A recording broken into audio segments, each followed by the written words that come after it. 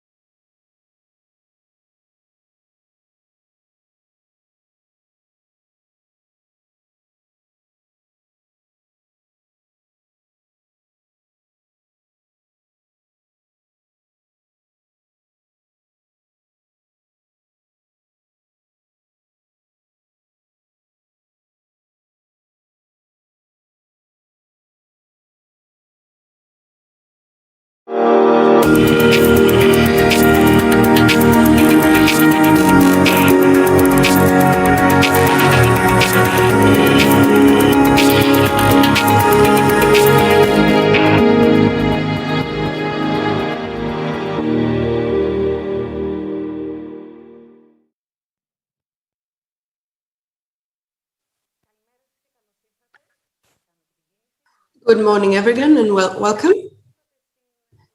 Good morning, and welcome to the discussion that we're going to realize today regarding vaccinations. It's been organized in the framework of the RGC that is being realized by the region of Western Greece. And this conversation especially has been co-organized by the 6th Health Regional. Epidemics and pandemics go hand in hand with the human experience. Each one of them has gave us defenses in order to deal with the next challenges faced by the public health. Measures such as the quarantine helped us fight these viruses, but the main goal cannot be other than an intervention that will help us stop the pandemic and protect the society and the economy. And the only thing we can do about it is the vaccination. And regarding SARS-CoV-2, humanity has had in its disposal vaccinations that can lead the way to a new normality. So vaccination is the fundamental medium in order to restart the society, and this is what we're going to talk about. The alternate Minister for Health, Vasilis Kodozamanis, will be with us, the General Secretary of the Ministry of Health, Marios Themistokleous, the Regional Director of the 6th Health Region, Peloponnese, Ionian Islands, Epirus and Western Greece, Yannis Karvelis, and also Theodoros Vasilakopoulos, Professor of Respiratory and Critical Care at the University of Athens, and also adjunct professor at the McGill University in Montreal, and Alkibiadis Vatopoulos, professor in public health microbiology at the University of West Attica, who will be with us virtually. So let's start by discussing the scientific aspect first. Mr. Vatopoulos, why cannot we make a drug? And we decided to make a vaccine. Good morning, first of all. Good morning from Athens. First of all, there is a misunderstanding. It's not either or. We can do both. But drugs are for sick people. They will be used by people who are already sick and they need to be treated. The vaccines, on the other hand, I will explain specifically, are preventive measures regarding the disease. So when we have an epidemic, huge epidemic, such as the one we are experiencing right now, these last couple of years at least, it is very important to be preemptive, to keep many people from getting sick, because if a lot of people get sick, it will be very difficult for us to treat them. We cannot handle a large number of sick people, so vaccinations are a preemptive measure, and they are useful for the prevention of an epidemic. Of course, we understand that, while drugs are a treatment measure. Now, what is a vaccination? A vaccination includes substances that create immunity to the organization of the person. These substances help the person create antibodies against the microbes. Ever since vaccines were first created, we used to use either the dead microbe of polio, for example,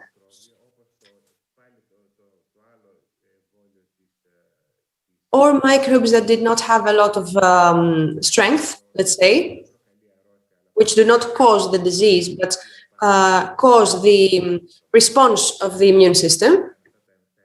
These vaccines developed, of course, and later on, they included fragments of the microbe, subunits, let's say, such as the tetanus shot. And as science moved forward, we had the hepatitis B vaccine, which includes molecular biology of a pure protein of the virus of Hep B that creates the immune response of the organization.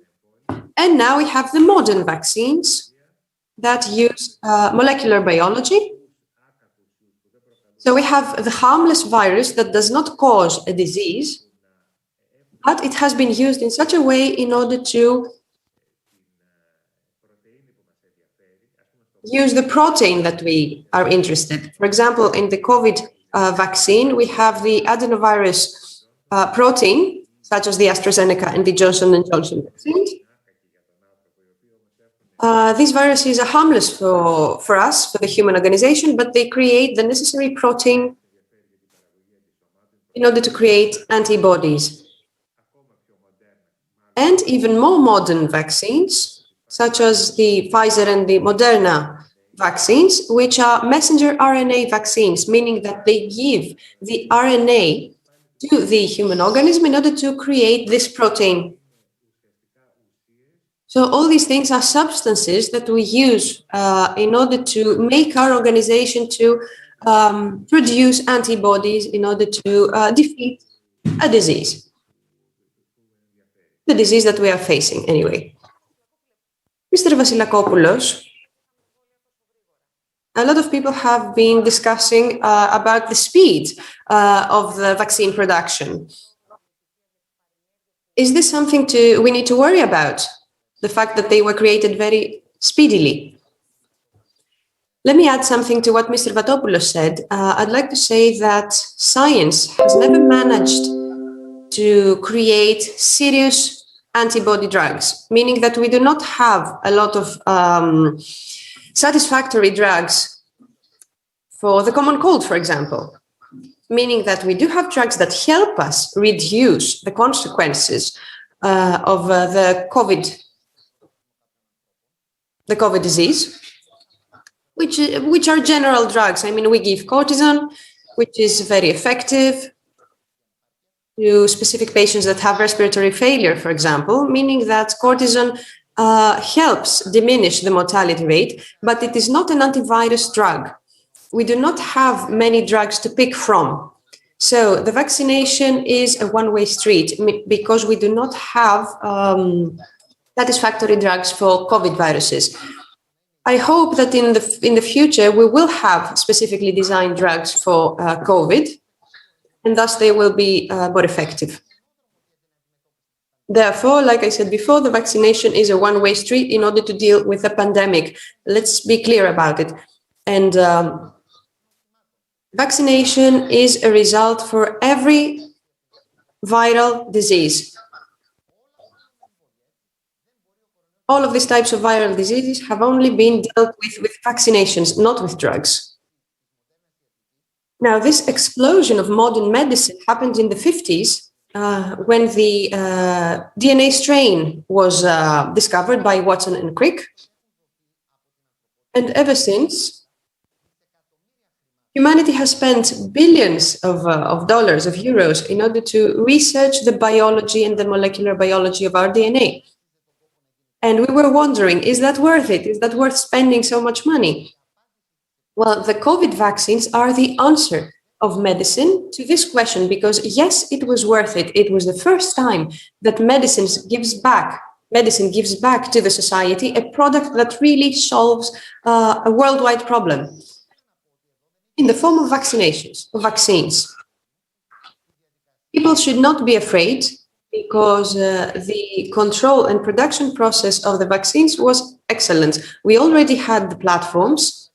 For example, the mRNA vaccines and the adenovirus vaccines that have been tested for the Ebola virus, meaning that we had pre-tested platforms. And when the need appeared,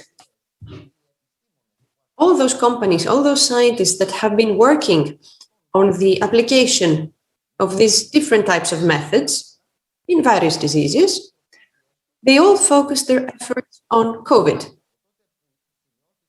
Let me tell you that since the first case of COVID was documented, we only needed 20 days to map its entire genetic material.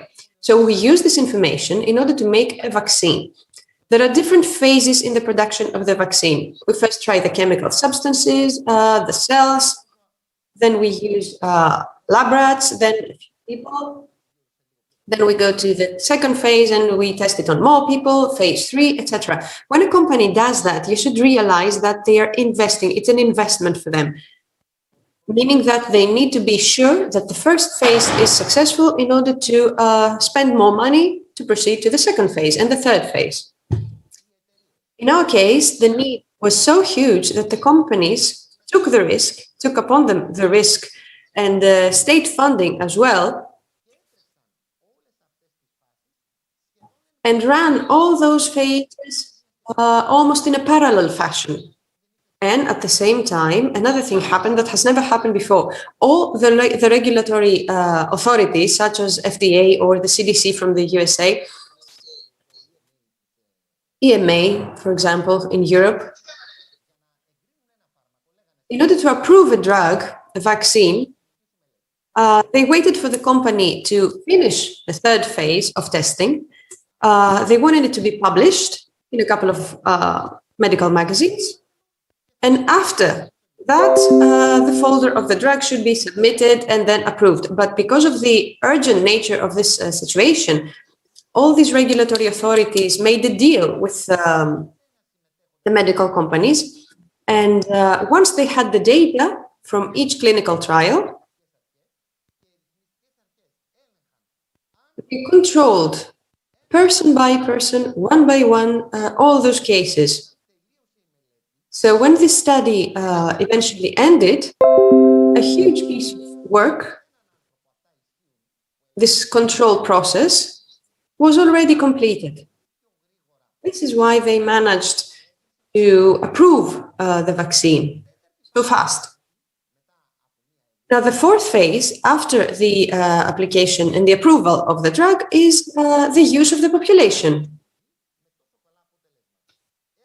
And in this case, we can say that almost 2 billion people have been vaccinated worldwide, and the results have been excellent, have been great. So the fourth phase has already been completed successfully. And let me give you a piece of information that Pfizer, the first company, along with BioNTech, first approval for the vaccine, has already submitted a folder to the FDA to receive a biologics license application of the drug, meaning that all the prerequisites are being met in order to approve this specific vaccine, not as an urgent vaccine under pandemic situation or something, but as a normal, regular vaccine, such as the ones our children do at school. Meaning that it has completed all the necessary controls, all the phases. And let me also close by saying this. The vaccine can do no harm. We already know that from our children. I mean, all child diseases have disappeared. So it is something that can be seen only as a beneficial thing offered by science to the society. Thank you. Let's move forward to Mr. Themistoklis. Operation Freedom, Eleftheria. As the tourist season begins now, is the program successful? We just passed 6 million vaccinations since December 27, when we first began. It is an operational goal that we evolve according to the number of the vaccines that we receive at any given time. And we need to say that one of the goals that we have, because there's almost 7,000 people working on that every day from different institutions, both in the public and the private sector. It is a project a design that we began from scratch. It is completely digital, A to Z, both from the perspective of the user and from the perspective of the public sector. This has been a procedure that has been designed from scratch. Everybody, the entire personnel learned how to do those things. And we as a center, we have data, we have all the data at any given moment. And I also have to say that all those companies that provide services of storage or distribution are free. We can track each vial at any given moment. And all those services, which are high-cost services, are being provided both from the distribution companies and the pharmaceutical companies. They're being provided for free. And this is how we managed to build this entire mechanism on vaccination centers and the national health system, hospitals, and those mega vaccination centers. And even the armed forces are taking part in this process. But behind the numbers, there are many people, thousands of people working hard that manage to coordinate with each other and work harmoniously. So we have some goals, we have set our goals, and we've been using mathematical models in order to see if our goals can be achieved. The June numbers have not been cleared yet, but the only thing I can say for sure is that by the end of July, the beginning of August,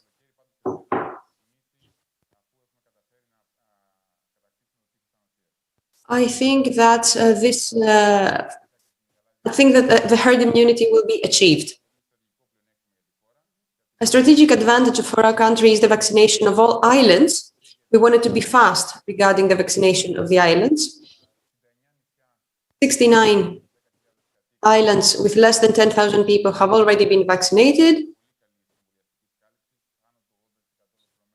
And almost over 80% of their population has been vaccinated.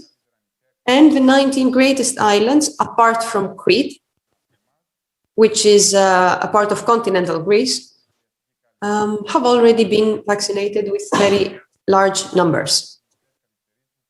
There are some minor delays, but they can be dealt with.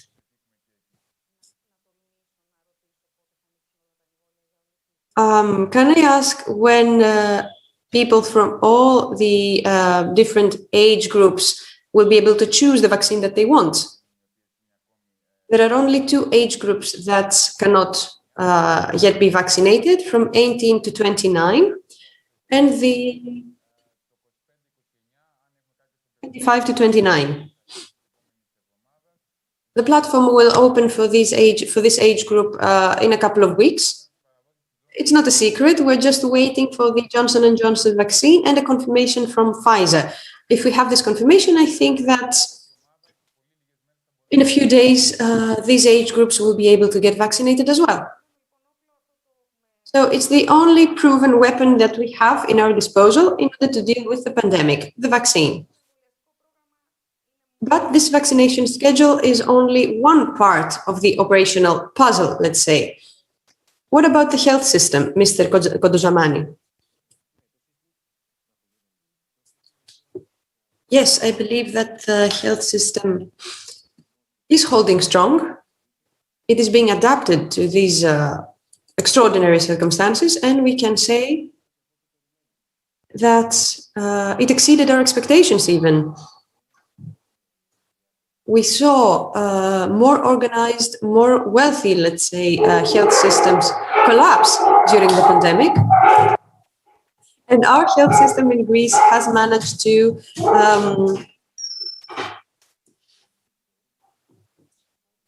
move forward and complete this procedure. We have created a legacy, let's say. And I'm mostly talking about the intensive care units. We managed to open previously closed ICU units. And also we managed to create new ones. And the ones that we created already have the appropriate personnel to function. We managed to pinpoint the weak points of our health system because because our health system was lacking. But we also managed to find the strong points of our health system. And this is what helped us design the next day, the future. This was a chance, a huge opportunity for us to restart the health system.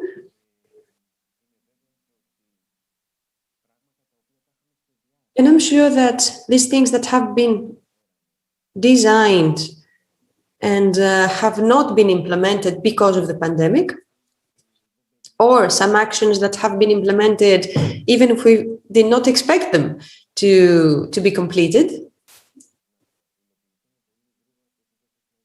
were hugely accepted by the health system and the population. And I strongly believe that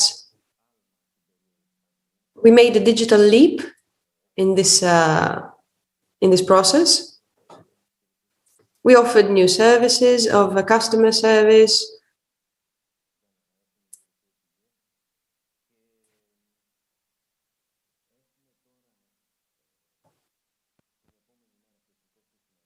And now the future for the national healthcare system is bright, and we will be able to do the things that we need to do. Ever since 1983, when the national healthcare system was inaugurated, we see that a lot of people, a lot of doctors, nurses, a lot of the personnel is right now at the age that they need to retire.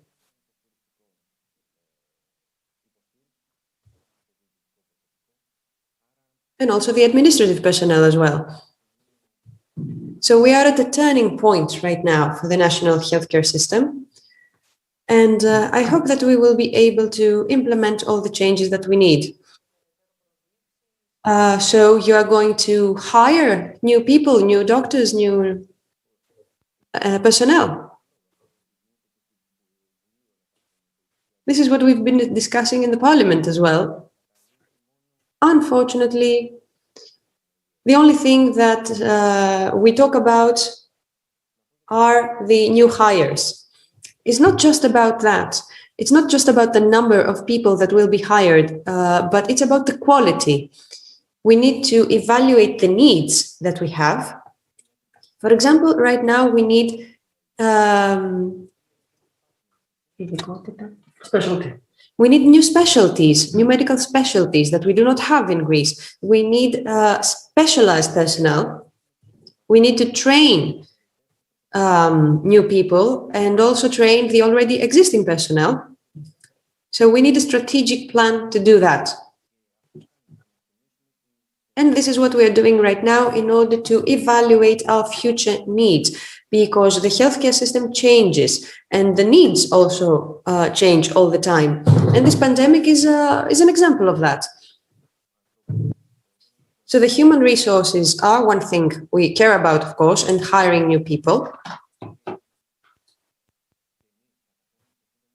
And we managed in a very short period of time, while at the beginning of the pandemic, we had scheduled about 2,000 people, 2,000 hires, we have surpassed 10,000.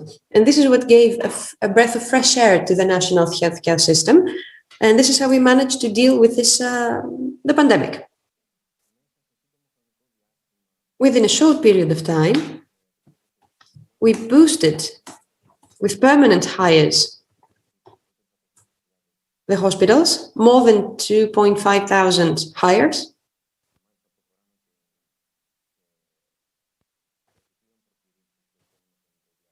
And in the following months, we will hire more. But the thing is that these new human resources need to be trained. Because imagine a young person that is now starting to work in a COVID clinic, for example. It needs to be trained.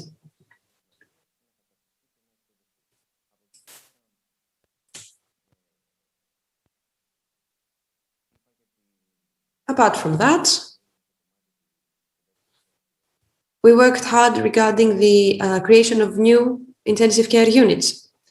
I think it's 170. We had 177 at the beginning of the pandemic, which were not operational. So we managed to make them operational, and we continue expanding the ICUs. And I'm talking about ICUs that will remain in the health ecosystem even after the pandemic, because if we add up all the ICUs, of course, the number is greater. And right now we have specific rooms that have been redesigned to function as ICUs.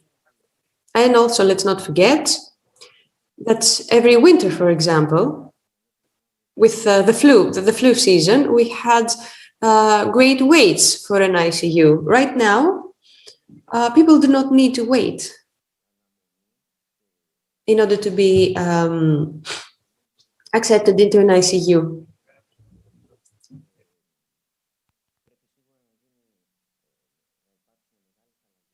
And also, great changes need to take place regarding the healthcare system in order to ensure the follow-up care. From the first moment the patient enters the healthcare system and goes to the hospital, but also after the hospital, the post-hospital services that we need to offer, rehabilitation, respiratory care, etc. This entire journey, it has been fragmented during all those years. And right now we know how to do it. And I'm only saying that because we all know and we recognize that the healthcare system began and ended at the hospital. This needs to change. Thank you very much. Mr. Karvelis, the 6th Health Region of Peloponnese, Ionian Islands, Epirus and Western Greece is a typical example. What were the challenges as far as you're concerned? And I'm sure you have some figures to provide with us. Indeed, the 6th Health Region of Greece is an extended health region which includes both mainland and insular Greece with certain specificities. In the framework of the vaccination program, the 6th Health Region has very rapidly run a far-reaching project together with our personnel under the auspices and, of course, the guidelines of the Ministry of Health. The general hospitals, health centers participated, and today we have 97 vaccination centers across the 6th Health Region. Initially, we started with the reference hospitals and 10 health centers. I'm thinking of December 29th when we started, and then the remaining facilities joined. Today, allow me to focus on the Western Greece region. In ACHAIA, there are 26 vaccination lines, 23 in Ilia and 29 in Etolo-Akarnania. Importantly, we have managed to create vaccination lines also in remote mountainous area with a view not to leaving any citizen whatsoever behind. Importantly, we have managed to achieve 40% vaccination coverage in ACHAIA, 35% in Ilia, 34% in Etolo-Akarnania. Moreover, in our health region, we have organized mass vaccination in the insular areas under our competence. For example, the small islands close to Corfu, Meganisi, Kastos, but also Elafonisos, which is the most remote island in our health region.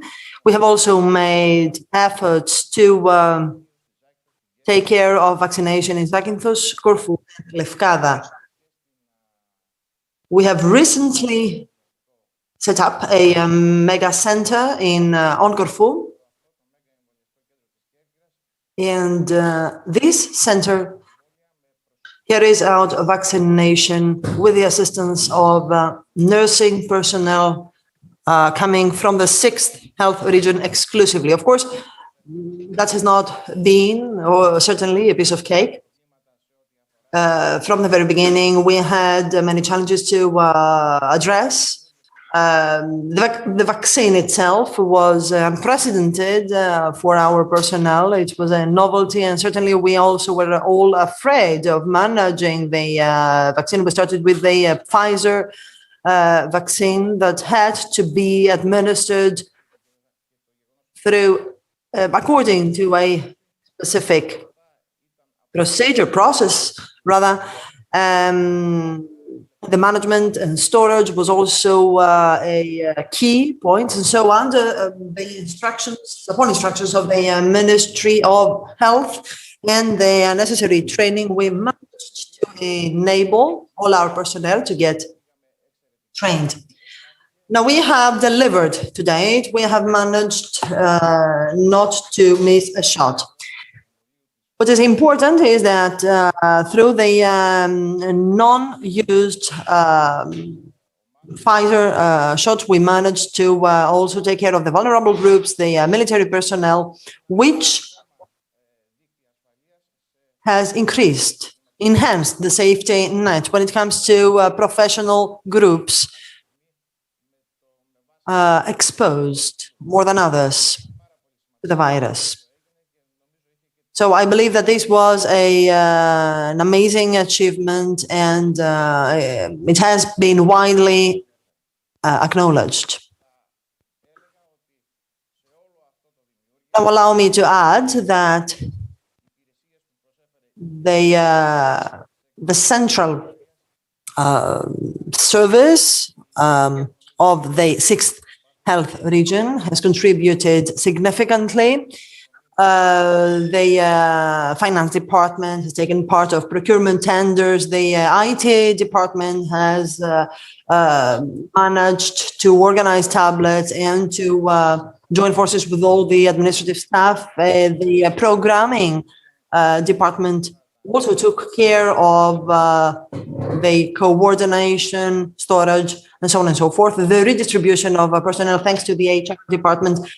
And allow me to add that, first and foremost, we need to acknowledge the people behind, the people who have played a critical role. And I'm thinking of Marco Poulou, Georgia, Tsagla, Digoni, Athina Georgakopoulou. So people who are close to my office and who have spared no effort whatsoever, 24/7, to create the appropriate safety net and inform our centers, health centers, as to how to manage emergency cases.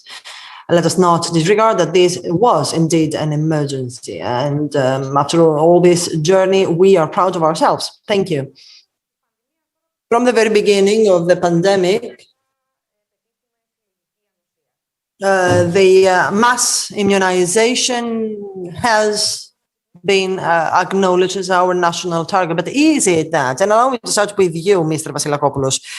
To what extent immunity is important, and will we eventually manage to achieve it? Now, allow me to clarify that when we talk about immunity, it is about a situation in which the virus cannot survive alone outside the human cells, and so it will never find favorable breeding ground to infect people. Why? Because people will be endowed with the necessary antibodies that will prevent the virus from disseminate. Of course, we are not aware of the magical number, the magical percentage when it comes to vaccination average in order to reach what we call as the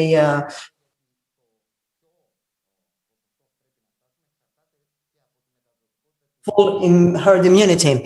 Because, of course, this also depends on the rate of infection.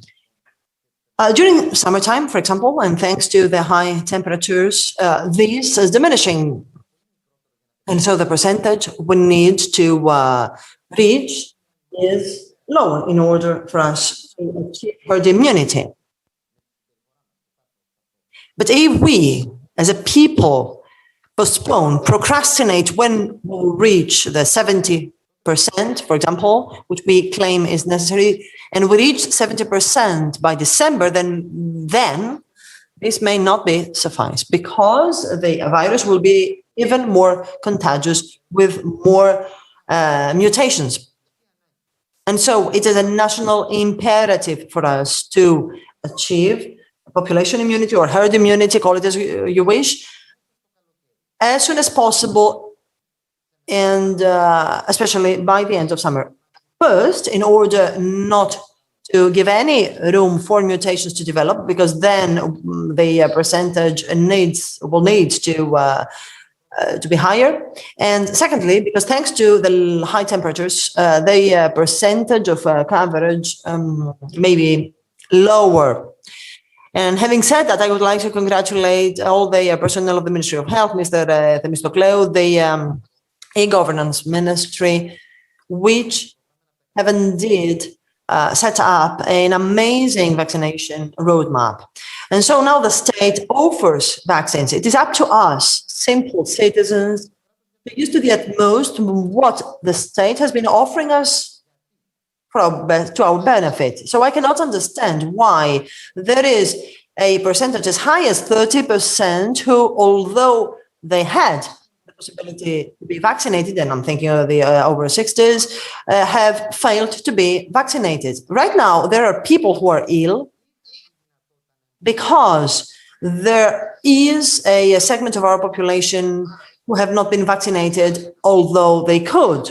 And so it is absolutely necessary to find a way. I'm not sure how this will happen. I believe that medical doctors have done whatever they could. Probably a communication specialist and psychologists need also to step in order to raise awareness, so that the reluctant, hesitant 30% can be convinced that vaccination is the only way forward. The state gives us this possibility. We, in turn, need to be convinced about that. I mean, there's no way the state can force us to do. The state just creates the conditions, and it is up to us then to not to miss the opportunity.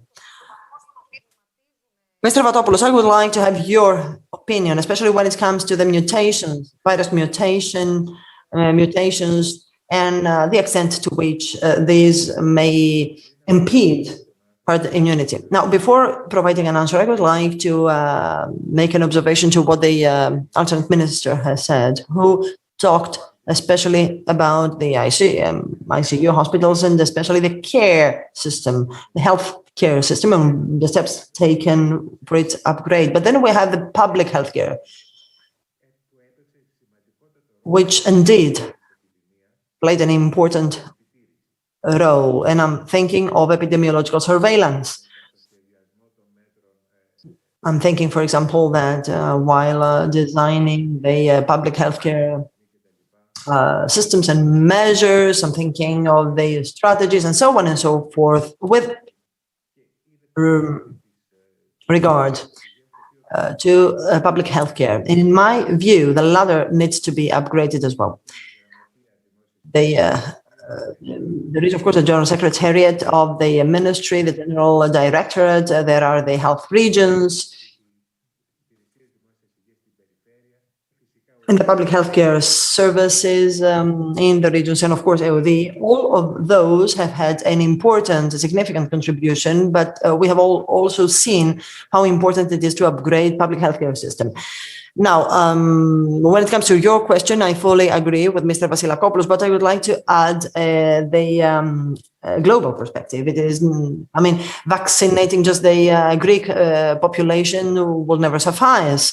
There's the third world, and a certain number of mutations come from there. So we indeed have witnessed a globalization of the phenomenon. So this is a race. This is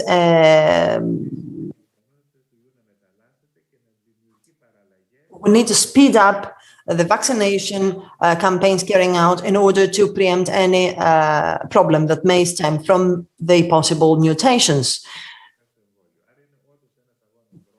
Because we could see in the future, we're risking to see in the future mutations that will be even more resistant to the vaccines. Now, I fully agree, and we have seen in the first wave of the pandemic that we managed to abide by the measures, and we managed thus to mitigate the consequences of the pandemic. But then, on the occasion of the second wave, the healthcare system needed to be up to the task. So it's not only a matter of care, certainly. Facing the pandemic-related challenge is indeed a matter of public health care, which is why I'm saying that we have two weapons to face that challenge, the vaccination and the public health care. I would like to add something, because indeed the right message needs to be conveyed. Even if mutations are developed in the rest of the world, and hopefully, of course, all the globe will be vaccinated as soon as possible, if the mutation comes to Greece and we are all vaccinated, certainly the symptoms, our symptoms, in case we fall sick, will be weaker, and there will be no need actually to impose absolute lockdown as we did. So although in another part of the planet any mutation may be developed, if as soon as we are all vaccinated to a certain degree, we will be shielded against the pandemic, against the virus. The virus, no matter how many mutations it may have, it will never become more fatal than it has been. Because, of course, the more fatal it will be, the more likely it will be for it to vanish. And so, no matter how many mutations may be developed, when they get vaccinated as soon as possible. Mr. Themistokleou, although we have sped up, there's a feeling that, especially when it comes to senior citizens, we have witnessed some kind of delay. I remember that for people who find it difficult to reach the vaccination centers, especially in the single shot vaccine, there were some thoughts of providing the vaccine. Now, what are the proposals that are being put forward? Now, allow me to focus on figures, and I have to say that they raise optimism. Now, all the people with more than 60% will end up being vaccinated by 75%. Certainly, this will even increase. So we are optimistic. I have to say that the demand for vaccines is lower than the vaccines we have to offer. And so the non-vaccinated areas are a real minority. In the case of Attica, for example, there are very few vaccines which are not available. So we are under, however, as an organization, we are under pressure for the vaccination. So as far as the over 60s are concerned, for example, they are to a high extent shielded, and for the 75, 79 aged years old, we will overcome 80%. So we are quite optimistic that we will be up to the task. I mean, we can see it happen. So certainly, shortly, we will have enough available vaccines in order to allow people to find a vaccine available after a couple of days, or even to be vaccinated without an appointment. We did have some difficulties when it comes to the distribution and storage of vaccines in the past. Hopefully, we have managed to overcome those as well. And allow me to wrap up with Mr. Karvelis. Could you share with us your opinion as to what has delivered, what we could do better than we did?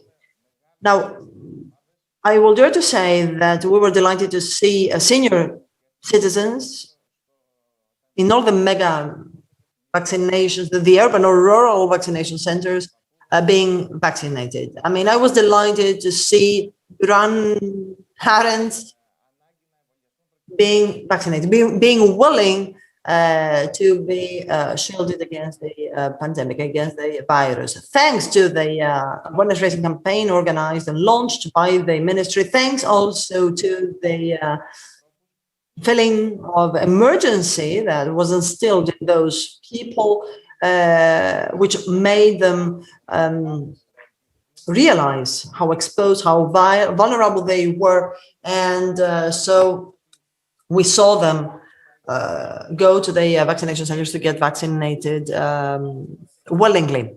And now we were also happy to see our young people, the young, being willing to be vaccinated. On Corfu, I can remember that there were young people coming from Ioannina who had an appointment to get vaccinated on Corfu. This shows to what an extent people is indeed ready to embrace the vaccination program and do whatever it takes to exit the crisis. Thanks to that optimistic message, with that optimistic message, I would like to conclude this interesting session. Hopefully, we have shed some light to the endeavors that have been made. Thank you very much all.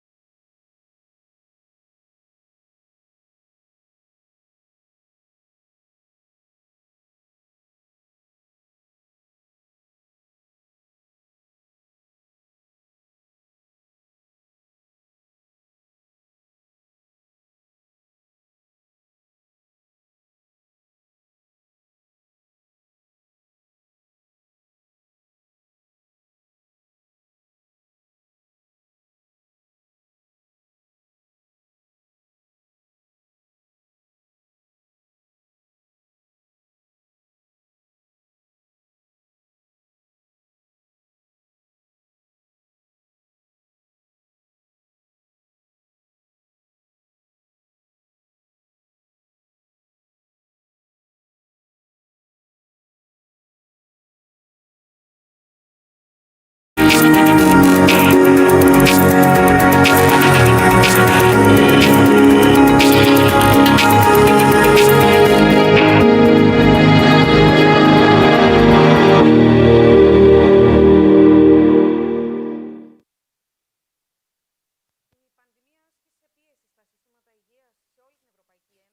pandemic has put great pressure in all health systems in Europe and the world and forced us to find new solutions. But this pressure seems to guide us in a new day, a new dawn, and helped us improve the public health. What will the health system be in the future? This is where I would like to invite to the podium the Minister of Health, Vasilis Kikinas. Thank you, thank you. Thank you very much for this excellent organization and for inviting me here. A great part of the leadership of the Ministry of Health is present today, excellent scientists that have collaborated with us and have fought with us in the midst of this pandemic.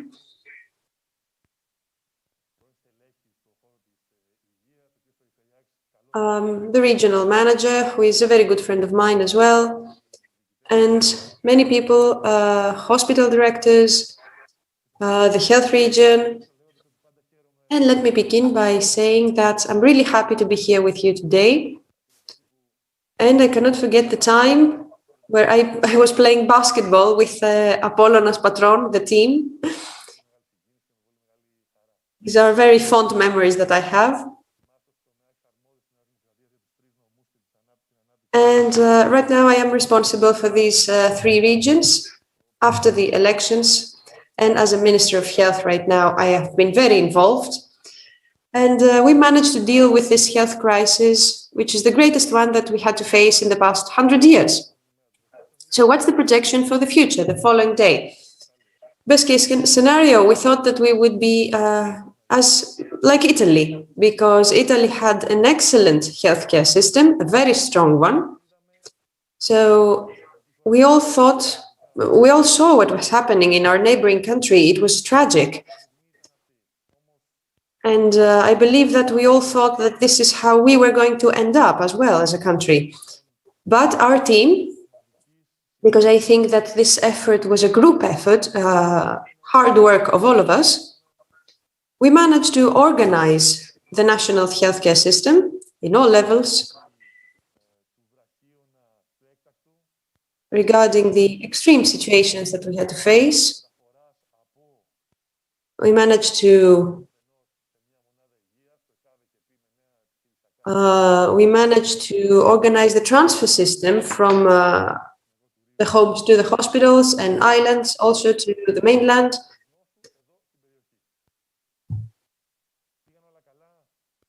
Everything went well, thankfully. Well, of course, some things could have been done better, but in any case, we did not have any expectations about this result. It was an excellent result. All we did was our duty. I don't want to take credit for something that was a group effort. In the heart of this effort of the Ministry of Health, because health and the protection of public health is a high value that we serve. And this is what will lead us to look at the future differently, because we managed to design, if not the best, one of the best vaccination programs in Europe. And the combination of the fact that the national healthcare system managed to face these situations, and we managed to do things that have never been done, private clinics, private hospitals, military hospitals, private doctors. We managed to showcase the capabilities of our scientists, of our doctors, our nurses, the administrative personnel. It was a huge fight from all regions, from all healthcare regions in Greece. So this is the legacy that we leave for the future. The future, first of all, includes that our deep belief that it is our obligation to be able to give to any and everyone in Greece to have free healthcare any given moment in their lives, to be able to do their preventive examinations, their health checks. This is a huge, ambitious program, the ACHAIA program. This is the first time that this has been achieved in Greece, and it will cost about 1 billion euros for the following 5 years. So healthcare checks, horizontal screening, as we call it, early on in the lives of each and every one. And in that way, we will be able to act preemptively regarding smoking, people who do not eat very well, bad nutrition habits that we have in Greece. We will be able to pinpoint all those things early on in order to reduce the mortality rate and increase the quality of life of all Greeks.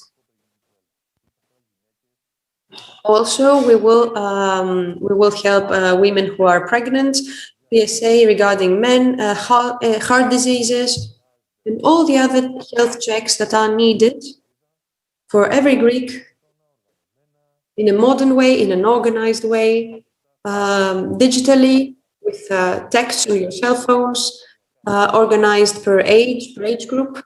This is a very ambitious program that, of course, has been announced in the past, but we never had the proper funding. So we are very optimistic that it will give a breath of fresh air to the healthcare system, and it will improve the quality of life of Greeks. Let me remind you that we Greek men have 6 months more of a life expectancy regarding the remaining men in Europe. But we also have a lot of long-term diseases that we live with. This is a very important thing.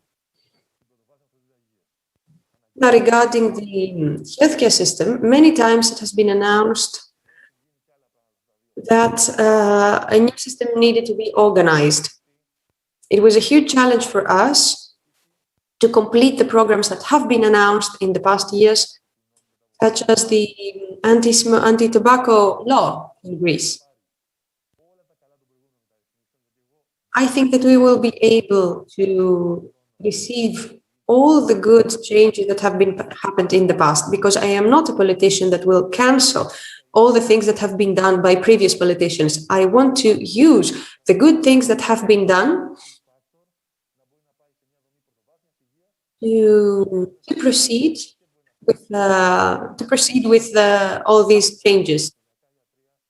And I want people to be able to go to a private doctor, healthcare clinic, medical center, to the hospital, so to have a complete health network which will be accessible by all Greeks in a specific framework of checks, lab works, clinical examinations, x-rays.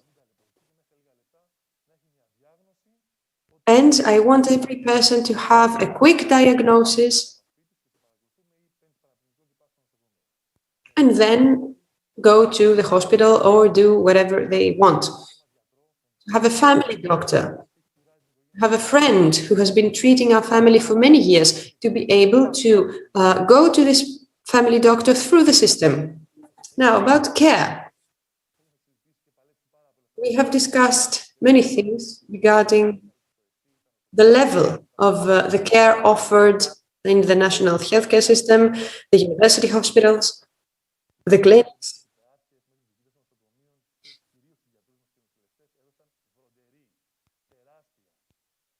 The entire personnel of the healthcare system has managed to give a strong response to all the people that were doubting the healthcare system, because it was those people that managed to take care of everyone, rich and poor, during this difficult season, the pandemic.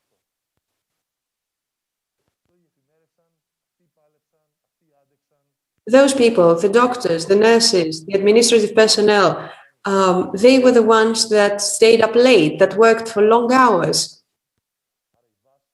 along with the help from some private doctors. They are the foundation that will help us transform transform the healthcare system to something better. We're going to have healthcare units that will be put in a different hierarchy. Of course, they will be free for everyone. The staff will be trained. The staff will be rewarded. So based on this RRF, let's say if the Marshall Plan was 10 billion euros, imagine that right now we will be able to use about 50 to 70 billions, so 7 times the Marshall Plan. It will be a digital transformation. We will change the buildings, the equipment. This is the great goal for the years to come. All these technical projects need to be completed in order to draw a new map. This transformation should be complete based on the needs of the country, the real needs that we have. And let me explain what I mean about that. Let's say that we organize a regional hospital. Maybe it was made in a specific way and it had more people than it needed or less people than it needed. We need a quantitative measurement to calculate the real needs of the healthcare system and the regions.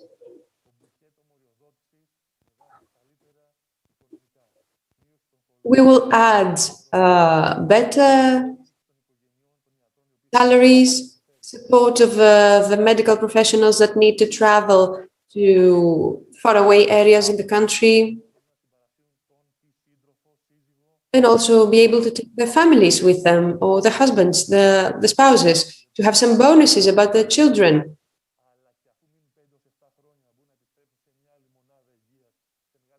And then being able to transfer to another hospital. These are great motives for people who want to go to faraway regions, and also support hospitals that are in very small faraway islands and do not operate correctly right now. We need quality healthcare services. We need our patients to be safe. It was a huge success of our government to be able to bring this quality and safety office of the World Healthcare Organization, the WHO, that has the responsibility of all Mediterranean countries. This is a huge success, and it will be our guide, our guiding light, our technical advisor about the things that we want to do. So we're not just talking about the quantity, we're talking about quality. So the screening, the public health, a new map about healthcare system.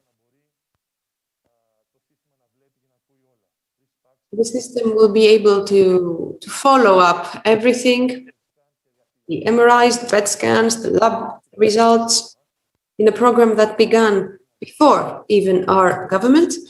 And we will be able to include it in a new digital certificate, a doctor digital certificate, to be able to see what's going on in our healthcare system. And what I consider to be the most important thing is the capability that we will give to all our colleagues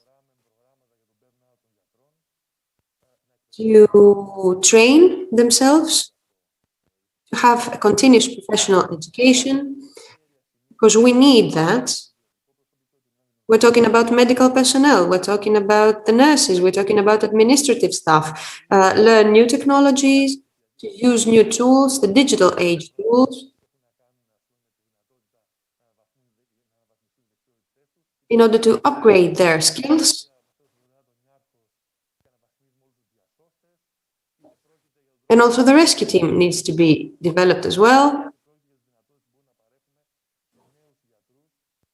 The capabilities that we're going to offer to new doctors, in order for them to feel that they are useful parts of the system. I only have 1 minute left, and I will spend it in the following way.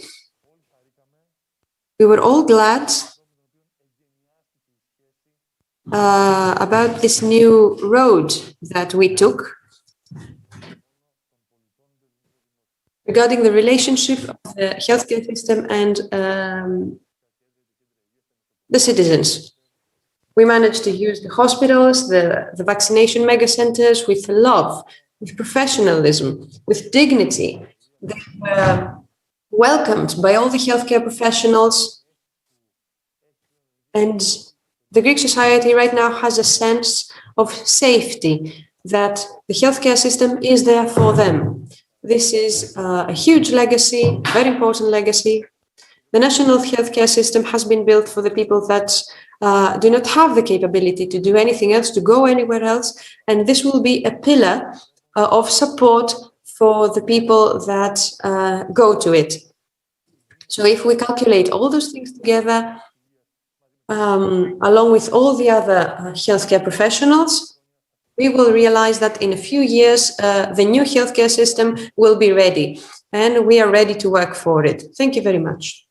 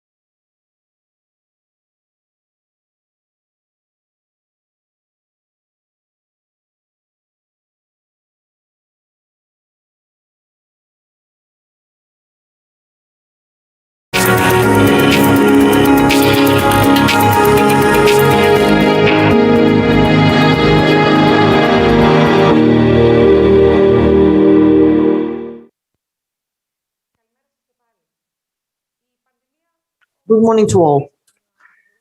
Now, the pandemic, as we have thoroughly discussed, has disrupted our lives, but it is certainly the public healthcare systems which have been under severe stress because of the pandemic, which is ravaging the whole globe, and Greece is no exception.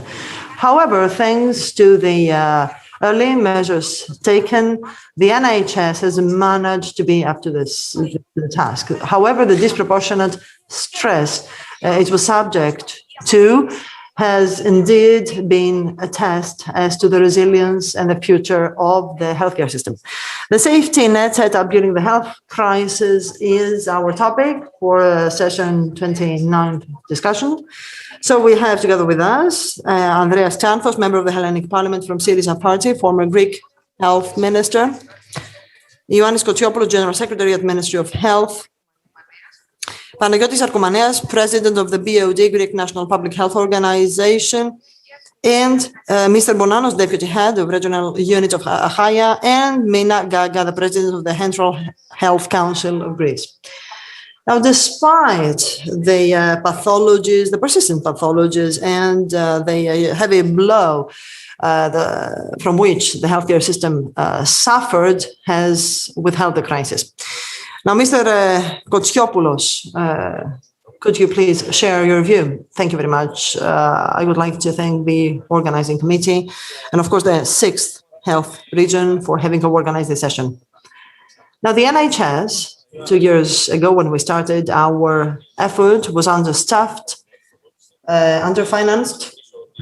Let me remind you that our country, in terms of public expenditure, accounted for less than 5%, whereas in other European countries, public health systems had the double, a budget double than that.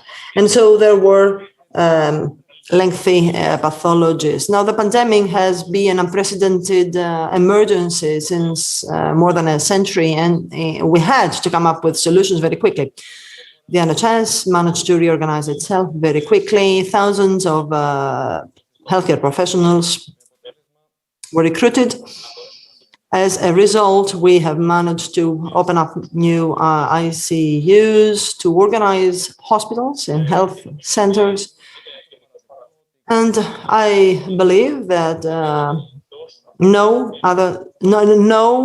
fellow citizen has been excluded from the healthcare system, and this is something that is widely recognized. Although the NHS, of course, could have never survived unless there was the crucial synergy with other competent authorities, including AOD, for example. A pandemic cannot be faced only by the healthcare system. There needs to be in place a safety net, which is why cooperation between the competent authorities was very crucial. Allow me to stress, however, that nothing of all these achievements would have been fulfilled unless our medical doctors, nurses, technicians were there to struggle day and night in order to take care of the thousands of patients. And this applies across the country to all our regions. We have been in close cooperation with the hospital directors, with the directors of the health regions, and I am confident that we have managed to be up to the task, up to the challenge. I need to admit that according to our strategy, we needed to proceed with some changes, as, for example, the connection of reference hospitals, according to the hub-and-spoke model that the Prime Minister also mentioned a couple of days ago, and probably this will be the new paradigm for NHS in the future. As a result, probably you may remember that the reference, the reference hospitals were the ones to welcome the COVID diseases, and thus they were the first that needed assistance in order to withhold and to endure the waves of the pandemic. And so we have managed to bring about changes. We will continue to reform the healthcare system and the NHS in order to create a new health map that will be much better than the one we received when we took office. And the ACHAIA and the operational center also were significantly upgraded through recruitments and new operational centers, as the one in northern Greece that was put in service amidst the pandemic. There was no operational center in northern Greece.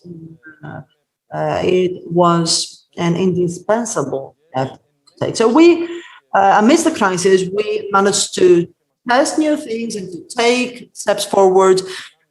And so now, a couple of years later, we can indeed acknowledge that the national healthcare system is something we are proud of, for it has managed to resist more than other systems in other countries, despite the high number of deaths.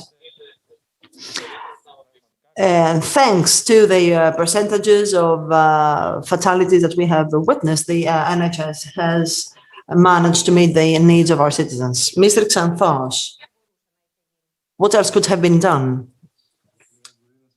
in your view?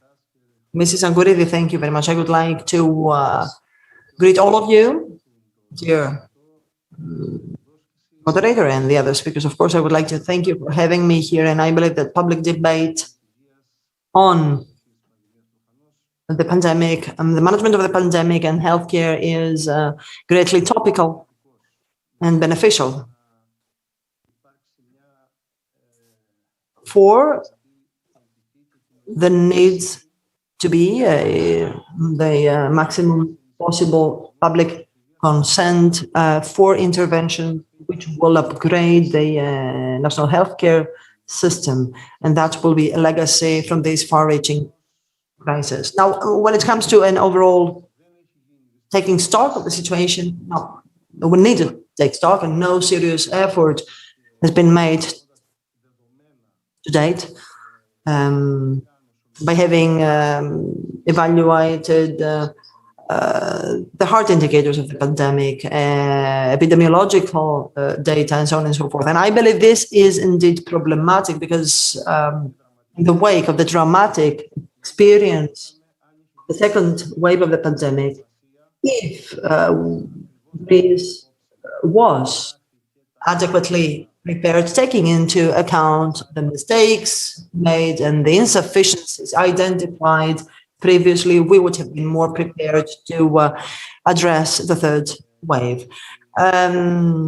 Overall, I believe that indeed we can acknowledge that the healthcare system has resisted despite the operational blackout that characterized the hospitals between the second and the third wave. This is something we experienced in Attica especially. And of course, it resisted to the detriment of the people, the frontliners, psychology, and to the detriment of quality and quantitative care for the citizens of this country. So the NHS has resisted to the detriment of the situation in the rest of the country. And a research group from the Aristotle University talks about mortality, 45% of which amidst the pandemic does not concern cases diagnosed with COVID-19, and so mortality by other pathologies have to be attributed to substandard decisions taken and steps implemented to face the pandemic-related challenge. And I'm thinking of the primary healthcare, secondary healthcare, a dramatic reduction of operations, surgeries, excuse me. And I believe that we all need to recognize that. I mean, we all need to recognize that our duty was not only to take care of the patients diagnosed with COVID-19. And even in this case, because of the saturation of the system, many of them were excluded by the ICUs. At the same time, we had to take care of other patients as well, and I believe that the Greek government was not able to meet the need of those other patients.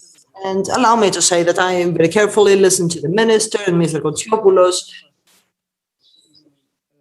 They laid emphasis, and rightly so, to the efforts made by the frontliners. And this is true, and we need to pay tribute to those people. But I believe that the Prime Minister was not right when he said that the major lesson to be drawn by the pandemic is cooperation between the NHS and the private sector. We all know that this was not the case.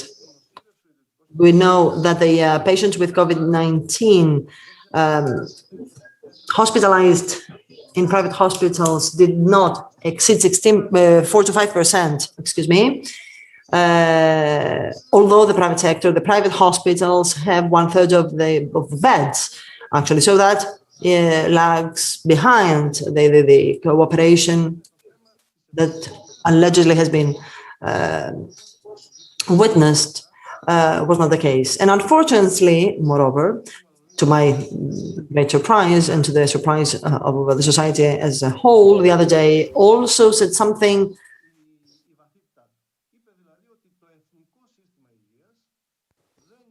which is utterly mistaken. It said that the NHS is not a state case. And so this means that the law 1397, which establishes and consolidates the NHS through public facilities which operate under the responsibility of the state, is utterly disregarded. I mean, it's one thing to involve the private sector in case of an emergency, which goes without saying it's necessary. We need to strike the necessary balance and come up with the necessary rules for such a synergy. And it's another thing to say that the public facilities, hospitals, health centers, the NHS, both in the urban and rural areas, do not have a 100% state character. This distorts the truth. And I hope that the government does not have in mind such a restructuring of the healthcare system, because this would be detrimental. The frontliners are the ones who have shouldered the great part of the burden in this case. I'm thinking of the healthcare professionals. Mrs. Gaga, excuse me. Could you please share with us how you evaluate the way this healthcare crisis was managed by hospitals? Now, I have been appointed the president of the Central Health Council some months ago. Allow me, therefore, to talk in my other hat as a frontliner. What we needed to do was to learn each and every day in a pandemic that was evolving each and every day. And we had to update our knowledge and therefore our treatment, our approach. So in my capacity as a clinical doctor, what I can say for this pandemic is that we need to be prepared to learn, to take stock of updates, of evolution, development, and to rectify, to correct our approach on the basis of the developments. We started from end March to administer cortisone, for example, which at the beginning was not applauded as a choice, but was then later acknowledged as very efficient. And so we should not stick to what was known for NHS in 1983 when it was set up. We need to keep up and to keep pace with the evolutions. And this is something we need to take into consideration. This is very important. We have also carried out a research about the threats and the opportunities in the healthcare system. This is a study carried out in 2018-2019. All participants claim that the NHS needs to become more patient-centered, and so there needs to be a multidisciplinary approach, and the patient needs to be at the very core of our concern. On the other hand, and so if I am a patient, for example, I need to be approached not just as a patient, but also as a person, as a member of a family. And of course, the multidisciplinary approach is also very important on the other hand. So we need to take care of flexibility, agility, removing any red tape barriers, recruitments at the NHS is a conditio sine qua non to advance, and I don't agree, Mr. Xanthos. Medical doctors and nurses are both public and private. Well, these vertical lines, these dividing lines should not apply, okay? We should not have this obsession and this polarization.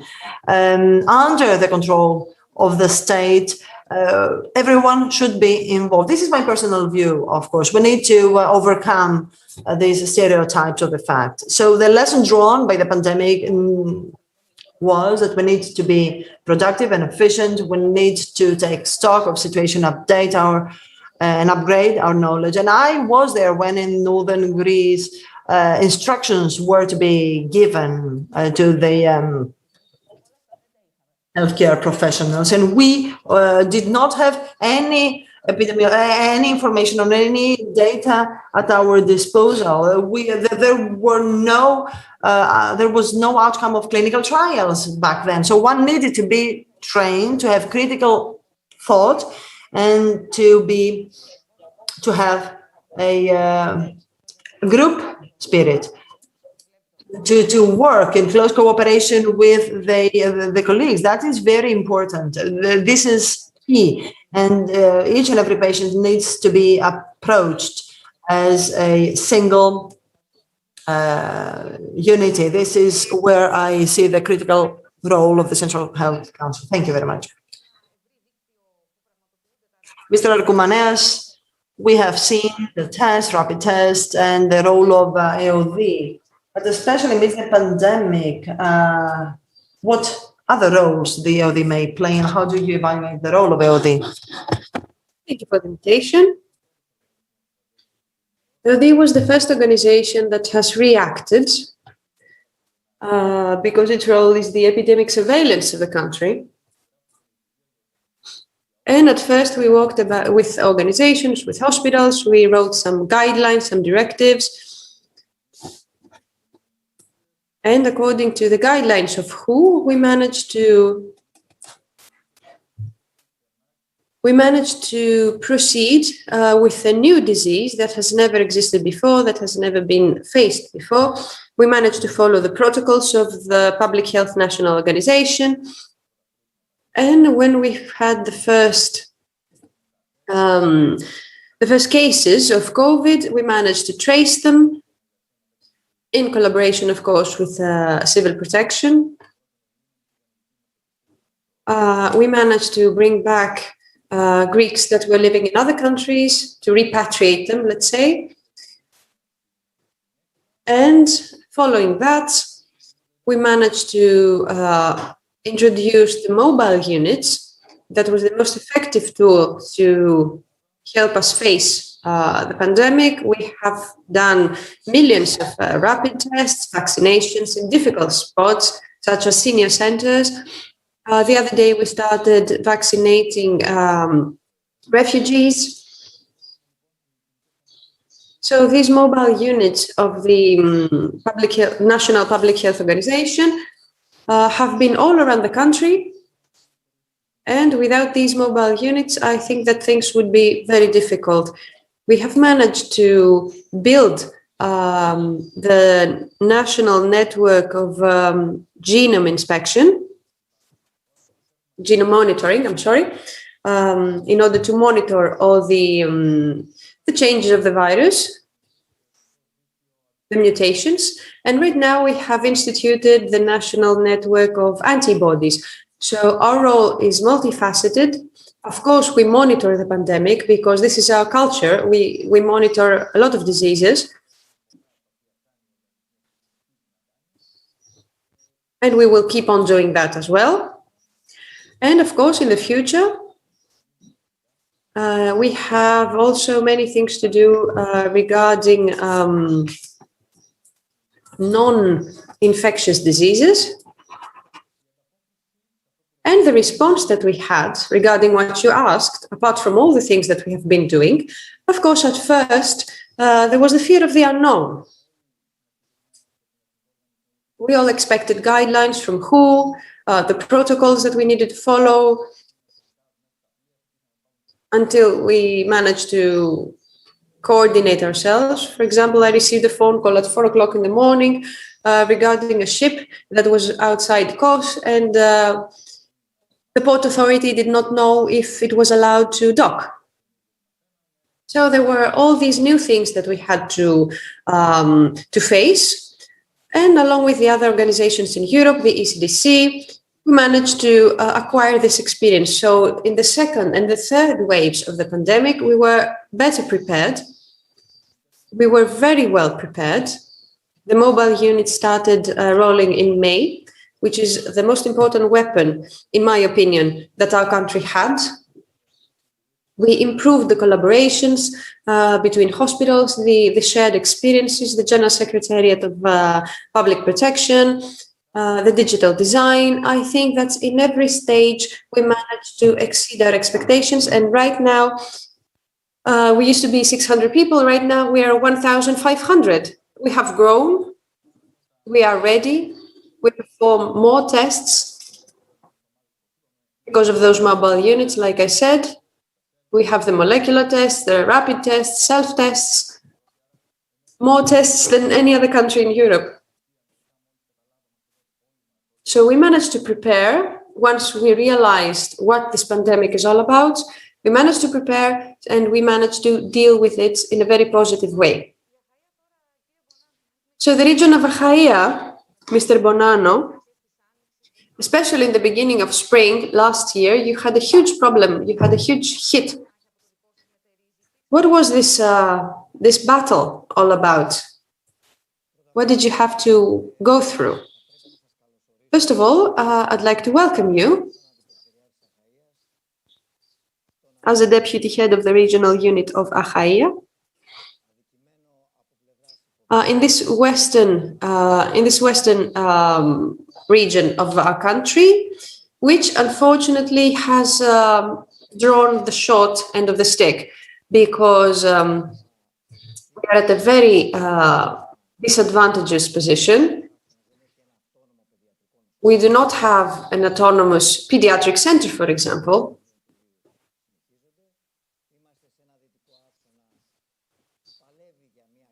We are fighting to have a dignified healthcare. I see Mr. Tatsopoulos here in the audience. We, in our region, had very bad road systems for the ambulances to move. We had no center for cardiovascular diseases. And I really hope and I believe that right now we can do it in the hospital of Rio, because there is a cardiovascular clinic. All the previous speakers, excellent speakers, did not say anything regarding the departments of public health of the elected regions. And regarding the regions of Greece, we keep on hunting a role, because we historically have a lot of important healthcare providers here. And I can also explain to you what we did to face the pandemic within the culture of collaboration that we have. all of a sudden, this pandemic hit us. As you all know, we had the first victim in one of our colleagues, a regional advisor, here in our region, from the infamous trip in Jerusalem. We managed to mobilize immediately with added value, as I'm fond of saying, because the added value of our region are the bright minds that we have, the scientists that are between us, Mr. Marco here, for example, and other scientists. Let me remind you, Mr. Panagiotakopoulos, Mr. Igogos, and all those people.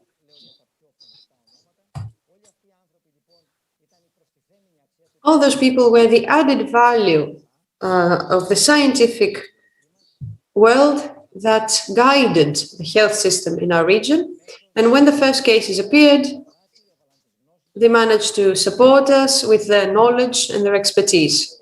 Now, let me add, before this trip, this tourist trip in Jerusalem came back, we took an initiative as a region to fortify our area because the cases had already started appearing in Italy. And especially the regional unity of ACHAIA is a continuation of Italy because of the ships, the carrier ships that go back and forth. So this was the first meeting that we did in order for us to be able to find ways to protect our port, the port of Patras and the port of Katakolo, in order to save ourselves from cases and stop the multiplication of the virus. So what did we do in our region?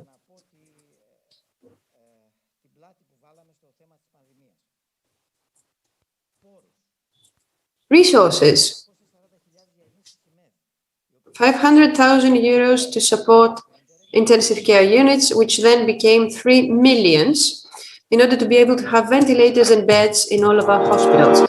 We managed to use 21 million euros. I'm just talking about the great numbers here in order for you to see the help and the offer given by the region.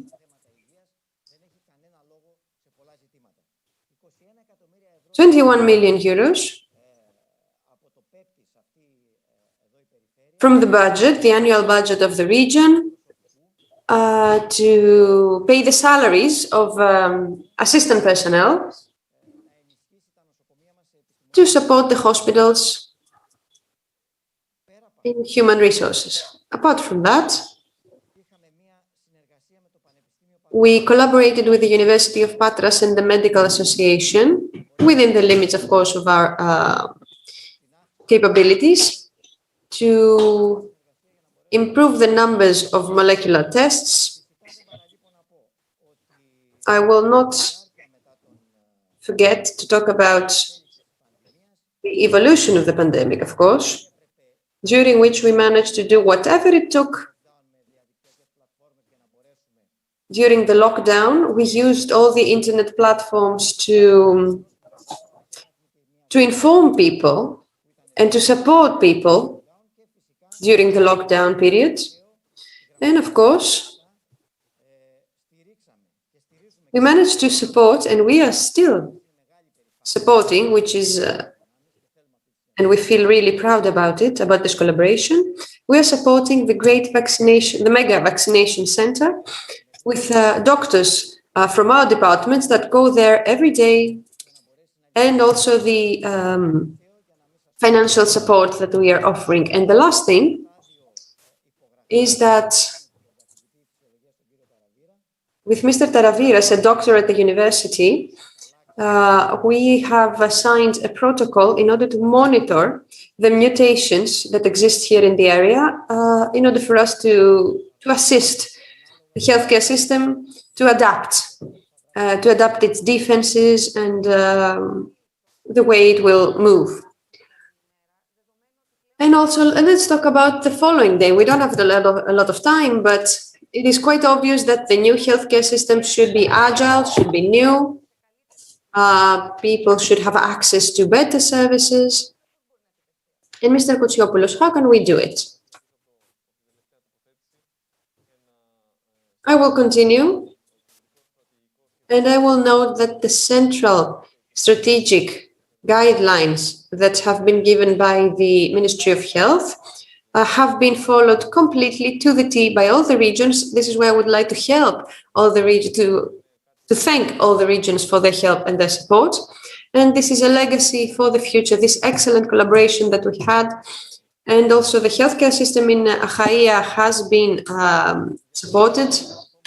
And for us to move in the future, the following day, we need to evaluate what we managed to do correctly and what should we do more in order to cover all the needs of citizens. We're not talking about quantity, we're talking about quality. Greater numbers do not always mean that the healthcare system will be more effective. In order to do all those things, we need the help of the scientists. And I'm looking at Mrs. Gaga because along with the organizations, the Central Health Council, we need to design the new healthcare map, the roadmap, to pinpoint the gaps that we have,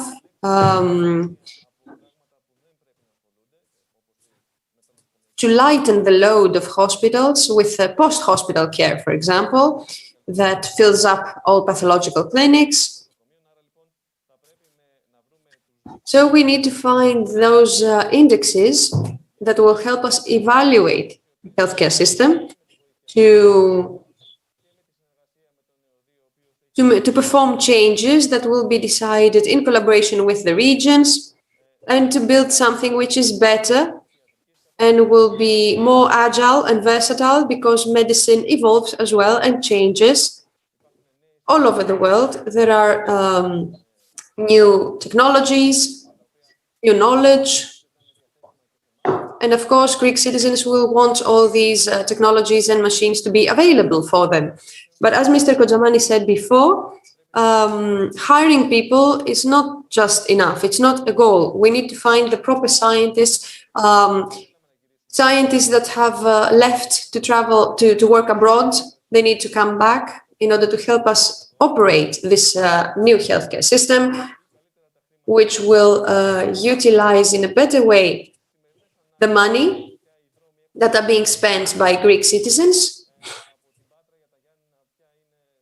Right now, distances are smaller.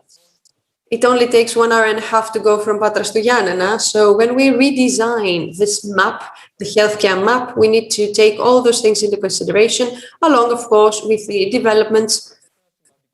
And they will all play a very important role for us to create, to develop a new healthcare system that will be adapted to the needs of the modern age, the modern era. How can we make sure that the Greeks will have access to quality services? This is where we need evaluation, and the role of the Central Health Council will be very important for that. Good healthcare services do not have to do with the number of hospitals. We might only have one small health center, one small hospital, which are amazing. So, for example, if I make a neurological clinic in a place where only 40 cases per year will be serviced, well, I'm guessing that this clinic will not be good, will not be a good idea. What we want is the experience.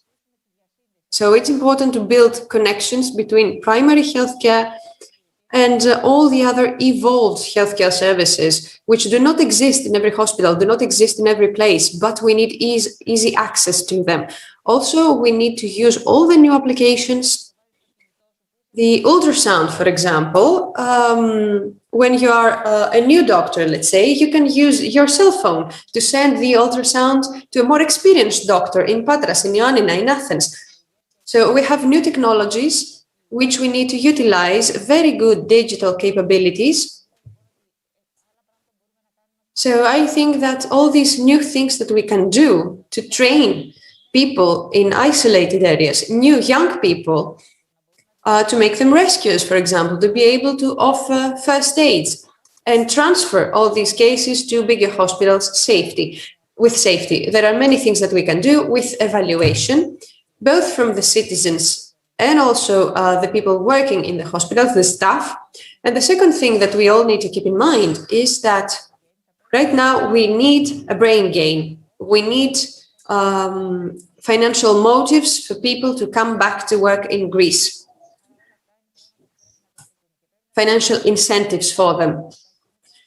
And we need to think about what other types of incentives we can offer them. Let me also add to that this transformation of the national healthcare system will be supported on the new NSRF funding by the European Union. And all the things that we have been discussing about have already been accepted by this proposal. And this dowry, let's say, of the NSRF and the collaboration of all the regions will be able to give us results. Mr. Arkomaneas, what are the lessons that we learned during this pandemic, with the management of this pandemic, that can be used in the future? First of all, I believe that we have all realized that it's very important to have a well-staffed national healthcare system. It is very useful. It is necessary, both in extraordinary and also in ordinary conditions in our daily lives. This is why we are starting right now many new actions, new projects to support technological evaluation with artificial intelligence, with algorithms, in order for us to be able to better monitor all the infectious diseases in our country. With the region of Attica, we have already secured 10 million euros in order to support the technical laboratory of health, which is producing many results, not only about the coronavirus. We will buy 10 million euros equipment, and it will become one of the best laboratories in Europe. This is a very important step, along with a network of regional laboratories that we will be able to develop. So we're very interested in this sector. We have the mobile units. We already saw the important role they were playing, and we have already been discussing with the European Commission, because this project has been funded by the European Commission. It will also have a new role for the post-COVID area that we have been designing. So in many cases, this monitoring of the epidemiological facts will continue in the months to come. I need 5 extra minutes in order to close with our hosts. Mr. Xanthos, I would also like to ask your opinion about the teachings that we received for the next day and your comments about the new healthcare system. If I could summarize in just one sentence the dictums for the next day is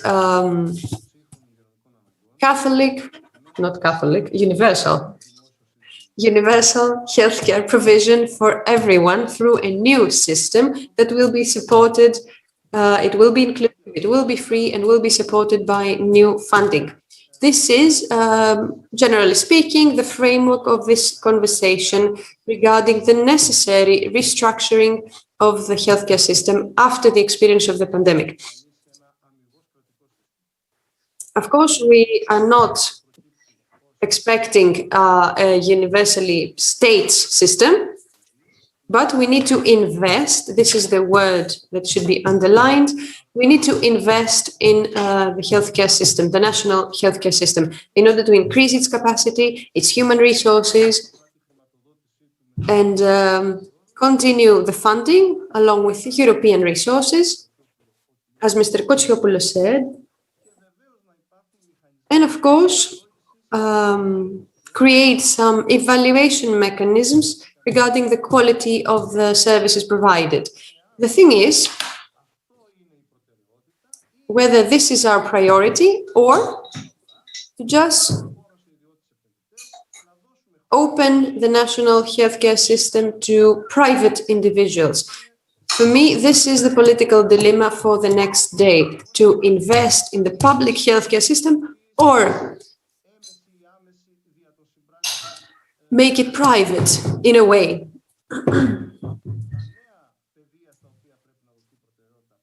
So we need to prioritize the primary and the social care, the communal care, which has been brought to surface with the pandemic. This is where we lost the battle, with the insufficient epidemiological monitoring in the general population. This is where it all went sideways. So restructuring of the national healthcare system, make it more communal and put more effort in primary care in collaboration with the society. This is very important. And this is what we are all talking about, how to organize this connection and also decentralization of services. Mr. Bonanos was very concise. It is not possible for the healthcare services in regions during the pandemic to be excluded from the operational plan. We need a new approach. We need to reevaluate the role of these services, the connections with the national healthcare system, and their connections with a decentralized healthcare system. And of course, we have the post-hospital care, which also need to be revisited, both regarding extraordinary circumstances and ordinary circumstances. So the post-hospital care is where we should invest and start discussing about. School health, also environmental health. We have huge problems that came to the surface in a really brutal way during the pandemic. This is where we should focus on new incentives. Ms. Gaga is right. With no incentives to attract colleagues, new doctors from abroad,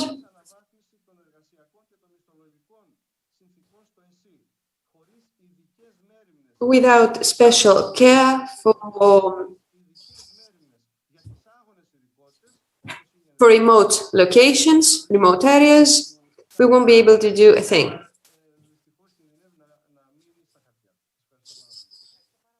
Thank you so much, Mr. Bonanos. You can close the discussion. There is a huge challenge for the post-COVID area, or better yet, two great challenges. We understand that the bigger picture that has surfaced is the public health. The problem of this pandemic is first and foremost a problem of public health, and we should not make it a medicinal problem. It's not a problem of health institutions. I mean, how many ICU beds can we have if there is no prevention? We, as a unit of regions of Greece, we are saying that we need a healthcare system that starts from a general administration and is then spread to the region.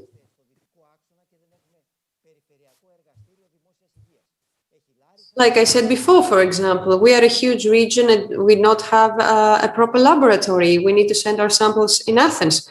So we need a regional laboratory of public health here in order to have better epidemiological monitoring. We need to support our doctors. We need monitors of public health. They need the proper role in order to assist with the monitoring, of course. And this is a problem that has surfaced after the pandemic. Let me give you an example. When Yanina had a huge number of cases, ACHAIA did not have a problem. And when ACHAIA had a huge number of cases, everything was fine in Yanina. So we need to approach the measures in a different way. And the second thing, which is most important, and unfortunately it is a huge handicap for our country, all those years that I have been dealing in the health sector, I know that almost 8 or 9 bills have been passed from the parliament. The ministers went home and the healthcare system has not yet been involved. For example, the hospital of Rio has about 30% of primary care cases. We need to all sit down at a table together to realize that we need proper primary care in order to be preventive. And also we need to build a correct healthcare system that will protect the more sensitive age groups. I would like to thank you for giving me the opportunity to speak about the problems that I have saw in my experience. And I want to add to what Mr. Kikilya said, that we need respect. This is what we are looking for. I have received many messages on my cell phone after the operation of the mega vaccination center. People are happy. People think that they are being respected. And this is what we should strive for. This has to be our main idea and our main goal. Thank you. But without cooperation, of course, without cooperation, there's nothing we can do. I would like to help the newspaper Peloponnesus, which gave us the opportunity to make this interesting discussion. And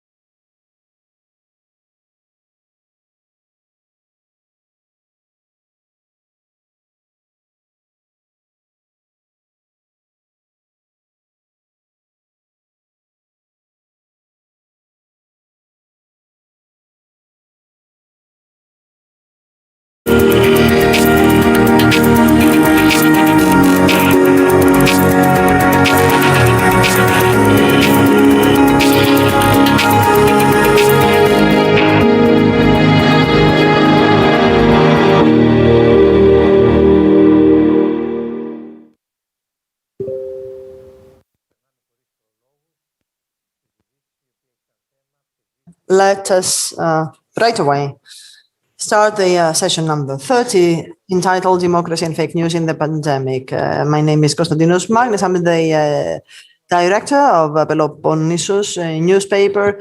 And because we are behind schedule, allow me to not to dedicate any particular time to introductions and so on and so forth. We don't have time.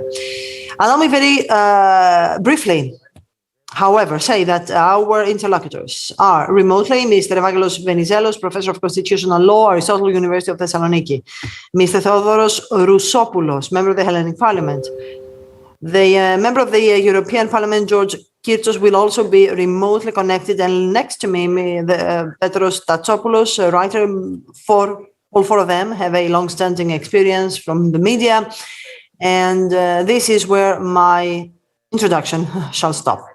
It is useful to say that first and foremost, we need to provide a definition of what we mean by fake news. Well, in Greek, we translate fake news as pseudos ειδήσεις, but I would rather prefer plastές ειδήσεις, which would be something like falsified news, because sometimes they are constructed. It is not by accident that they are fake. Now, given that we are talking about fake news in the pandemic, why not discuss about the media amidst the pandemic? Information was provided during the pandemic under pressure, with the risk of course, also being victims of fake news, because this was an unprecedented situation we were not familiar with.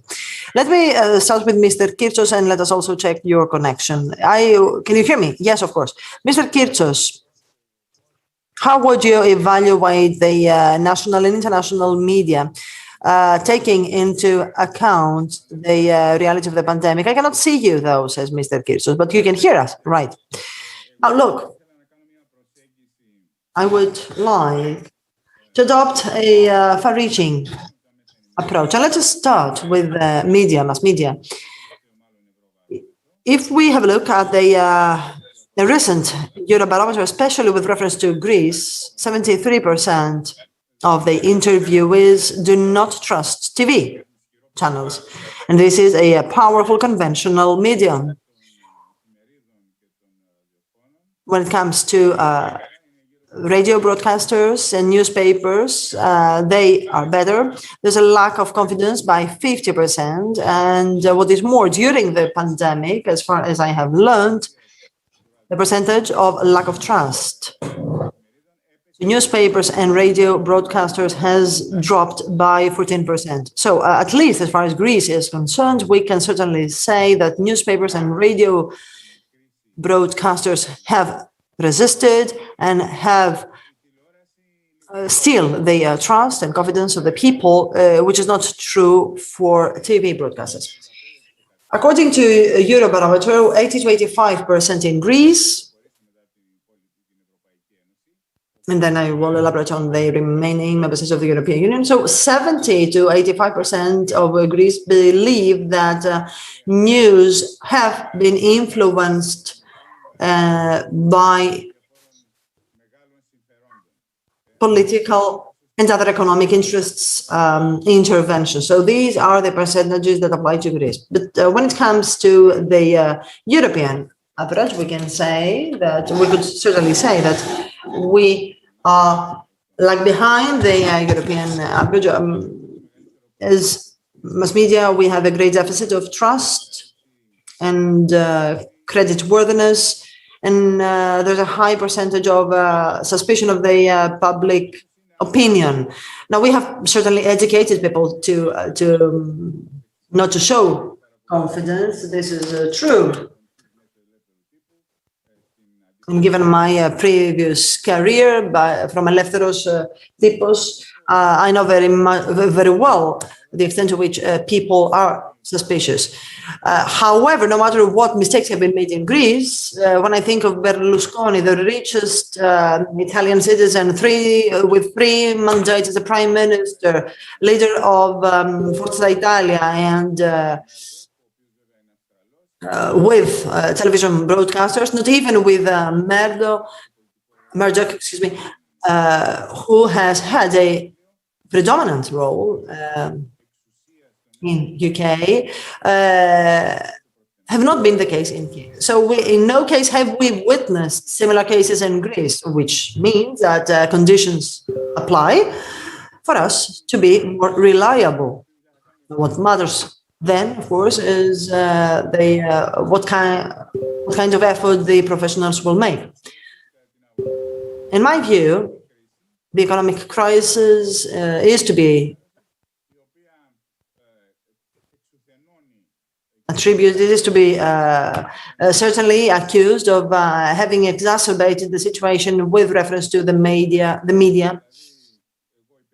and journalists, and also the owners. I have, up to 2002, I served as the director of a newspaper and editor-in-chief, and I can remember that journalists' salaries were much higher than the ones that apply today. And so certainly the lack of confidence goes hand in hand with a powerful anti-vaccination movement in our country, which also brings about delays to the full immunization of the population, which is necessary, first of all, to reduce the number of deaths, and secondly, to relaunch the economy. So this is my picture. Berlusconi had other success stories as well. And now let me give the floor to Mr. Roussopoulos, who also has a long-standing experience in various media, apart from his political career. Mr. Roussopoulos, I suppose you have felt what it means for the media to need to be competitive in an era in which even providing true information to citizens was a daunting task. Now, I do disagree with what you said. There are 2 different topics we can discuss. First, we have the what we know as fake news, and secondly, the media. We need to make this distinction because fake news do not come from the convention, the mainstream media, but rather the social media, as it were, at least as far as the previous years are concerned. So the media are governed by specific rules and procedures, which is not true for social media. If I may have 4 or 5 minutes, allow me just to share some reflections.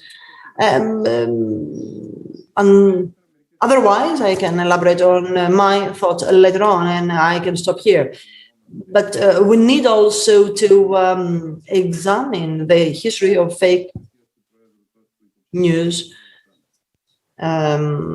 which indeed culminated in 2016 with the then president candidate Trump.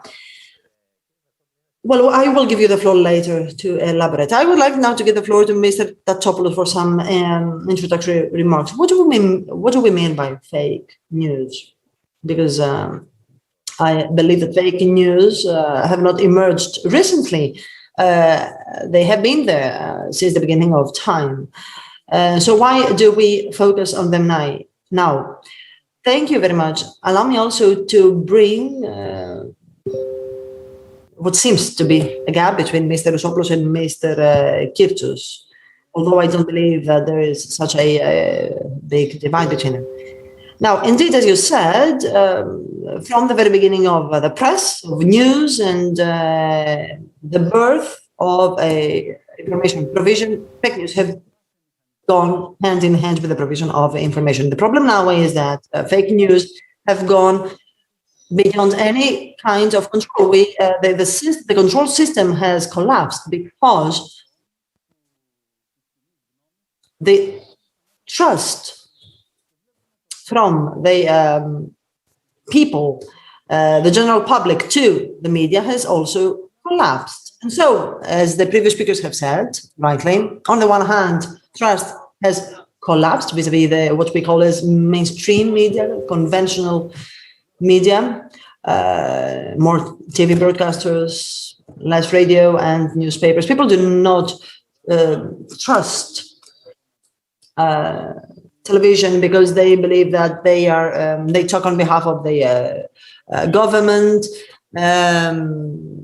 that the information you give is influenced by political interests and is manipulated and orchestrated. And so I would say that this kind of suspicion certainly proves some extent, some degree of health. It is sound to be somehow suspicious. But at the same time, that very citizens who are suspicious show extremely easy trust sometimes to fake news. And so those very people, according to Eurobarometer, I'm thinking just of Greece, show an increasing confidence in social media, which, as Mr. Rousopoulos rightly pointed out, are the main vehicle, the main carrier of fake news. And so we are in a position to check, to control the liars, but we show trust to the bigger liars, the social media, in an environment in which there is an existence of control. And this is something that, of course, was decriminalized during the Trump era with the Cambridge Analytica scandal, where for the first time ever, officially, we witnessed that citizens do not indeed care about a piece of news being true or fake, genuine or fake, but rather credit these as a huge success to Trump. So these efforts to undermine any moral foundation leads us to an Orwellian situation in which it is very difficult indeed to make distinction between true news and fake news. And in our world, fake news give rise to secondary fake news. For example, you lie about me or I lie about you, you will be called upon to pronounce yourself with reference to my lie, and this will give rise to another situation. And so starting from nothing, these will give rise to a situation which may trigger or foment a political situation, a disruption of the political situation, or political turmoil, and all those which we have witnessed. Or even assassination of characters. Well, assassination of characters. Well, I would rather prefer to talk about moral assassination. Well, I do agree with Mr. Rousopoulos' disagreement with my first intervention. And certainly, we need all to acknowledge that fake news play a critical role also in the political debate. And now allow me to give the floor to Professor Venizelos. Professor, much has been said. And I would like to have your view in that. I would like to appeal to your long-standing experience. Are there organizations, are there people who get paid to create fake news, and what is the institutional handicap that may be the offspring of such a mentality, such a practice? Thank you very much. Thank you for having me here. I regret not being there with you. Obviously, fake news or constructed views are deeply rooted in the past, a phenomenon that existed even before what we call as history. Fake news existed even in mythology. I mean, fake news may spread through the internet, but also through poems, like the poems or the oral tradition. Now, you sometimes when we think about fake news, we think about cyber attacks or the organized trolls and penetration systems.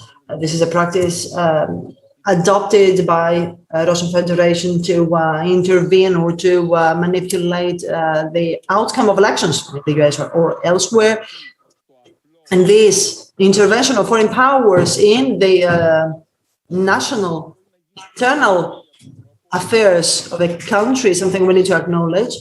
But at the beginning of the 80s, allow me to remind you, when a small city of Western Attica was full of the funeral announcement of a minister of the then minister of New Democracy. So the political opponents of that candidate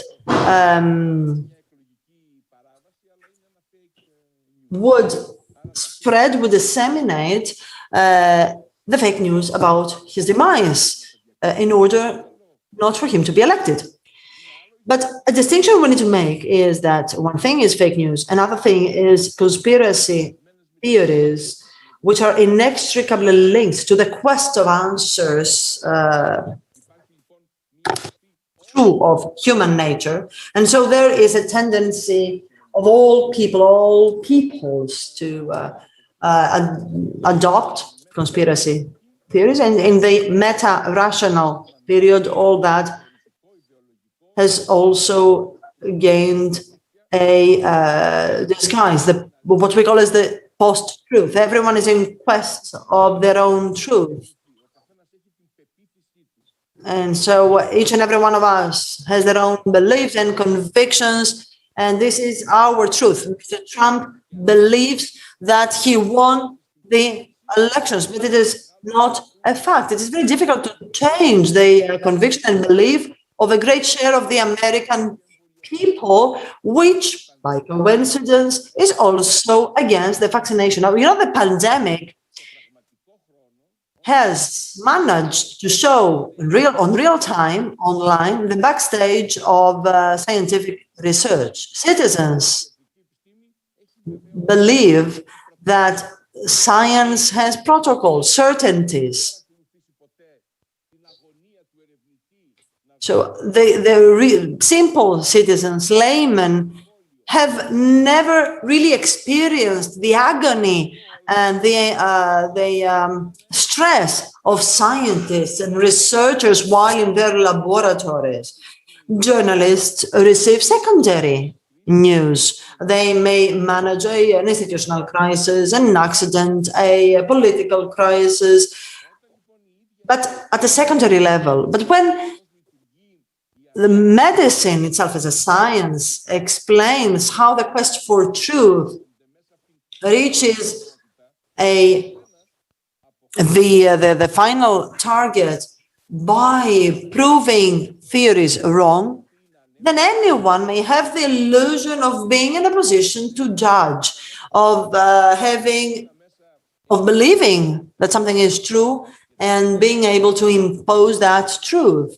And certainly, the social media are a breeding ground for this, because no one actually shoulders the responsibility of the things that are uploaded. And we saw that in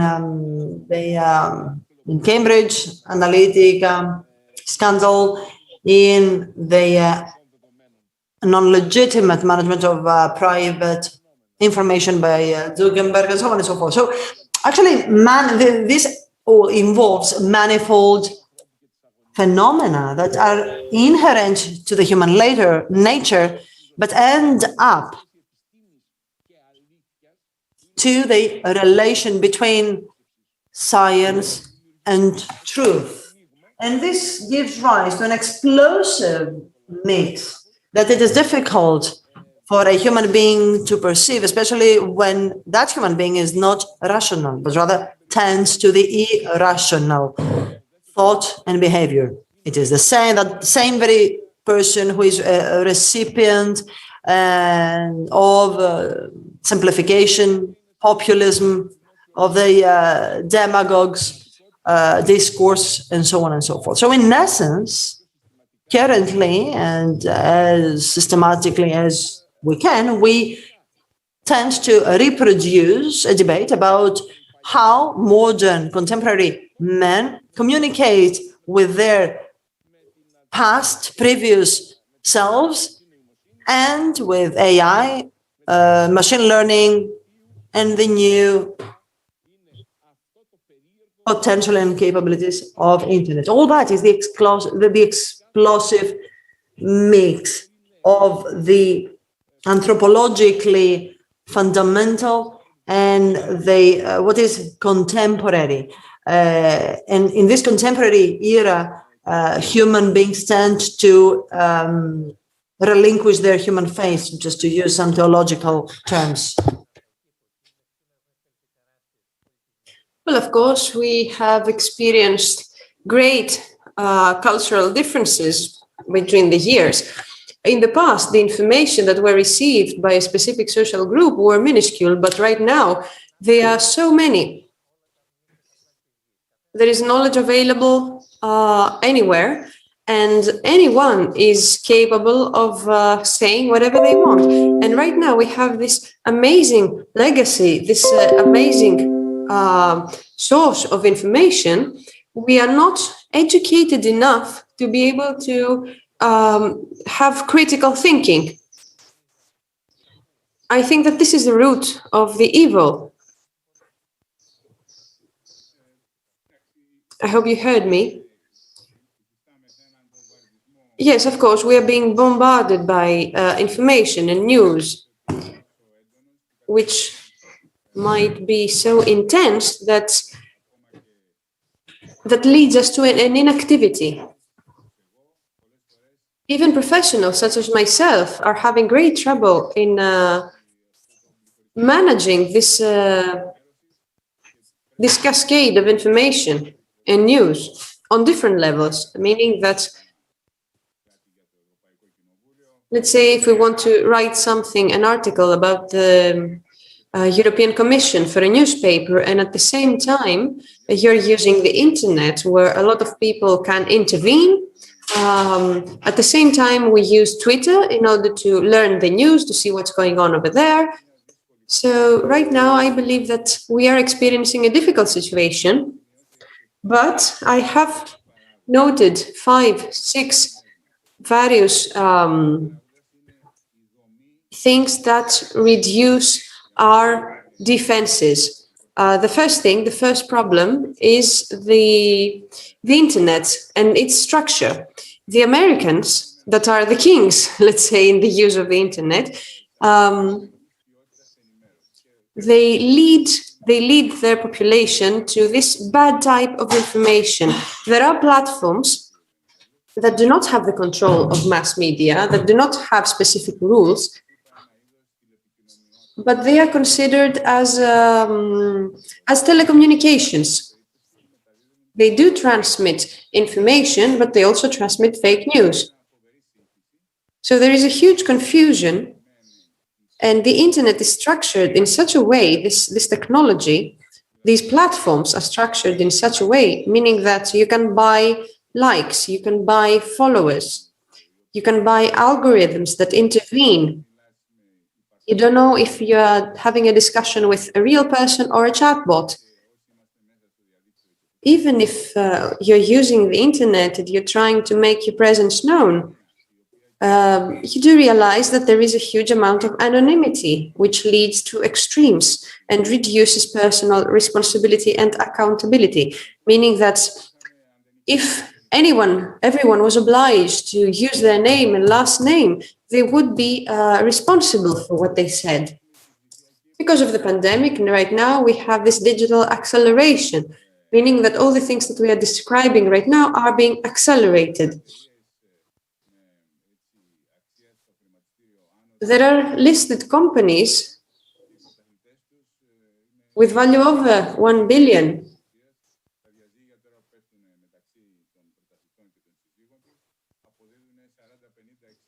And even the divorce, let's say, of the owner of one of those companies with his wife is influencing public opinion. Who will be able to control all those things? Even Trump, that was this bad example that pushed things to the limit, had 38 million followers. Well, at some point he was unplugged from Facebook and now he disappeared. Especially in the European Union, where we have the problem of being followers. We follow the Americans that follow the Chinese. The European Union does not have such a great presence in the world of internet, does not shape European champions. Even if we want to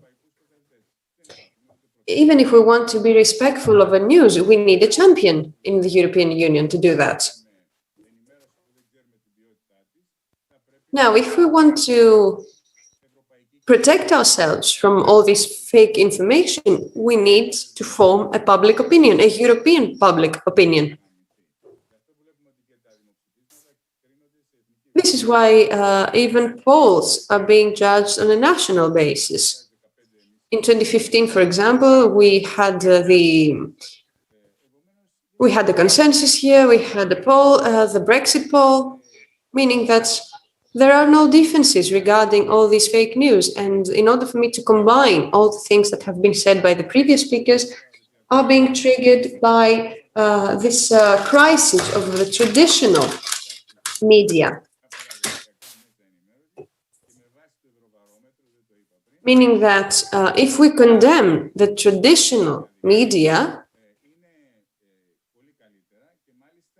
the internet and social media are more easily accepted.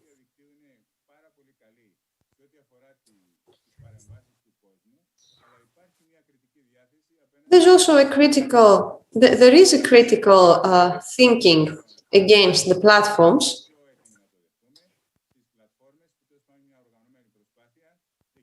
Meaning that we need an organized effort, and this is the image that I have in my mind. This doesn't mean that we don't need to fight.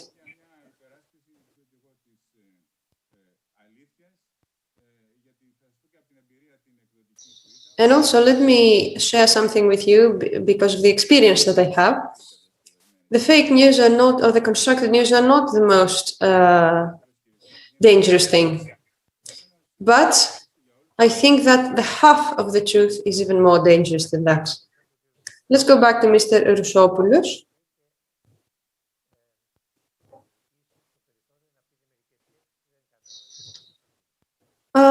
You can share your thoughts with us. Many things have been said by my great colleagues about fake news that have a great history.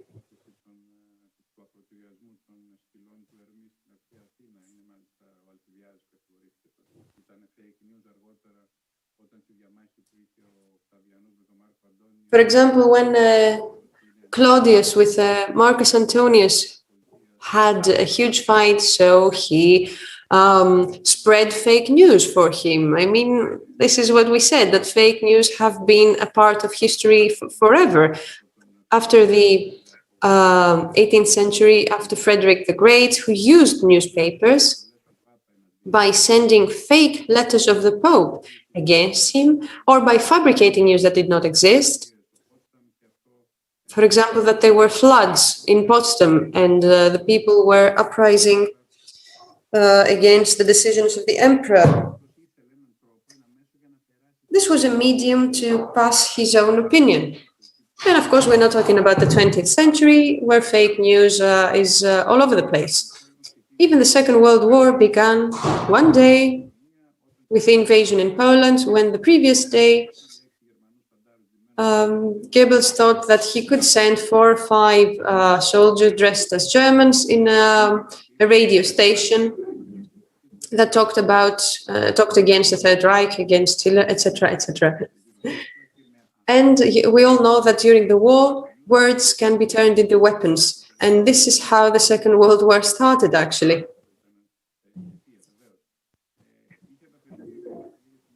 A few days ago, Mr. Evangelos Venizelos, during a discussion that we had, talked about Citizen Kane and William Randolph Hearst, who was he had sent a journalist in Cuba. And when the journalist sent a telegram, which were being paid by word, this is why they were short, he said that the weather in Havana is very good, Cuba is pretty as always, but there is no war. And Hearst told him that you write an article and I will give you the war. So this confrontation that has been around for social media, that was entitled Having Fun Until Death, it was a discussion between Huxley and Orwell. Orwell thought that people would be deprived of information, while Huxley said that the information is so widespread that people do not know which is real and which is not. And of course, you remember Donald Trump accusing journalists and telling him that you're fake, repeating the word that the Collins Dictionary included fake news as the phrase of the year. Now, this conversation has to do with the quality of democracy, information, knowledge, and education. During the pandemic,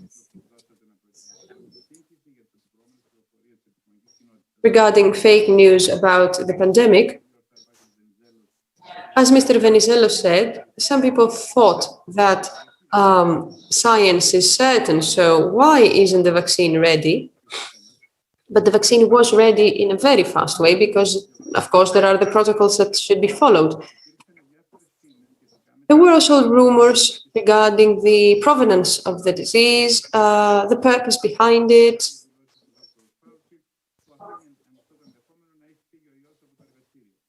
And also, even Dr. Fauci said that the disease, the virus, might have escaped from a laboratory. All these truths, or post-truths, or lies and fake news, I don't know if they would exist if this information, these rumors were so widely spread. So in the past, we had one piece of information that reached the receiver, the citizen. Right now, the information is being lost in the mass.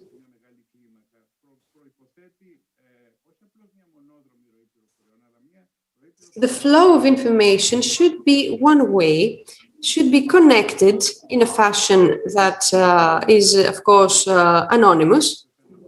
And when we're talking about the virus of the pandemic that has to do with the entire planet, everyone is interested about it. So in this modern era, this classic fundamental model is that, for example, the one newspaper, Eleftheros Typos, is a newspaper that has an end, a beginning, a middle, it has a title, it has specific journalists writing on it.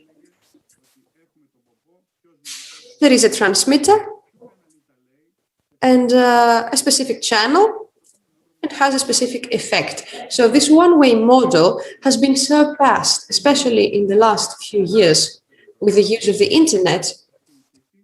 There is absolute confusion regarding the transmitter, or even if there really is a transmitter which just transmits a piece of information. And who are the receivers?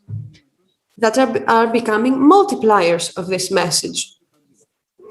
This is why it's so easily spread. I don't know if it's true, maybe this is fake news as well, but Winston Churchill has said that a lie has traveled all over the planet before the truth has even had time to put on its pants. So this fragmentation of information from the medium, the journalists, whom we know, who has double-checked a fact, who has written an article, who has worked for it, from the beginning, the middle, and the end, is also the cause of certified journalism. The journalist was the guardian, let's say, of information. And right now, the devaluation, the continuous devaluation of this profession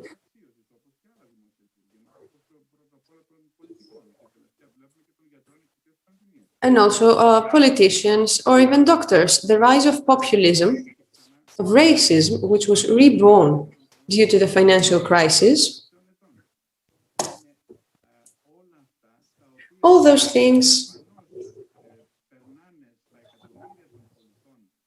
affect the millions of people who read a piece of information through the internet.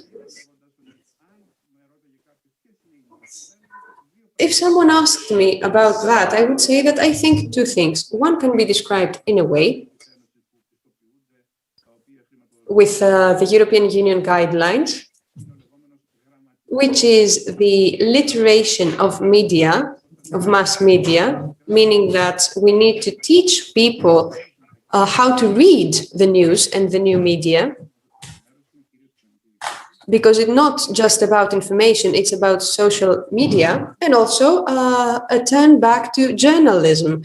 We need to have a face, we need to have a name, we need to have a signature. And the last thing I wanted to say about fake news is something that we have not yet considered, but it exists in our everyday lives. In this website, Insight, I don't know if you know it, but it is a really serious journalist website, Inside Story. There was a journalist who analyzed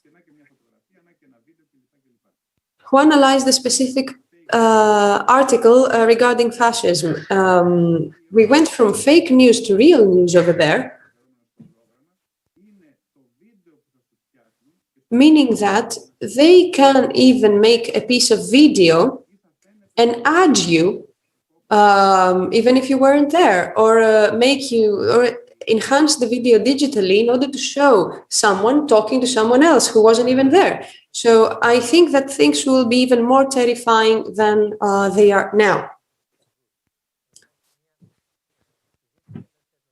There's also a specific situation in which people think that who cares if the news are fake or not? I just, can use it to take to have a good laugh.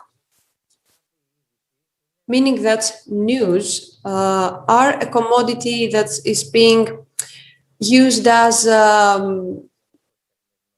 something funny. They're not used to shape reality. They're used to pass the time. This is why we're a bit disconnected from truth. Our lives have been so limited that even if one thing or another thing are true, we keep doing the same things.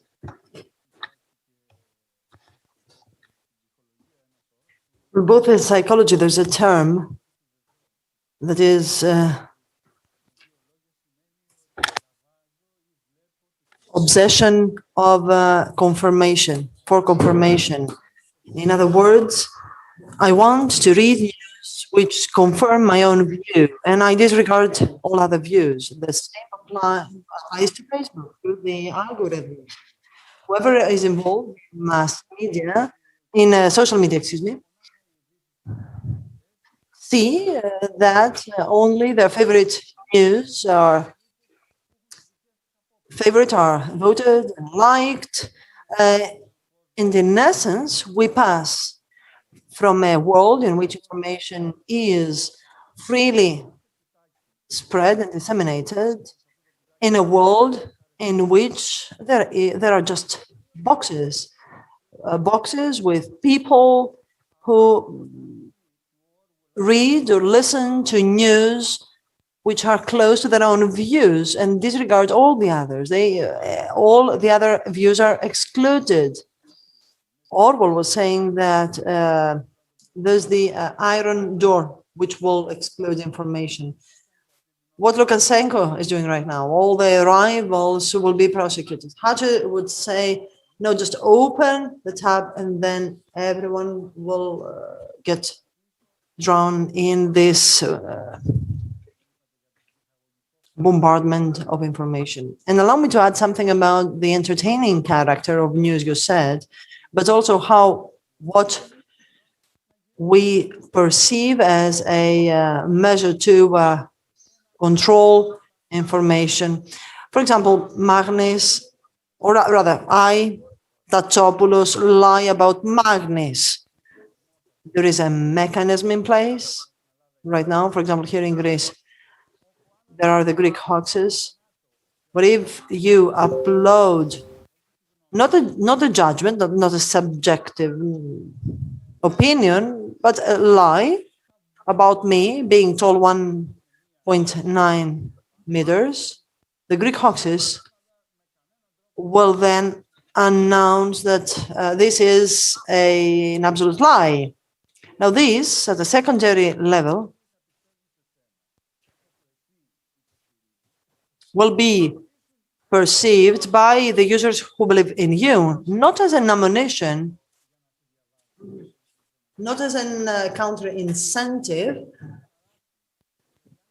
but rather as a recognition. If I believe that Magnus is at the center of a conspiracy and wants to show how much I am not reliable, then automatically I am in favor of that. So we give rise to secondary fake news, which are founded on the primary fake news only to a certain extent, and which are much worse because they cannot be controlled, they cannot be cross-checked. What Mr. Rousopoulos said earlier about the video fake news, allow me to elaborate on that. 3 years ago at the University of Washington, a video featuring Obama was created, and Obama was actually made saying terrible things. And it was very, very difficult to reach the source that generated that video. So as soon as we pass to that future in which not always we will tell lies, but we will also project lies, then there will be no return. Allow me to give the floor again to Professor Venizelos. Certainly, Professor, of course, you may pronounce yourself on whatever has been said, but with your capacity as a professor of constitutional law, is there any constitutional safeguard and any constitutional defense for citizens against fake news? Is there feasible to believe that we will have such a defense, such a safeguard? Mr. Magnis, allow me to say that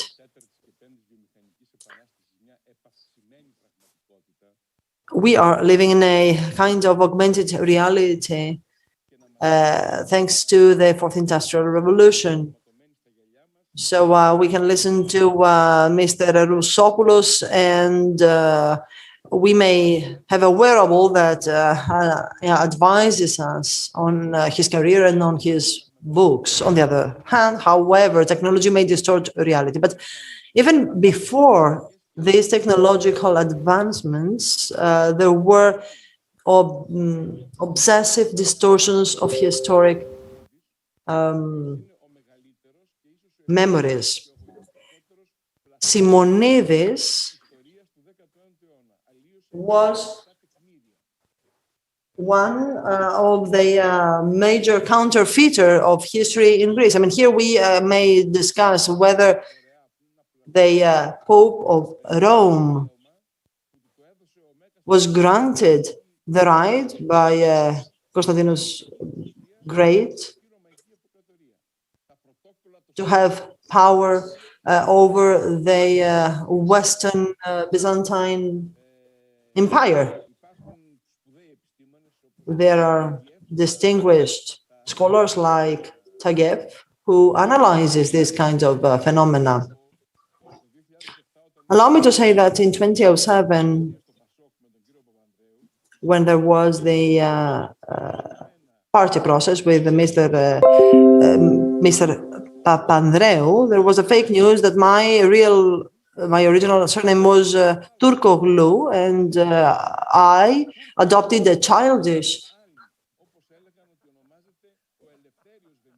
behavior to change my surname. And what is more, I mean, they attributed to me the surname Turkoglu, very close to the word Turkey, and not even Ben Ali, for example.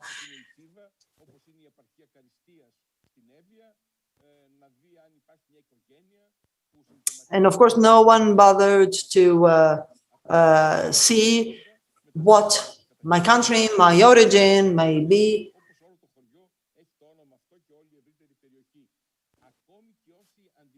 Even so, who today are kind enough, they say that, well, he's free to change his surname. But just think about it. Turkoglu. I mean, there's a court ruling according to which Soros has 600 billion titles.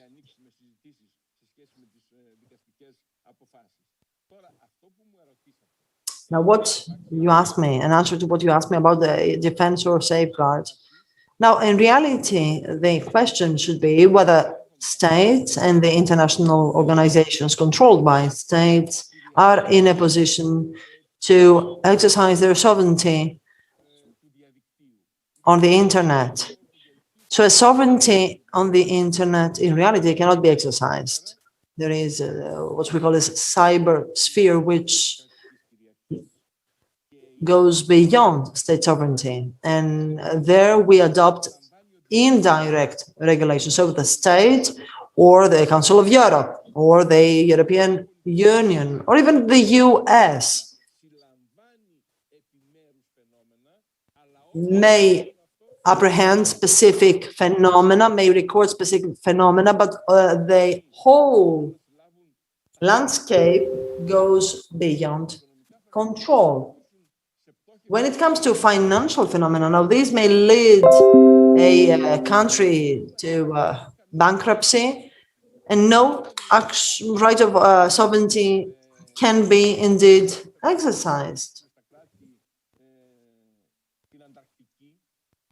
In the past, the Antarctica was about to be allocated to various states, or the geostatic orbit in the universe was about to be allocated and distributed to the state for the rights of satellites. The same goes today and applies to the internet.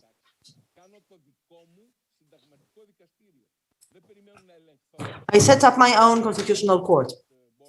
And I set up an oversight board. That is a board set up by Facebook as a corporate body, which convened and found that the fine of a lifelong ban from Facebook could not be acceptable, and therefore the exclusion, the ban of Trump now will be 2 years long. And this was not a ruling of an international court, a European Court of Justice, etc. It was a panel of a company which pronounced itself like that. Likewise, a panel of an association as the one that the insurance companies and banks may decide that the CDS should increase, and that a country should proceed with that. And this is a panel in which, again, no sovereignty can be exercised. Having said that, we have an international community in which the state has been subject to privatization and restriction with side effect, where sovereignty is questioned. There are no serious debate about all that, and certainly, as all the previous speakers have pointed out, I am under the impression that President Biden, thanks to his experience or age, or because of the current conjuncture, and because in 2 years he may lose control of the Congress, will certainly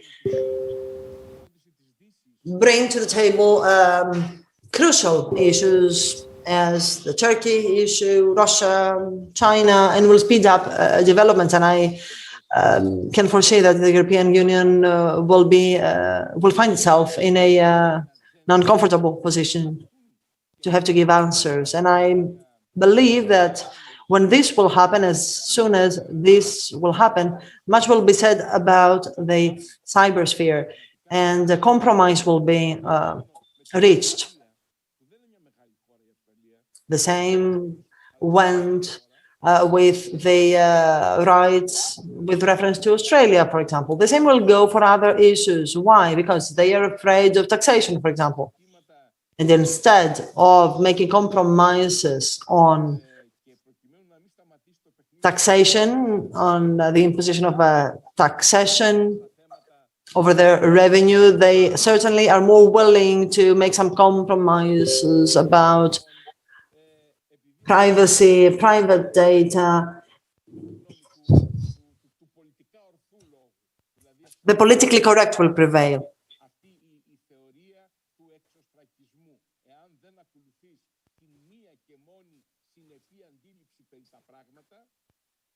They certainly, what will be adopted will be the exclusion. Everyone will be ostracized or censored if the opinions do not get along with the prevailing opinions. This is a balance of power that we will see happening, and it is around the corner. Thank you very much. We will have a round of final remarks by the other three speakers. Mr. Tatsopoulos, because you have, given that you have experienced the polarization period, you experienced the period in which people would rather prefer reading fake news if they were closer in favor of a specific political party rather than accepting the truth. What would you say? Well, this was not the fault of people back then, but the fault of the political personnel, including me back then. I can remember that era when politics here was polarized to that extent that exaggerations were made. I attended various trials in the case of Katsandonis, where Katsandonis, for example, featured with alleged leaders of 17th of November, which was not true, of course. On the other hand, Mitsotakis was being questioned with manipulated news that he was alleged to have gained a medal because of his behavior during the Civil War, etc.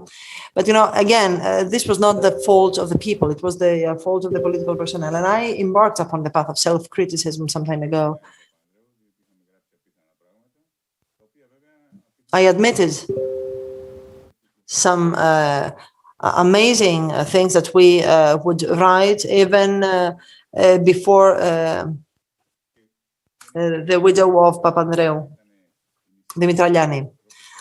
Sometimes the way in which we presented things was half true. I mean, it was not a lie, a full lie, but it was half true. When it comes to the history of mass media, what we see is that the mistakes of the past just change scale. Back then, the newspapers were the main medium. Then the tabloids emerged, and they approached reality in a much more ruthless way. And then TV broadcasters emerged,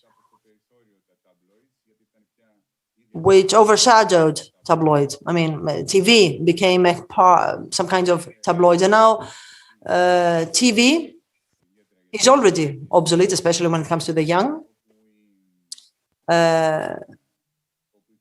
It has been overtaken by internet, where the utter inexistence of rules is much more fierce. If I'm asked to be some kind of philosophical,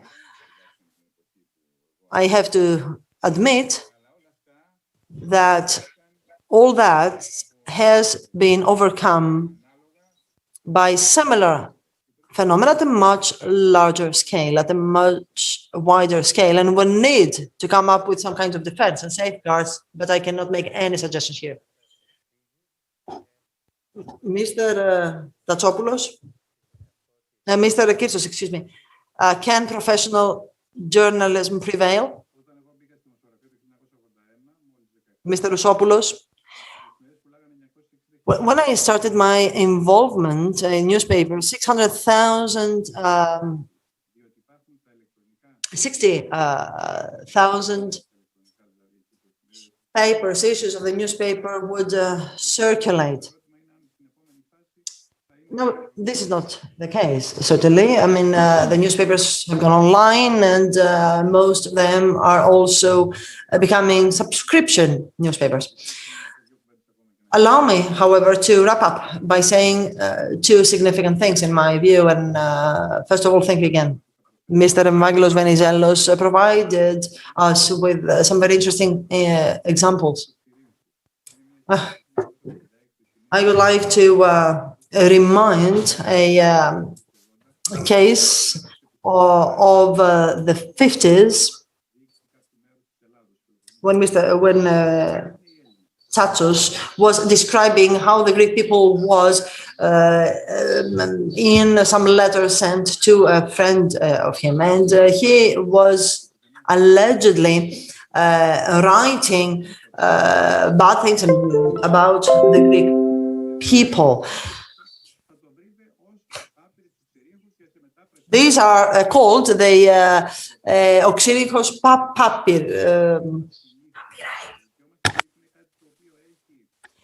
papyri, although that was certainly his own opinion. What I mean is that the next step is not only to address some fake news of minor importance, but rather some tragic fake news which destroyed lives of people.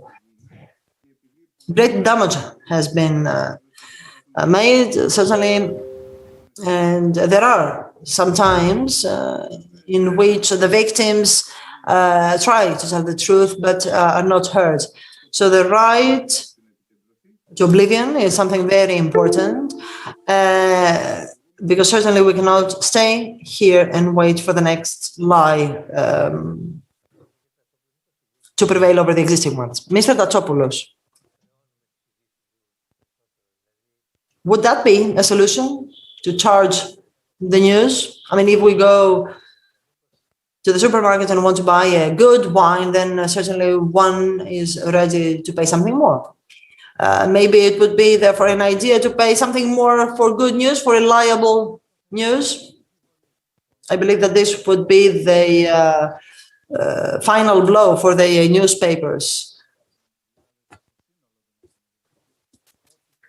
which now sell 50,000 copies, all of them here in Greece. the same that a single newspaper would sell some decades ago. Well, I would say that the magic formula is not possible. There's no that kind of solution. But what we certainly could do would be not to spoil too much the readers. As Mr. Kirchus admitted, in the period where he would spread lies, the percentage of his readers would rise. And it is a myth to believe that readers are thirsty, are hungry of reliable news. We need to restore the trust of people vis-a-vis news.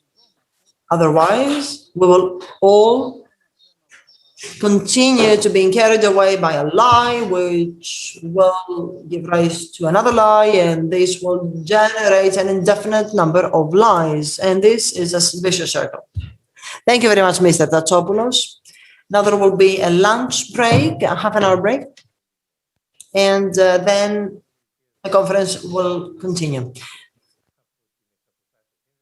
I would like to thank Mr. Tatsopoulos and all the speakers who are virtually with us. Thank you.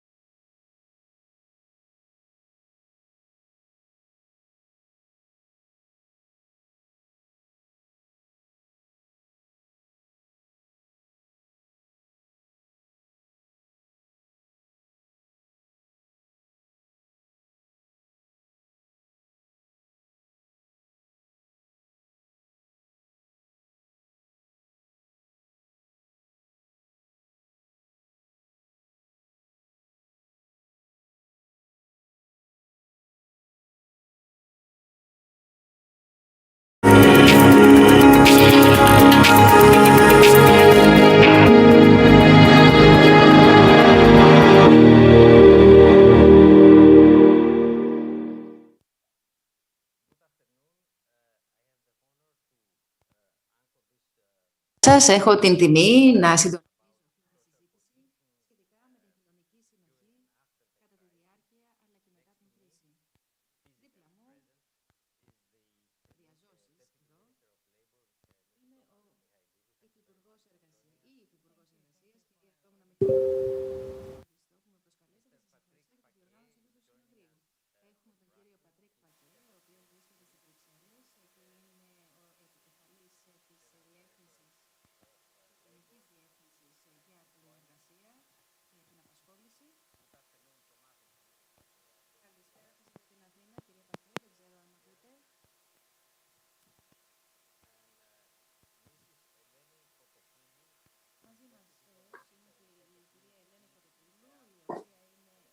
I don't know if we have started, but I don't have sound in English on my side.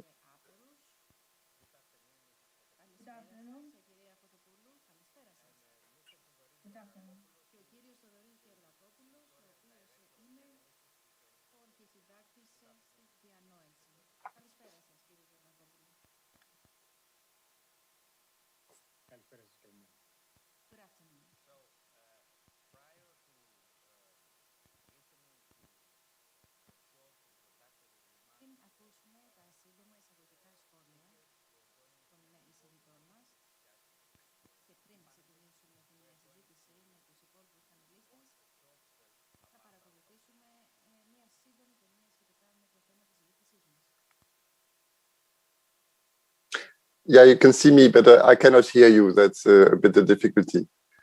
So maybe if you hear me, make a sign that it is okay, that you hear me. And do you want me to start with my introductory words? No, we're going to watch a short film. Yeah, okay. I had the sound now, so I could not hear you so far. Now I hear you. Thank you. Increase my sound. Okay, then we watch the film with great interest. Thank you.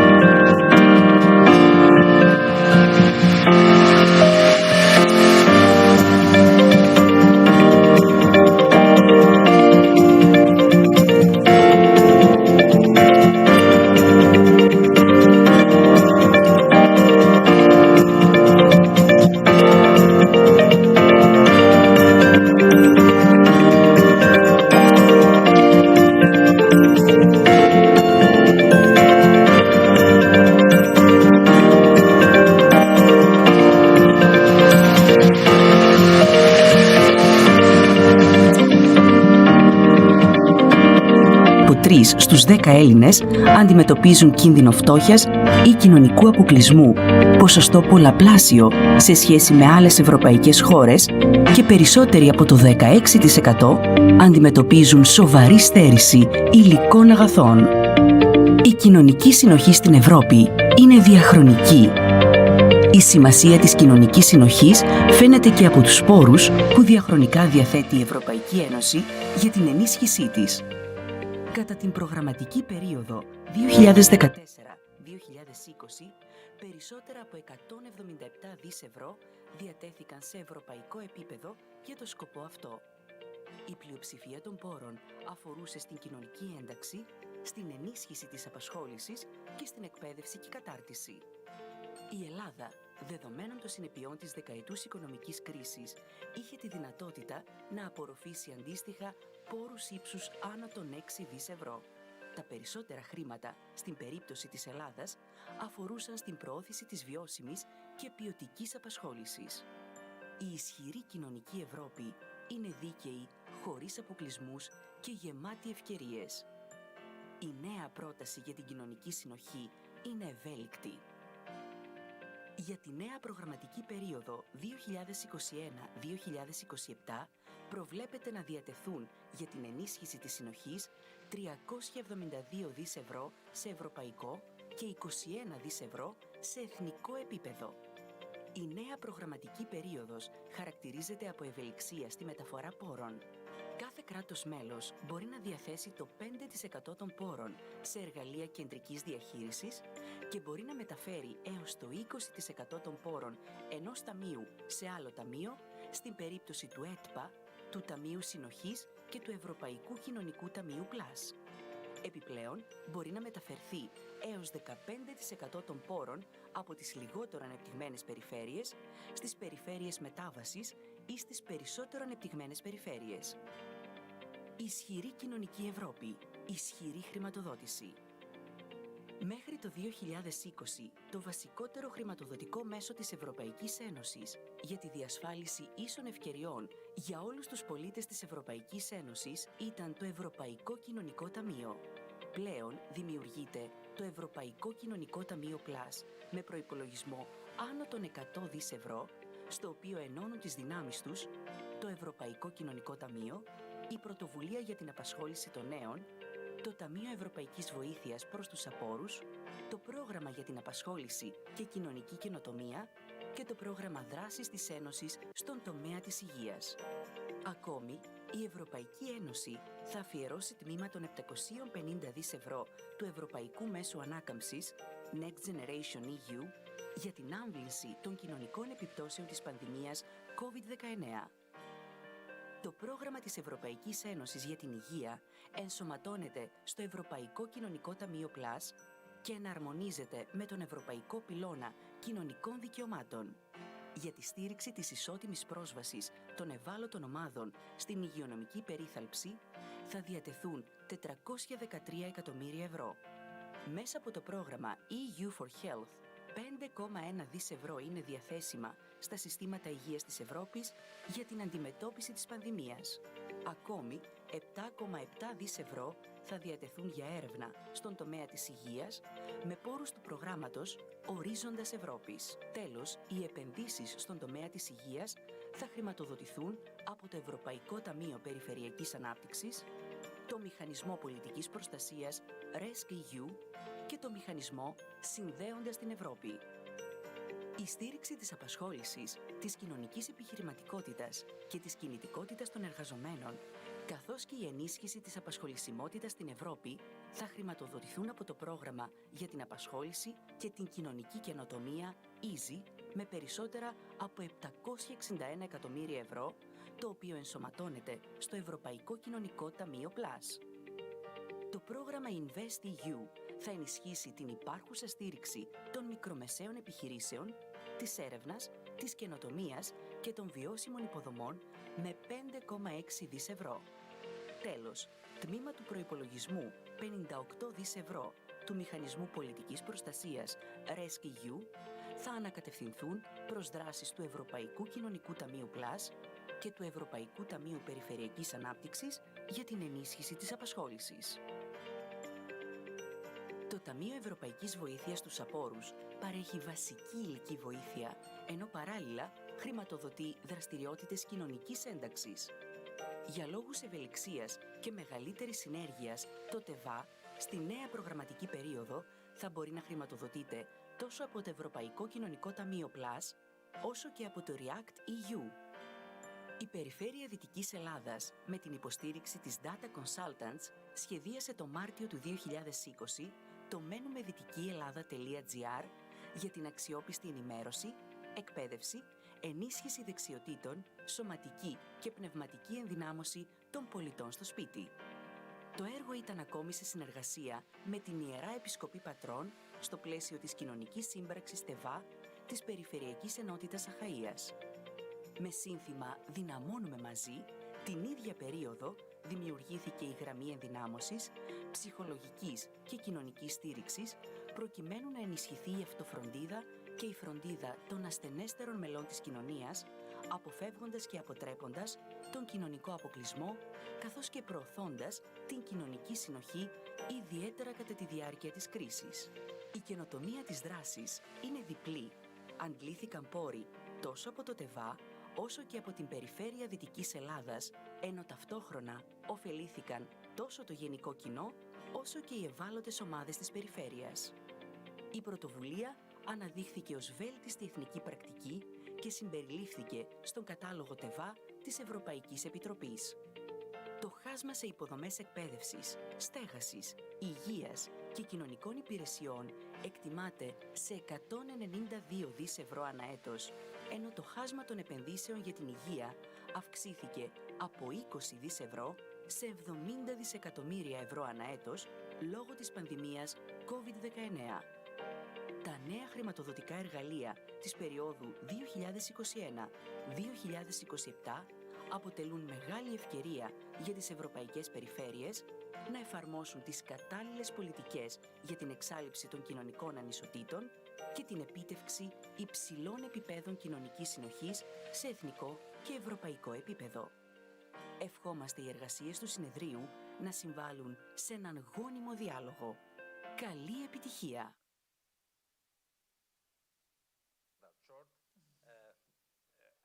I pass the floor to Mrs.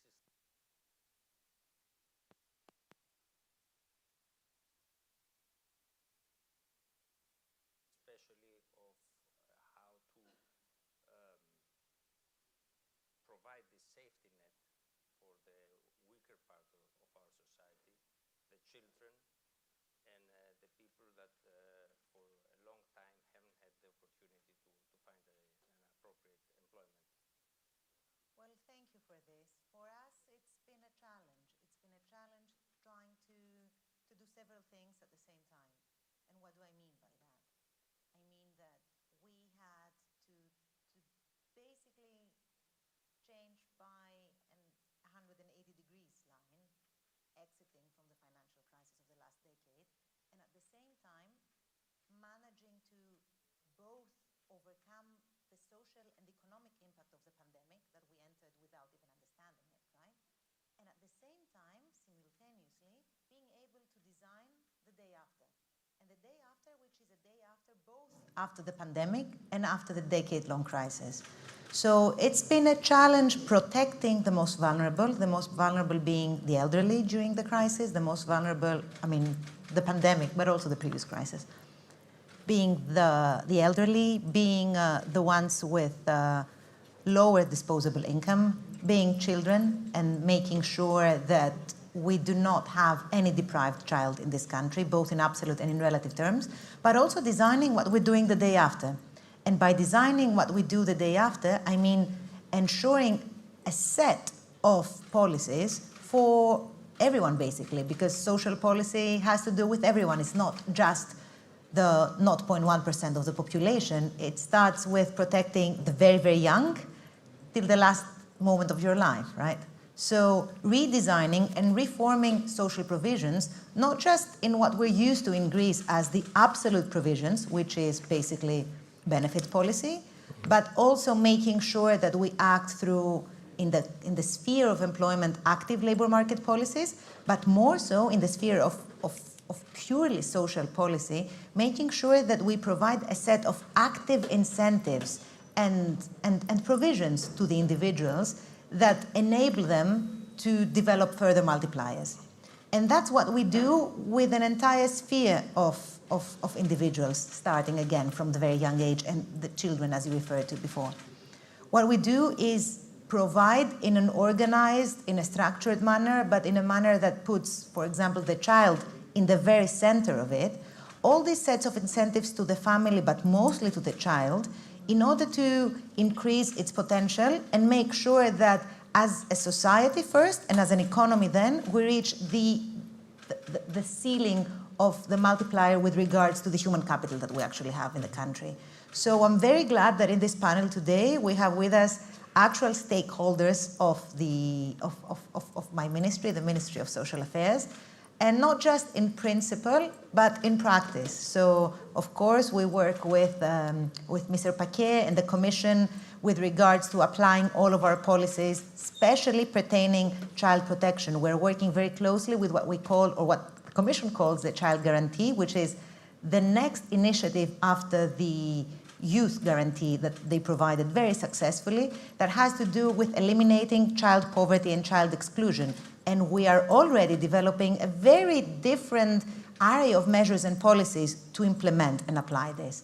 We're cooperating very closely with the ANEOSIS, and this is with our very well-organized, I would say, target to enhance preschool education. We believe in preschool education. We believe in the merits of high-quality preschool education for the child itself, predominantly, to increase its capacities and skills in the age where its neuroplasticity, as the scientists call it, is at its highest level, but also for its family in order to overcome any kind of poverty cycle and downward poverty spiral that might be in the family and in the society as well, but also to ultimately increase the level of economic activity, the level of productivity, the PISA scores of the country. So it's a child-focused measure that we're working together with the Commission and with the ACHAIA that at the same time has a wide array of multipliers for the society and the economy as a whole.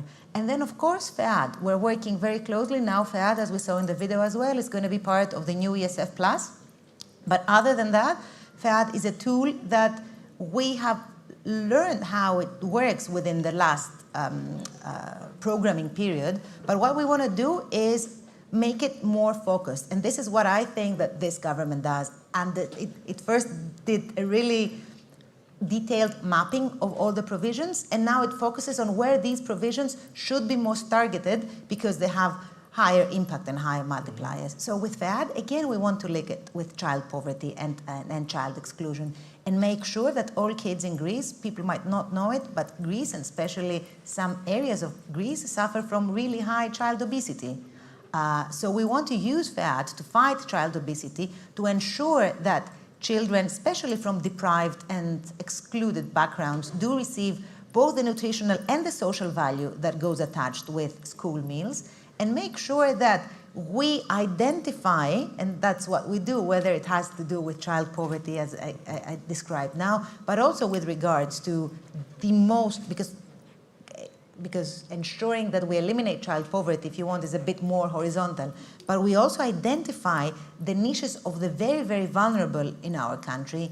These are the homeless. These are vulnerable women. These are people with disabilities. And make sure that we do not just continue this horizontal and non-personalized provision model, but make it more active. Continue with, of course, providing for the most vulnerable, but make it more personalized in order to include everyone in the society or reintegrate them if they were integrated before, and make sure that in this way they're included in the economy in order to have a sustainable livelihood themselves. I would like, after, thank you very much, your first remarks, to pass the floor to Mr. Patrick Paquet. Mr. Paquet knows very, very well our country. He's working on our country, actually, in his capacity. And I would like to ask two questions, Mr. Paquet, for his introductory remarks. The first one is, we have seen from the numbers that 31% of the Greek population runs the danger in this or other way to get at the margins of society. Whereas, on the other hand, the Greek nuclear family is much stronger than the average European nuclear family. Does that pose any specific risk or advantages in your policy as a European Commission? And the other thing is, do all these wonderful instruments, financial instruments we have seen, work together vis-à-vis the same target, or sometimes they contradict each other? Thank you very much for giving me the floor, and let me first say hello. I was not able to speak before and hear you, but now I hear you well. So Kalispera to all, and hello also to Mr. Haritou, one of my closest partners in Greece, together with also the teams we're serving her, and Mrs. Fotopoulou also for the FEAD.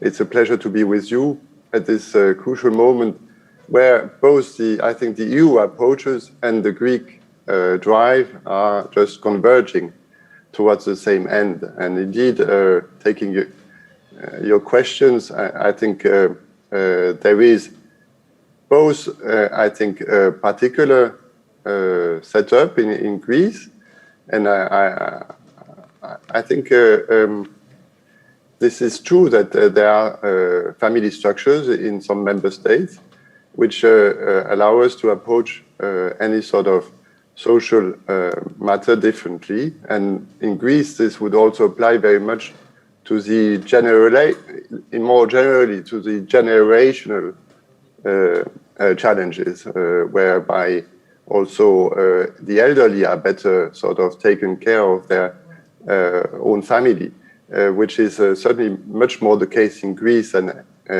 in Western Europe, and hence also your rate of institutionalizing care for elderly is much lower than it is in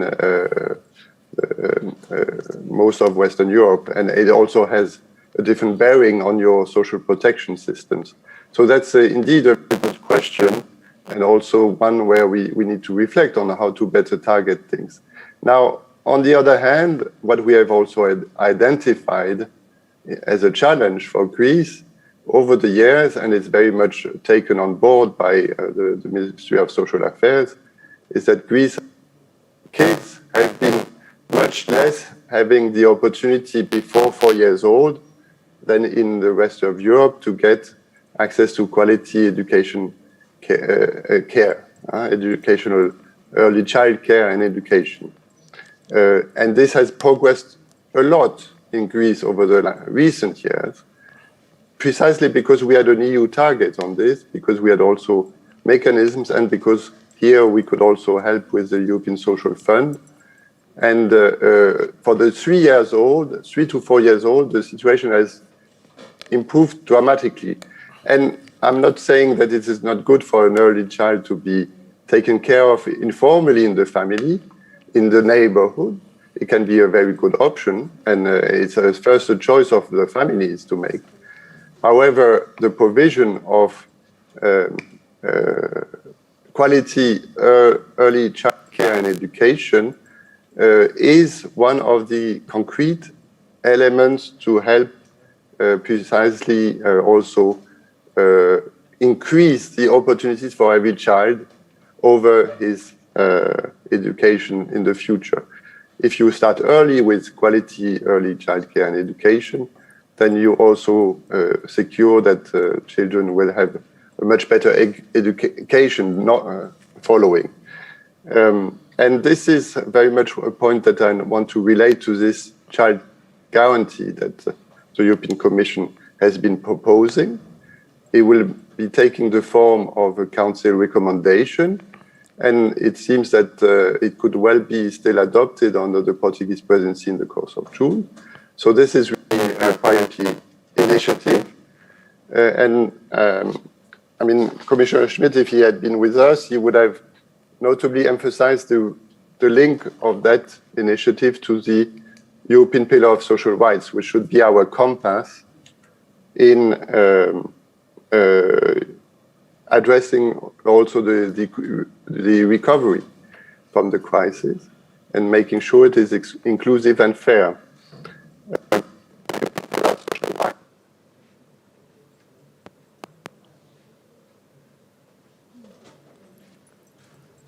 Place in May, and this is really a collective effort of both at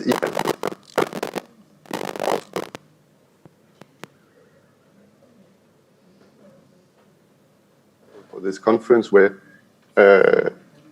you have a dialogue between the government and the regions, the academics, because this is exactly what we need now, that we want to turn intentions into actions. The European Child Guarantee will come in this domain to frame the effort. And I think what we want to see happening with the European Child Guarantee is 2 levels of actions. One is to ensure that children in need have access to key services. And here, indeed, this is what the minister was referring to also identify the segments and the areas where there is really a need for a compensatory effort, so that this proclamation is turned into reality everywhere in Greece. And the profound objective is to tackle poverty and inequalities, to break the intergenerational cycle of disadvantage, so that by ensuring equal opportunities for the most vulnerable. So it's really about projecting ourselves in the future and investing in these children. So I do believe that although it is an asset, that there is a very close intergenerational solidarity in the family circle in Greece. A lot can be achieved to plug the gaps and also overall increase the opportunity, but also quality of the services that every child can access in Greece. So therefore, I very much concur with the intentions of the minister that let's use the different funds usefully. And your question whether they contradict each other, I would like you to tell me where it contradicts. We see actually the opportunity for channeling these different opportunities very much. I would like just to make here a point. There was a Eurobarometer published by the European Parliament this week. And if you looked at the Greek data, this data set for Greece, well, the public opinion in Greece seems less than elsewhere in Europe to have faith in the capacity of the EU to do solidarity among member states. So it's probably also a perception, but the reality with what was presented in the film, between the Next Generation EU and the different standing programs which have been reviewed and have even more means, and this is certainly true for what will happen with these funds in Greece. This is just a perfect expression of this solidarity. And we need to tap the full potential of this. So does it contradict? No, I think if you have a plan, and this is what we have been impressing in our discussion with Greek authorities, if you have a coherent approach for instance, child protection, one that you are developing and that Greece is developing currently with the support of UNICEF, which is a project supported by the Commission with several member states to prepare for implementing the child guarantee. Then if you have this overarching plan, you can precisely use to the best the possibilities, one, of the European Social Fund, plus.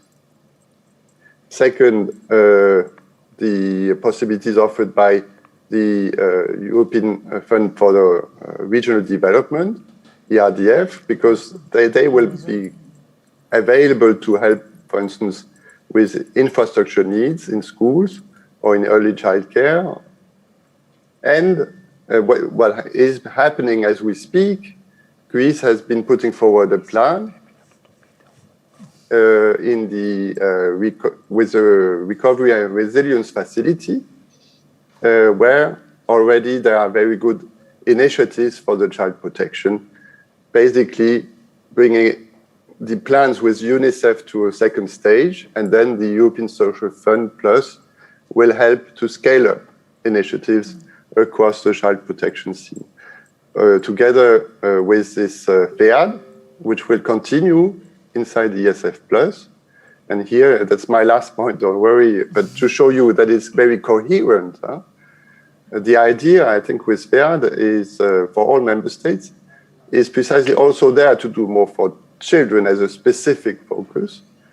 And actually across the member states, there is a lot of member states having done specific actions for children. So there is a lot of lessons learned to be learned from other member states.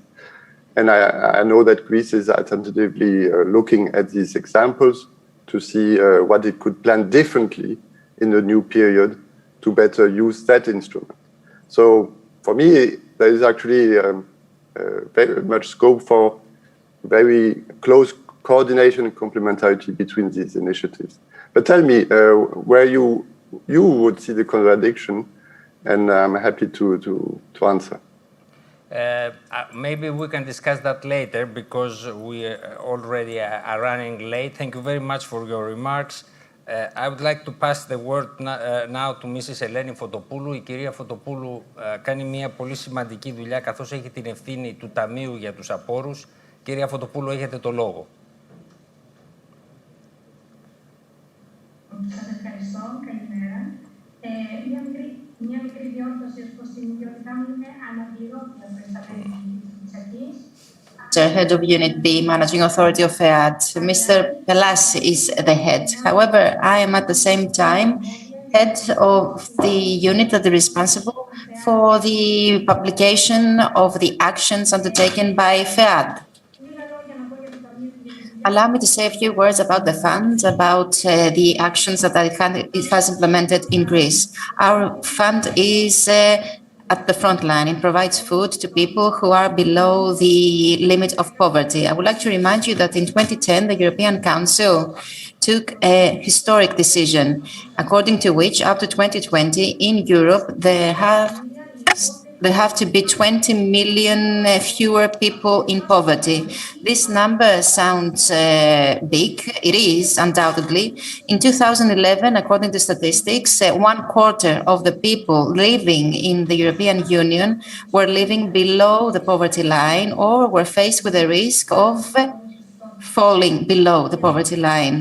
So Europe tried to address the situation, and one of the tools that it had at its disposal was the FEAD, the Fund for the Provision of Help to the Most Deprived. The objective of this fund is to relieve the most extreme forms of poverty. In what way? By providing food, by providing food assistance, and at the same time by providing and distributing basic goods. Which are these goods? The goods that we need in our daily life, the goods we need to survive, school books, school notebooks, and hygiene goods. At the same time, the fund finances the so-called complementary measures. In Greece, the actions of the fund are being implemented by the operational program for the provision of food assistance. It has a budget of 330 million euros out of a total of 4.3 trillion euro that have been channeled around Europe.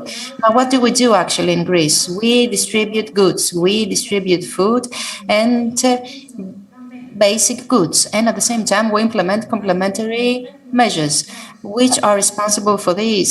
57 agencies. The head are always the regions. The partners are legal entities of public law. We have 600 partners in the context of our action, and the 600 partners in 600 distribution points that exist in the Greek territory have managed to distribute up to date products to over 1,200 actions. Greece is the only member state that distributes fresh products. Meat, poultry, dairy products, fruits, vegetables, aiming at providing a basket of high nutritional value. At the same time, we provide food for infants, for babies, and with regard to the basic goods, we distribute specialized goods addressed to children, diapers, and many others. Allow me to give you some figures. Until today, we have distributed over 52,000 tons of goods, over 80 million kinds of basic goods, 3.5 million packages, and over 11.5 thousand prepared foods. Because FEAD provides, as I said, distributes hot meals and soups. In Greece, there is a synergy between FEAD and all other interested parties. The eligibility criteria are common. The platform in which the interested parties have to state their interest is common, is joint. So those who want to receive assistance can submit their application in platform and get the assistance from FEAD. There are no distinctions, no exclusions, or families can be benefited. And the package is differentiated depending on the number of the household, depending on the composition of the family. Different package will be given to a family that has infants. Different package will be received by a family that takes care of elderly. Unfortunately, until today, we are seeing a continuous upward trend with regard to the demand for this type of goods. As we speak, we are serving over 450,000 members, over 450,000 beneficiaries, and we have estimated that since the activation of the program, the distribution points have been visited by over 1.2 million people that reside in Greece. According to our studies, after the COVID-19 crisis, there's going to be an upward trend. So maybe in the coming months, we will reach the 550,000 beneficiaries.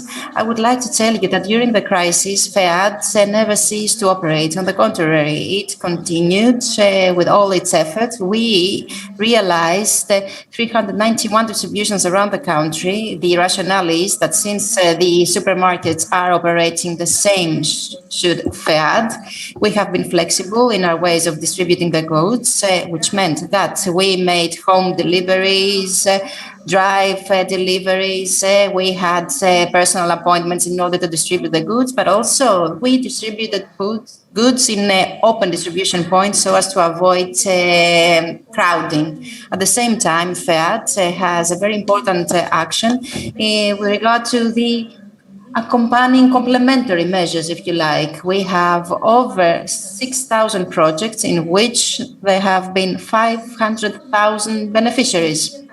Our measures aim at the social inclusion of the beneficiaries. These are measures of social support and assistance, like, for example, social private schools, creative activities for children and adults, consulting services, legal advice, mental and psychological support, dealing with learning difficulties of children, and many other measures. The region of Western Greece, I want to say, has been a pioneer in the implementation of complementary measures. Along with the distribution of basic goods that it provided, it implemented very important and high-quality complementary measures that have been showcased in the several different fora that have taken place. And now let's talk about the day after. Unfortunately, provision of food needs to continue. This is the front line. This is where we start from in order to get the people who are facing these difficulties to a point that they will be independent and will have no need of us. So provision of food will always be our main priority, unfortunately. In the new programming period, we have the ESF Plus. It is a very ambitious plan of the European Commission, which I trust fully. It has incorporated ESF, FEAD, EASI, and Youth Employment Initiative. And the objective is to ensure far closer synergies compared to the current programming period, so as to ensure a holistic approach to the problem and so as to provide the best possible support to the beneficiaries. For example, ensure high levels of inclusion in the labor market, fair social benefits and provisions, and at the same time, development of skills so that these people can be absorbed in the new green and digital economy. With regard to Greece, ESF Plus has a budget of 7.5 billion euros, and provision of food will be incorporated in the program for the development of continuous learning and will constitute an autonomous priority Number 10, in the context of ESF Plus, there is the objective which is called Objective 10. This is exactly what I'm referring to. I would like to tell you that the European Commission has set a limit for all the member states. The provision of food needs to have a budget of at least 3% out of the whole budget of the European Social Fund. Now, with regard to Greece, unfortunately, the needs are many.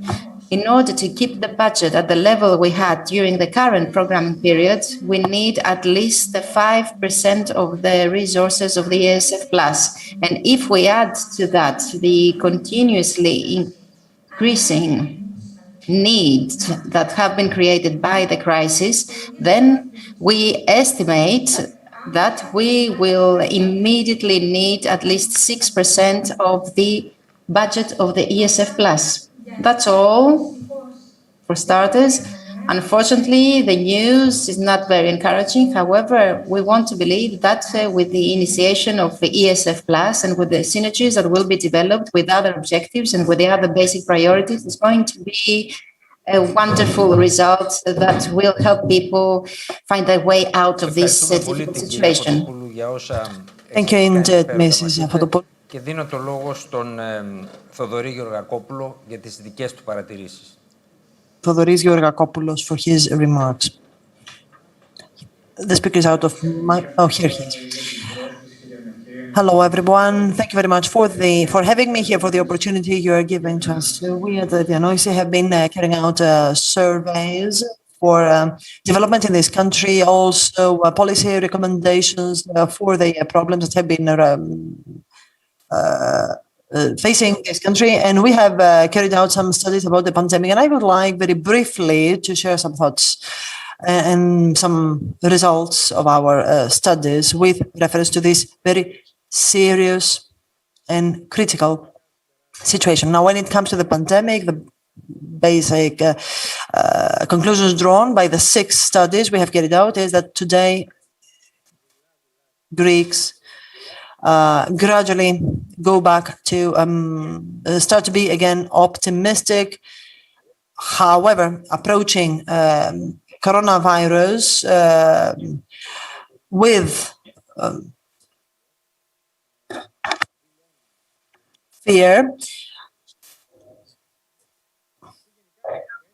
and it seems that our society is in a transition, is in a limbo, although the vaccination coverage is very high. Today, 57% of Greeks believe that our country is on the right track, which used to amount to 86% in April 2021. And it was this was unprecedented optimism. That was a wholly different era. And of course, that percentage has dropped in the meantime. But now, however, the majority of Greeks believe that things are good. But not everyone agrees. 71% of the over 65 believe that we are on the right track, but only 40% of the unemployed agrees. 44% of the young. And of course, there are differences between age groups. In December, 20%, 6 out of 10 of the over 65 believed that the situation was good. 37% of the 18 to 24 agreed that. 7 out of 10 of the over 60s believe that the management of the pandemic by this country was good. 7 out of 10 of the young disagree with that. 70% of the people believe, however, that we have left behind the most serious and negative part of the pandemic, but 8 out of 10 view the coronavirus as a serious threat. This stretches from 62%, the young, and 92% to the senior citizens, the over 65. 2/3 believe that if someone gets infected from coronavirus, their health is at risk. So there is a sense of a feeling of fear which is spread. This year, a high percentage of the population, 1 million more than usual, took the flu vaccine, which means that people are afraid, they are suspicious, and they take care of their health. And also they are more realist. In April 2020, 7 out of 10 Greeks believed that normality would come back. And this was true up to September 2020. Today, 7 out of 10 believe that normality will be back after the end of 2021. I don't mean to tire you with any more figures. Allow me, however, to share some figures on the economic repercussions of the crisis. 1 out of 5 work with the teleworking scheme this year. Approximately the same number as those working in December, but less than the ones than those who were working at the outbreak of the pandemic with teleworking. 9 out of 10 believe that the pandemic will have long-term consequences for our society. Less than half Greeks believe that it will have negative consequences for their household's economic situation.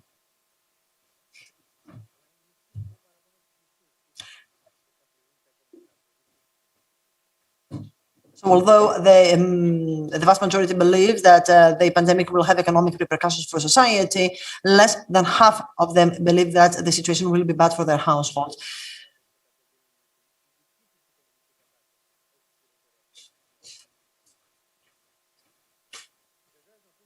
And of course, we should also say that traditionally, Greeks are not that optimistic when it comes to this kind of interviews. I mean, they usually are foreseeing distractions, maybe because distractions have actually been experienced over the past decade. But there's a high percentage of people stating that the pandemic has not influenced, has not impacted their economic situation. But if we try to read behind, between the lines, to the question who was affected by the pandemic, then the answer would be everyone, especially the young. The young have negative feelings and have had negative feelings even before the outbreak of the pandemic. And we are thinking of a population that before the pandemic in 2017 was declaring that they were surviving thanks to the financial backing of their families. In the age group between 18 and 35, 48% were declaring that pocket money from their parents were the main source of income, and minor percentage answered that they had a salary. Only 15% of the unemployed would believe that they will find a job in the near future. We also carried out the same survey to a sample of young people, but also their parents. And what we saw is that the young in Greece are more reluctant to take risks, that they are less likely to participate in mass or collective actions, and that they have less trust in institutions as against their parents. So we have a more phobic profile of young people, less trust, less confidence, more fear. And it is this sample that in the post-pandemic era is expected to bring about recovery and to be the more dynamic. Something else which I would like to stress is the issue of women. Women usually share negative feelings, and in a question about their feelings, we asked women to say what are the two both women, excuse me, to declare two prevailing feelings. And although in the case of men, 57% had negative feelings, that percentage for women accounts to 70%. So in April 2020, we created a hotline for the support and the analysis which took place. And Professor Economou Lagliotti has written an article for the analysis. And to take stock of the situation, she said that 65% of the people who called that hotline were women. Half of them had never before contacted a mental health practitioner. More than 1/3 now show symptoms of depression. Now, what can we do to change things, to change the trend, turn the trends. Now, tomorrow we will publish a article by under the guide of Professor Matsaganis from the University of Milan. You will find that as of tomorrow on our website. So according to that study, a social welfare state needs to accelerate sustainable development. And what does this mean? It means that on the one hand, it needs to protect effectively citizens from the threats of life, including pandemics, to help the young couple, especially women, to strike a balance between professional and family life, and third, to focus on the productivity of both employees and companies. And now I would like to provide you with some food for thought. The employment rate in Greece, so the people who are economically active, is the lowest in the European Union. Now, to reach the European average, I mean the pre-COVID-19, that is 68.4%, much needs to be done. We stand at 56.3%. So to do that, we need to create 850,000 jobs on top of those that will be lost. Thanks to the Recovery Fund and the other initiatives, this is the only way we can exit the crisis in more favorable conditions as the one that were applying during the outbreak of the crisis. We will continue, of course, to do that, to inform decision-making. We are trying to work in close cooperation with the Minister Michailidou to upgrade the preschool education for the children from 0 to 4. And it is up to you to put pressure on your representatives to change trends. Thank you very much. Thank you, Mr. Georgakopoulos. I would like to keep the last comment you made and, based on that, ask Ms. Michailidou, what is that program for the upgrading of the education provided to children from 0 to 4? We start as of January 2022, and we say that the nurseries in Greece are the places where the character of the child is being formed. They are the spaces when the first skills of the child are developed, which means the skills of the future adult, and they are also the spaces that can ensure the equality of opportunities. What Mr. Paquet said, actually, he said that what we are interested in is to have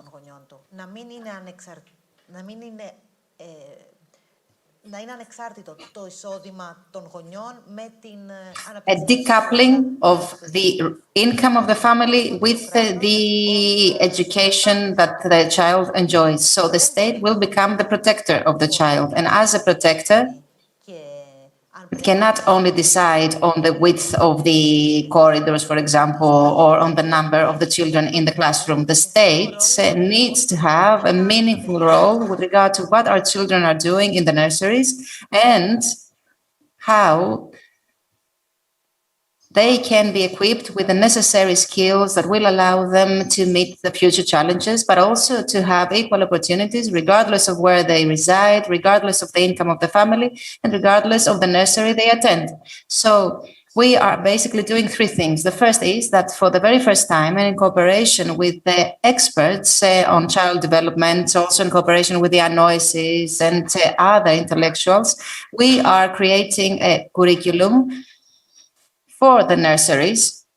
It is not a very detailed curriculum, okay, but it is the minimum that children need to get in the nurseries so as to develop all the necessary skills. So the first thing we are doing is to draft this curriculum for the nurseries. The second thing, we are incorporating the early tracing of certain difficulties, inabilities, disorders, but also developmental problems in the nurseries, because all the experts say that if you manage to identify this problem before the age of 4, then you can intervene, which means in turn that the size of this disorder, of this problem, will be far, far smaller.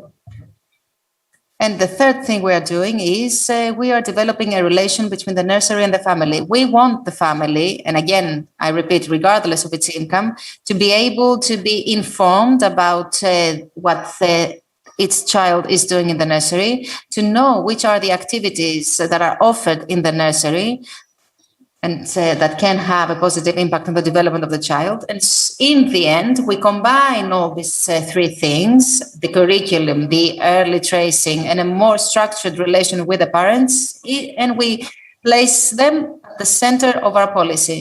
And how did we start with all this? Can I ask you something? Can I say something better? I remember that when I went to enroll my daughter to the primary school, the head of the Ministry of Education had told me that this is an exclusive advantage of the parents. In other words, the state has no role to play in that. And I'm saying this because I believe that what you are currently doing is something unprecedented.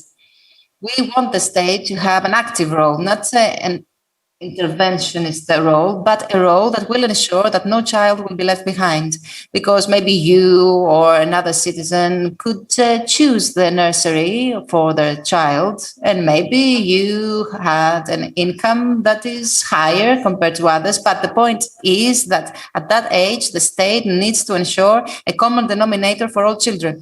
Why? Because we have seen that in the first 6 months of a child, the skills of the richest 10% compared to the poorest 10% are different. And when I asked the professor why there is that difference, one would expect, for example, that the skills of a 6-month child would be the same, regardless of the income of the family. And the professor replied that there is this slight difference because the nutritional habits of the parents play a role. You can understand that the richest families have these different nutritional habits compared to the poorest ones. So from this age up to 6 months old, the difference was small. But as age increased, the difference increased at the same time. And it became even bigger if the incomes were radically different. And what we are trying to do now is to bridge this gap and bring the children of the most vulnerable, the most weak income-wise families closer to the children of the richest families. Καταλαβαίνω ότι τώρα περνάμε στο πιο ενδιαφέρον σημείο της συζήτησης.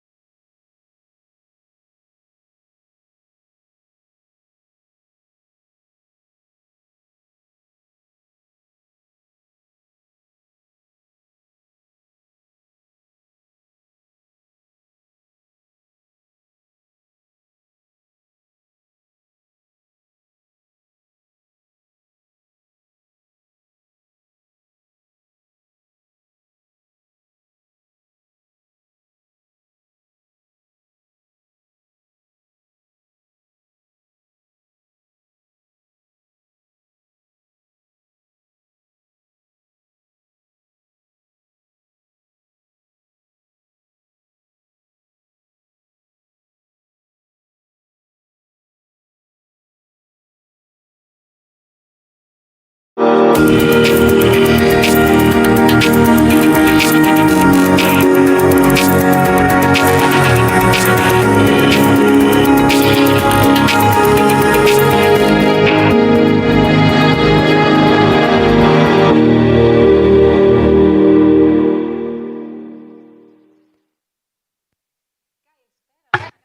afternoon, welcome. Saturday afternoon here today. Good afternoon, everyone. Thank you very much for being with us. First of all, I would like to thank the iconic newspaper Peloponnesos and the region of Western Greece for giving us the opportunity to hold a discussion that will be meaningful and will pertain to issues that constitute the backbone of the progress and development of a society. This is also the first time that we have the possibility to interact with one another. This is the first time that we are meeting again. It's like we are going back to normality. So we are here in order to talk about equality, equality of jobs, equality of rights, equality of opportunities, equality of life, equality and diversity. The truth is that many people, all people are equal and all people are different. And you will find no one, and by the way, I was thinking about it yesterday as I was driving, so you will find no one who will say that he is not a proponent of the participation, of inclusiveness and of equality. Nobody will ever say that. What is even more impressive is that diversity over the years, over the centuries, has always constituted an element of innovation, of development, of growth. So how is it possible today to live in a framework like quicksand and be faced with differences, with inequalities, instead of being inspired by these concepts, equality and diversity? When will we be able to combine these two concepts, equality and diversity? When will we be able to make them one and the same? We have with us today a wonderful group of people, who, apart from their capacity and their role,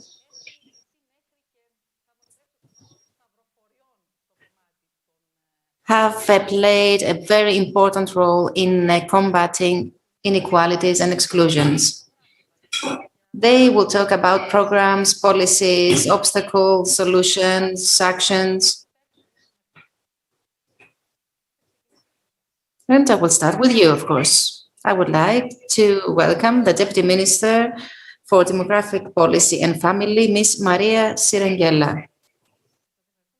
Thank you very much for being present here today. I don't know where to start. You have so many topics to cover, especially in the sector that pertains to exclusion, social exclusion to be exact. You have so many initiatives that you have undertaken, the National Plan for Equality and so many other initiatives. However, now I would like to start with the following. Where do we really stand here in Greece? What is the Greek reality? How far are we from what we are imagining, from the idea? Is there any possibility for us reaching this idea? Institutionally, we are at a very good place. And what do I mean by that? So, because I don't want to be misunderstood. From the Constitution of 1974 up to date, because the Constitution of 1974 was the first constitution that stipulated that Greek men and women are equal. It was, by the way, the most demographic text for its time. And since then, there have been thousands of laws promoting equality. The point is that structurally speaking and practically speaking, we are lagging behind. And this was shown in 2020 when the European Institute developed the Equality Index that showed that Greece was in the last position. This index was based on data of 2018, of course. I don't claim that in a time of 1 year we have become Iceland or Sweden. No, but in any case, many things have already been done, and I would like to mention some of them. First of all, we organized a very large-scale information campaign on domestic violence issues during COVID-19. There has been an intensification of the problem, not only in Greece, but globally. And this intensification of the phenomenon was not due to the fact that we are all violent. No, this violence pre-existed, it just turned sour. And so we launched this campaign in order to provide people with information about the available tools they could use to deal with this problem. For example, hotlines, hostels, and others. And we launched this campaign along with the hotline 1200, which operates on a 24/7 basis. And we've realized that slowly but steadily people started opening up. Of course, along with Sofia Bekatoru, the Olympic winner, we have been greatly supported in our efforts because thanks to Sofia Bekatoru, women now are feeling less guilty to talk about their experiences. And moreover, with regard to Greece, we have been talking about equality in very theoretical terms. As you said, so no one will ever say that they are against equality. But the point is, what is the reality on a day-to-day basis for women? The women are the ones with the most responsibilities. They are the ones who are responsible for the children, for the household, for many other things. Of course, now things have started to change and men have taken on some of the responsibilities. In the new law, we have included the parental leaves for the fathers as well. It is the right of the fathers to participate in the raising of their children. We also have specific licenses for people who take care of children, and also license for people who take care of elderly ones. We have also introduced measures in order to support the in vitro fertilization. For example, women who will undergo this process and will eventually get pregnant will enjoy several protective measures. For example, they will not be fired during the pregnancy period, but also post-pregnancy. All these things have ensured an increased level of equality between men and women. Of course, you will ask, why is this good for women? We're only saying some good things for men. No, I have experienced that in the past. For example, I went to give an interview and they asked me, do you think of starting a family? And I answered, I don't know. I'm only 24 years old. I don't know yet. In other words, I had to prove that I would never start a family, because if I ever admitted that I would start a family, I would give them a reason not to recruit me. So the same thing will stand now for men, so that there will be equality in recruitment, equality in job. Moreover, there are going to be actions launched by several ministries at the same time. And there's going to be also an economic and technical study by the Council of Economic Experts, so as to know how these different actions will strengthen the economy and the recovery of the country. Because a country that does not make the most of half of its population, women, we are 50% and even more than 50%, but let's say 50-50, okay. So how can a country that does not take advantage of this 50% can never hope to recover and to grow? It is a human right, it is a true democracy to talk about these issues, and at the same time, it is an economic boost for our country. I have many things to ask you. However, let's give the floor to all the speakers for some introductory comments, and then we will have a second round of discussion for LGBT and equality for that group. So let's give the floor to all the speakers for some introductory comments, and then we will have a a discussion. Mr. Kibouropoulos, excuse me.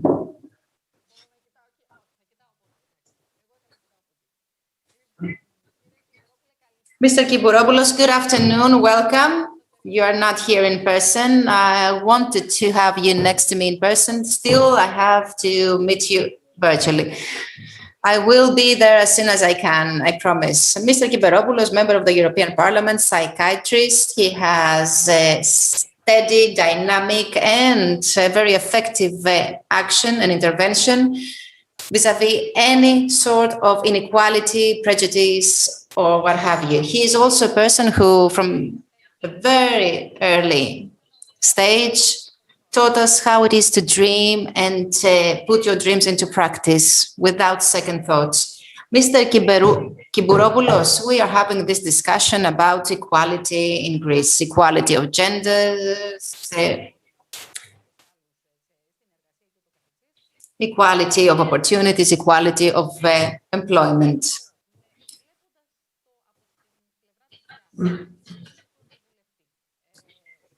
Trying to get in your shoes and think as a member of the European Parliament, I would like to ask you whether there are any results with regard to the lifting of these inequalities and distinctions.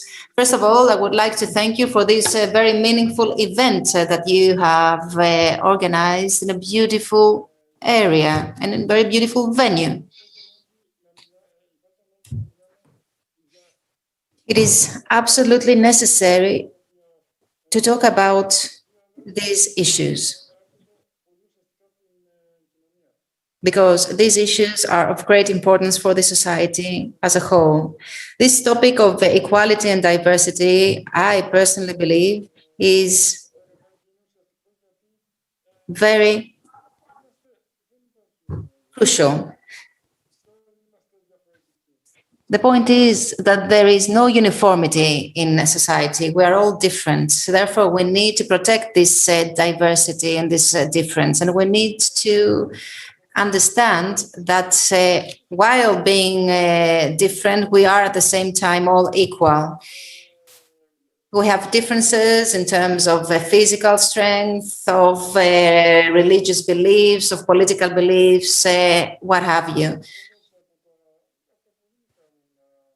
Me, personally, from a very young age,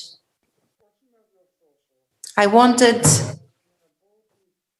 to say that I was present, that I am here. I wanted to show that when I'm given the possibility, I can work wonders. That's why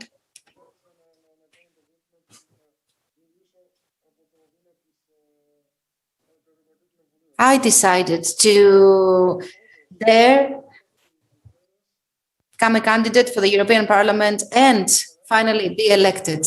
And so in Brussels, I was greatly surprised to see that they are talking about this de facto equality between men and women. And the discussion that is taking place in Brussels is not typical. It is substantial and meaningful and true.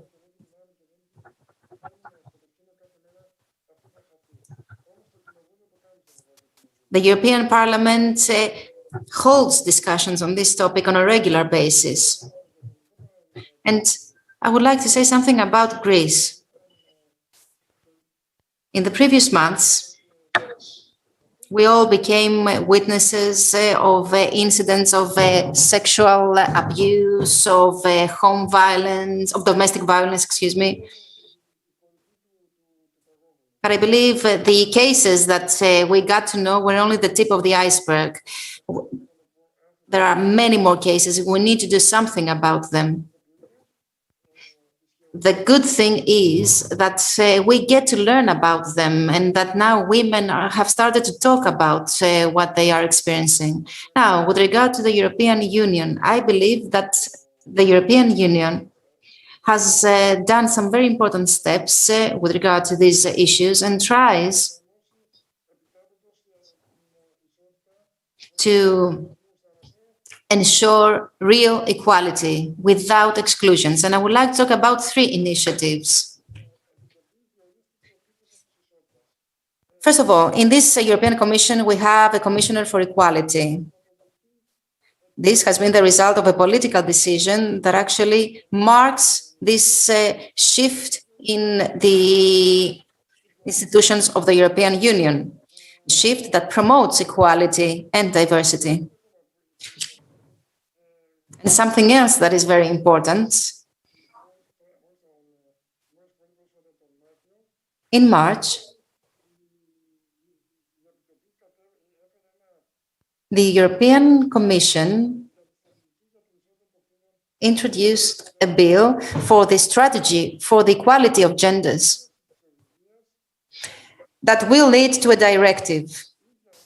This directive will focus on equal pay and equal access to employment. So these are some things that are very important and can promote issues that should be self-evident but are not.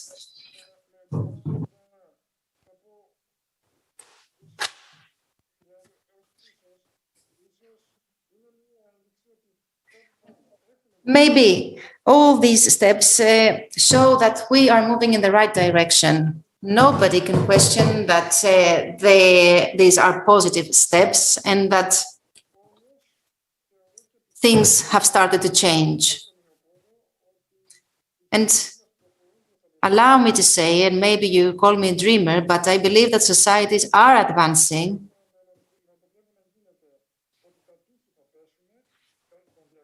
I can see the walls falling down, and I can also see that all together we can actually pave the way for a better future with equality. Well, I have many more questions to ask when it comes to the LGBTQ community in Poland, for example. We would like to know what the European Commission does for that. But before that, I would like to give the floor to Mrs. Amalia Vulgari, Officer for Social Policy and Equality from the region of Western Greece, amongst other things. And so I would like to disclose this. We talked over the phone, as with most of you. And Mrs. Vulgari, during our telephone conversation, she said, I would like to share with you our vision. And I said, well, vision are fine, but what about actions? What about deeds? But she said, but first I would like to talk first about the vision and then about objectives. And so it's high time you shared with us your vision. Thank you very much. I am delighted to be here. It's my first time actually here on these premises, and I am extremely pleased to talk with distinguished guests and speakers. And this is a unique opportunity for us to share reflections on problems that have made us suffer. In the post-COVID era, certainly will concern us even more. The region of Western Greece has set equality and social policy as a paramount priority, given that without that, there can be no economic, social, or regional development. Actually, there can be no democracy.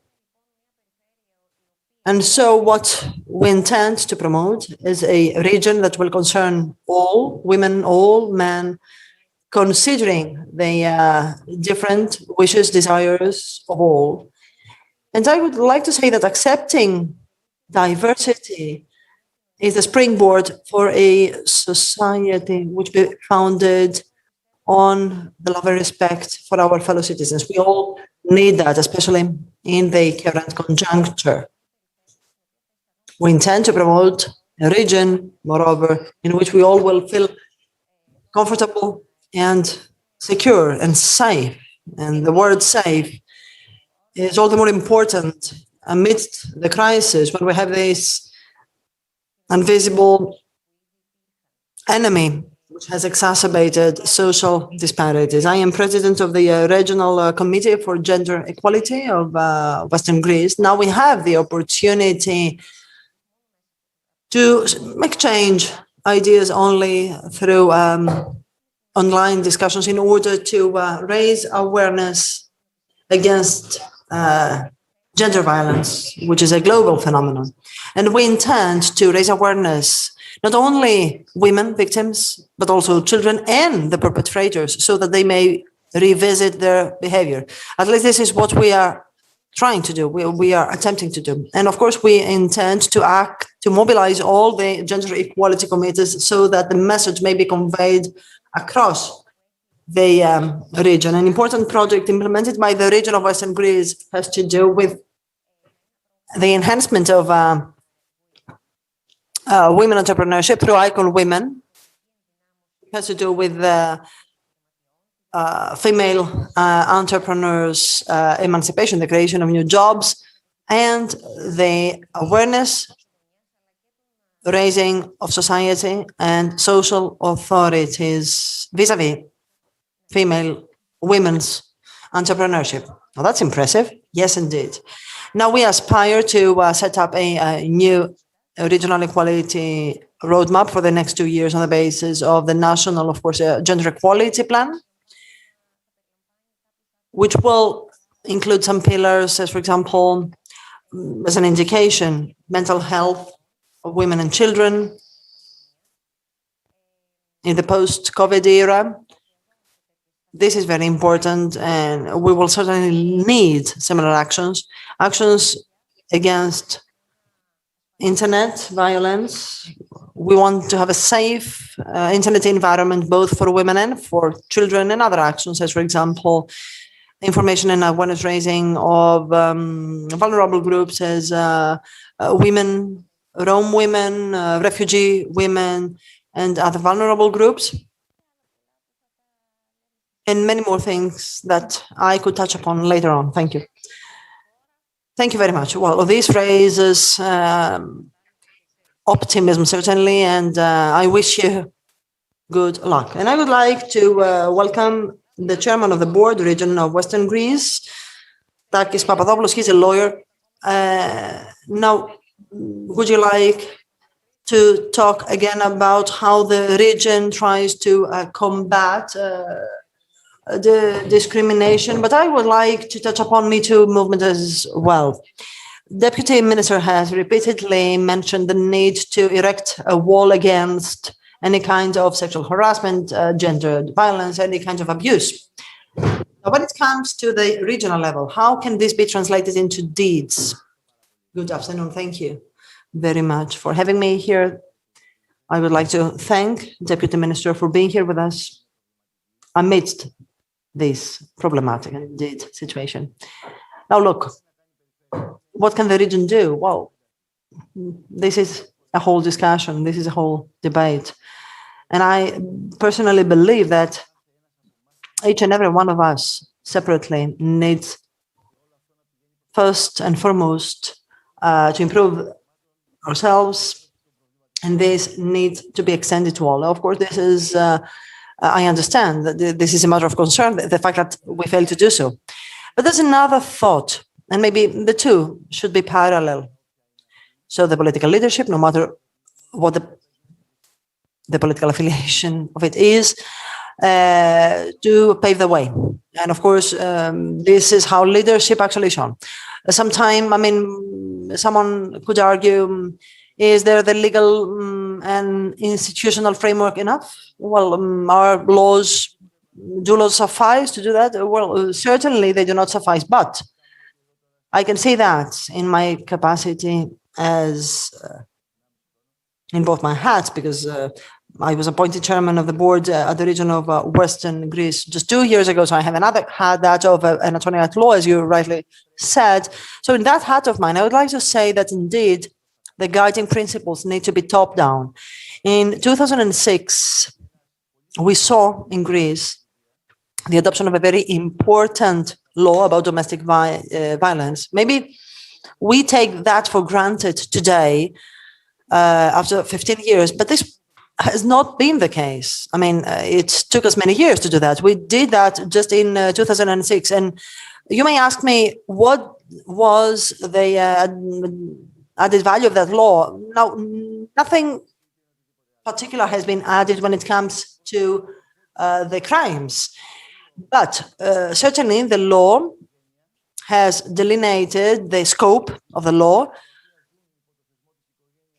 talking about the members of a family in a wider sense, including possible partners or grandparents. They talked about the criminal behaviors that are now sanctioned in a more severe way, in a stricter way. And so the legislator not only recognized the crimes, but they actually impose a more severe sanction for that. Even in the flagrante process, for example, the right to detain the perpetrator, the possible perpetrator, is a novelty. In the majority of cases, perpetrators are men, and not in all cases, of course. But let us think of a case in which a woman finds the courage to report the crime. If the prosecutor general does not detain the perpetrator and lets him free to go back home, then nothing will change. So this is already a drastic change. Now, I have seen Deputy Minister genuinely dedicated to this cause and with a thorough knowledge of this issue, together with Amalia Vulgari, who has also done an excellent job, and she is too humble to admit it. So we started from scratch by setting up a dedicated committee. I'm not even sure whether other regions do have a dedicated committee. Not all regions. And the success factor here is that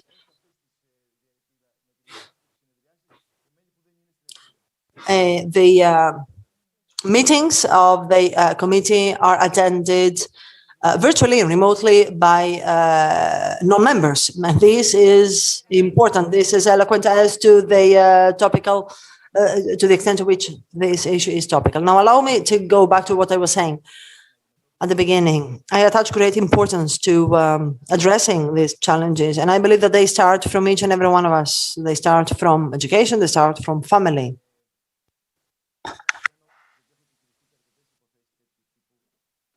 I have repeatedly, also in my capacity as a lawyer, had similar cases to defend. It's very easy to level criticism to whom indeed finds the strength inside to report, even after years,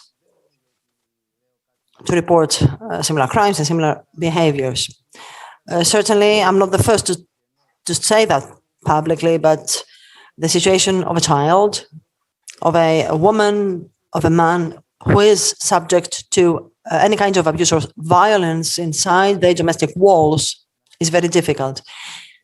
It is hard for them, for the victims, first and foremost, to realize what is happening to them. It's very difficult for them to get rid of the sense of guilt. And it's very difficult to find the courage to take the steps forward and bring that before justice.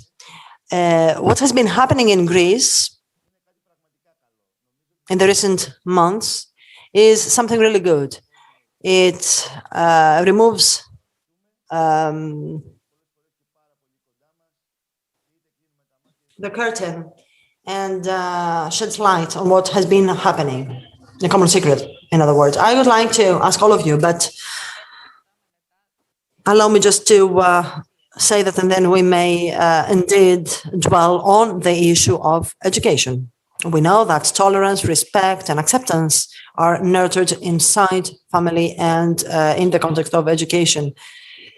But what is it that raises fear?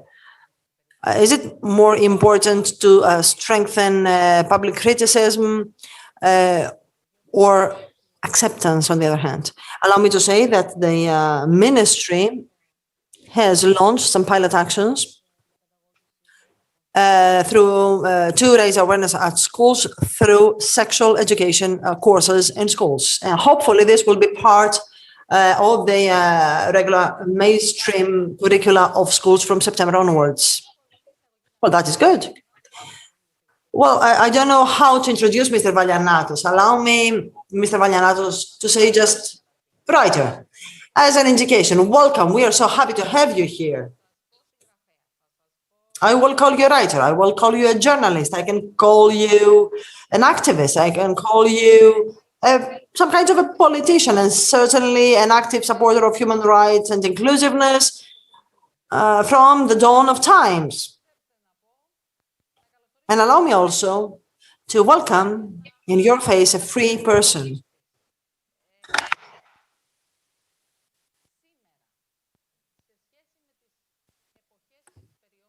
Today,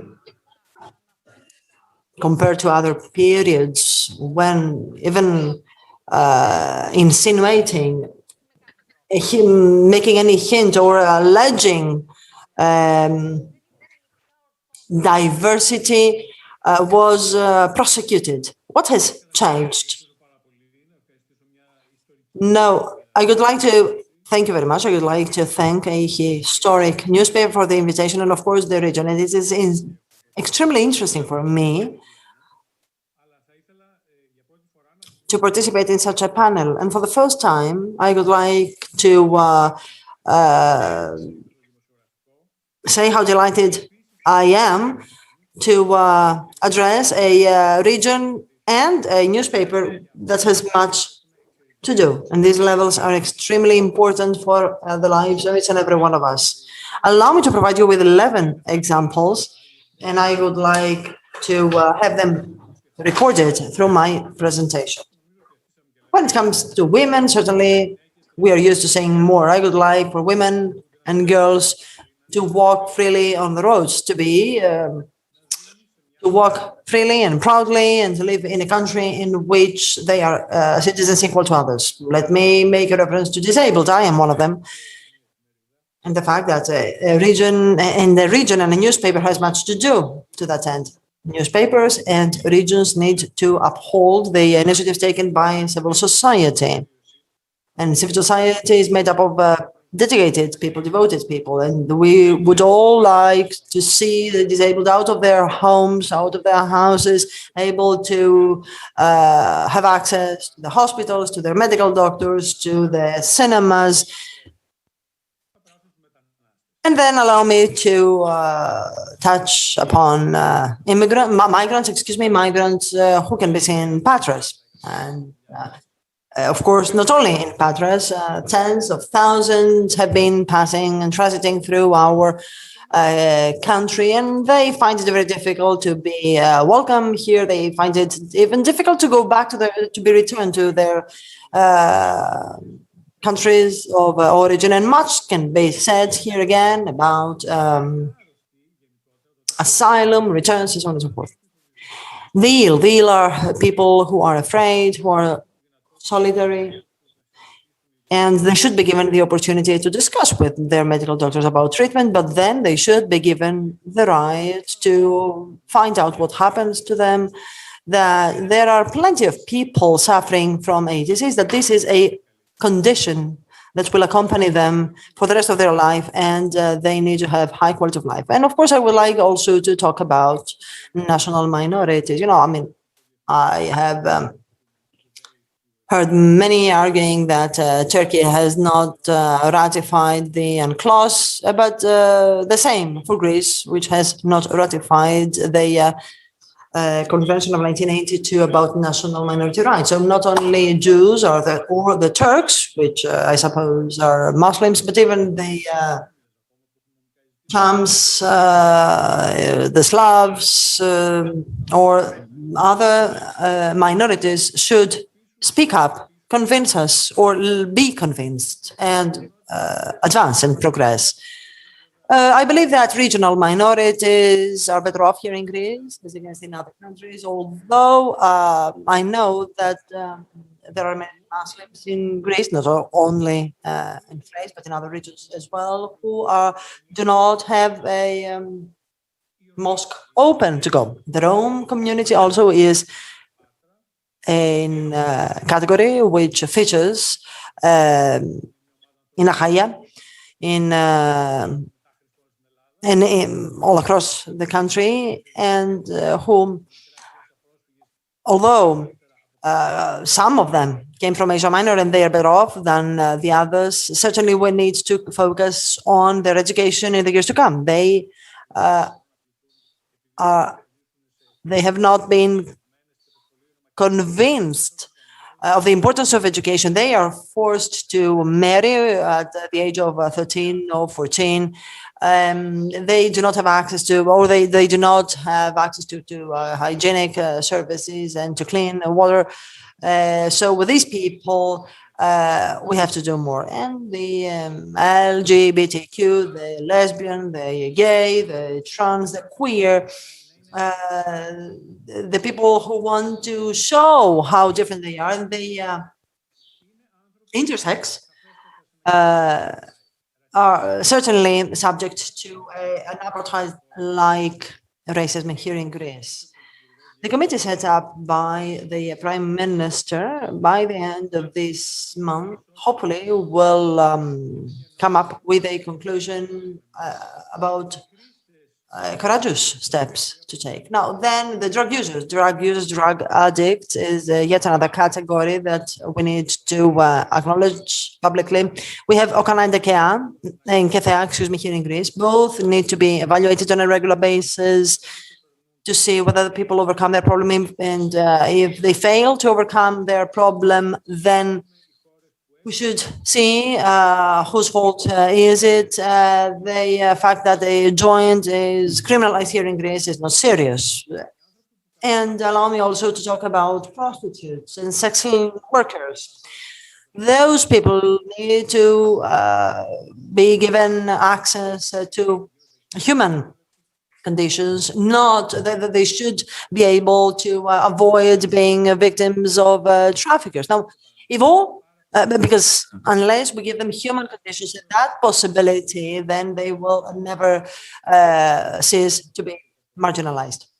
And last but not least, I would like to talk about the homeless. And the homeless, unfortunately, is a special category. In Europe, when we say homeless, we don't think only those who live on the streets, but also those who are subject to the risk of eviction, or those who have a home but have no utilities. You know that there are projects, there are great deficits and problems in the next months and years to come. We will see many more people who have no home and who find it very difficult to be integrated. And integration entails acceptance, tolerance, and pride. It is a very different from other things. Jungle is where the big animals persecute the weaker, the smaller ones. People are racist as long as someone does not teach them not to be. No. And having said that, thank you again for having questioned all what we give for granted. Thank you very much. I have so many questions to ask you, to be honest. Happy to answer them. I had never realized the magnitude and the gravity of the problem. But let me go back to the Deputy Minister. And since Mr. Valianatos talked about the LGBT, let's talk about the LGBT. There are so many things we can talk about this group of the society, inclusion issues, opportunities issues. So how do you see things evolving? Do you think that we will ever accept them in reality and on paper? Because we have keep saying that, yes, we are in favor of equality, we are ready to accept them, but when we need to do something in practice, we hesitate. Allow me to start by something you said in the introductory remarks you made, whether the equality and diversity of sexes and LGBT can be combined and become one and the same concept. Of course, this has been proven by the European Commission when it presented the strategic action plan for the LGBT group. At the level of the European Commission, apart from the Commissioner of Social Inclusion and Social Rights, there was also the Commissioner of Equality. Our country, as all other European countries, needs to draft a national action plan for this group that should be founded on the strategic action plan launched by the European Commission. And allow me to say the following at this point. Every country, every member state, to become a member of the European Union had to meet certain standards. These standards include the standard of legislation and whether the legislation ensures equal rights. So when we become a member of the European Union, we may say that, yes, okay, now we are a member, but we are going to follow our own policy. And of course, we are allowed to do that, but at the same time, we need to abide by the standards that are set by the European Union. So when it comes to these issues, and according to the European Commission, every 2 years, every member state of the European Union will be judged on basis of the progress it has made. And our country will be one of the countries that will have to prove the progress that it has made. And as Mr. Vaglianato said, the state, thank God, established a committee that will come up with an action plan for the LGBT group. And now in the bill of law that we are introducing, we have the provision to punish sexual abuse or sexual misconduct at the place of work. This type of provision and legislation exists in other countries since the past, but now we have decided to include that in our legislation. And this type of violence and abuse is dominant in many working spaces and pertain to many groups, not only to women. That is why now both employees and employers in the private and in the public sector will be given the opportunity to learn about the ways they need to treat these people, be it LGBT, be it the vulnerable groups of the society. Many ministries, 6 ministries to be exact, have taken part in this wider effort to inform the public and the employees and the employers so as we can jointly make a step forward. We shouldn't accept to just get the money of the European Union and continue in the beaten path. No, we have seen this happening with other countries. We don't want to do the same. I can see that you are very grounded. And that is why I would like to ask you now, what is it that can ensure the implementation of a law in practice? You said that this law existed in other countries and also existed in Greece since 2010, but it wasn't implemented. So what will change? There's going to be sensitization and there's going to be raising of awareness. For example, we have the Me Too Greece platform that provides information to anyone who is interested.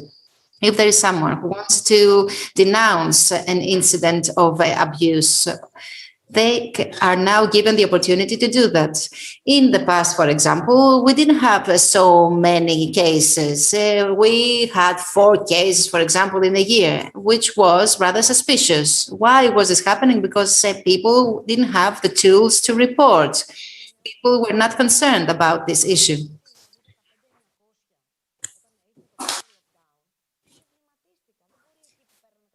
Moreover, with regard to the hotline, the 5900, in the context of the first lockdown, all the calls all of a sudden stopped. And this was also suspicious and alarming. And that is why we decided to launch information campaigns in order to provide information and support to people, provide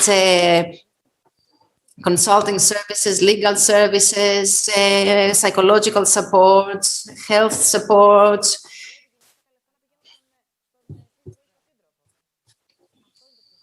This is the most important thing that we have done, provide information so that people are now aware, but not only the directly interested, but also the third parties, be it relatives, friends, neighbors.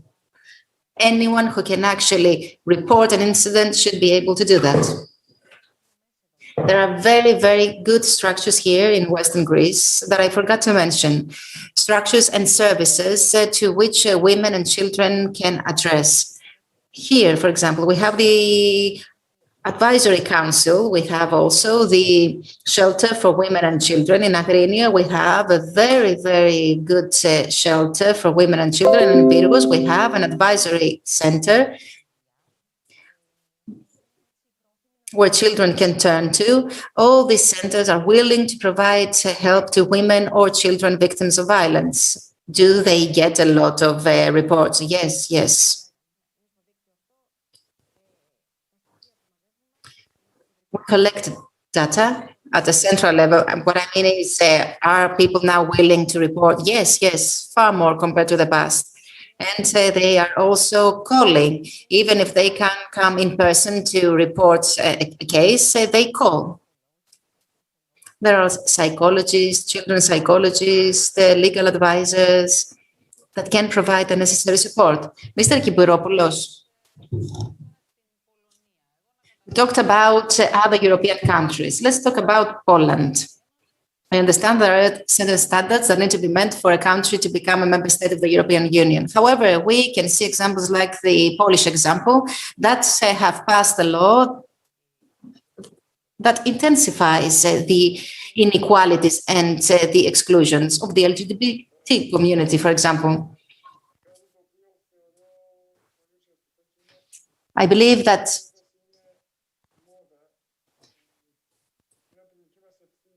it is our personal responsibility to overcome all these obstacles and see what's next to us. It is up to us to ensure respect of the other. Of course, then comes the state and the region. But first and foremost, it is us who play the most important role. Why? Because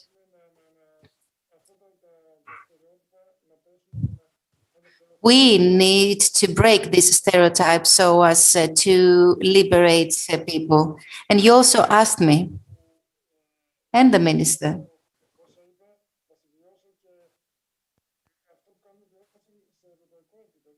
about the European actions. At the European level, we have launched some control and audit procedures so as to identify early on wearing practices and also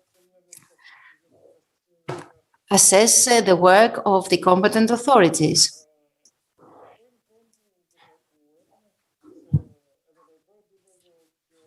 So currently at European level,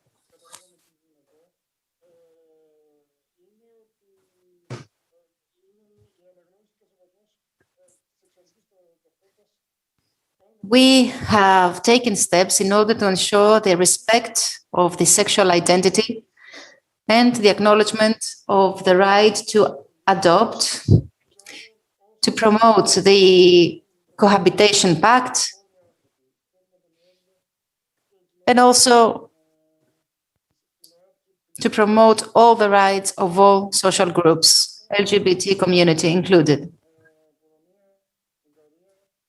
Unfortunately, as you said, we have some cases like the case of Hungary and Poland where there is populism prevailing.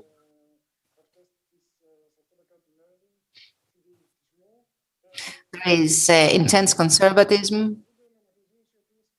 And that is why laws are being passed that are against the rights of the LGBT community. What we are constantly doing and supporting in the European Parliament is the denunciation of bad practices, and at the same time, the development of safety nets for the LGBT community. A very important resolution, recent resolution,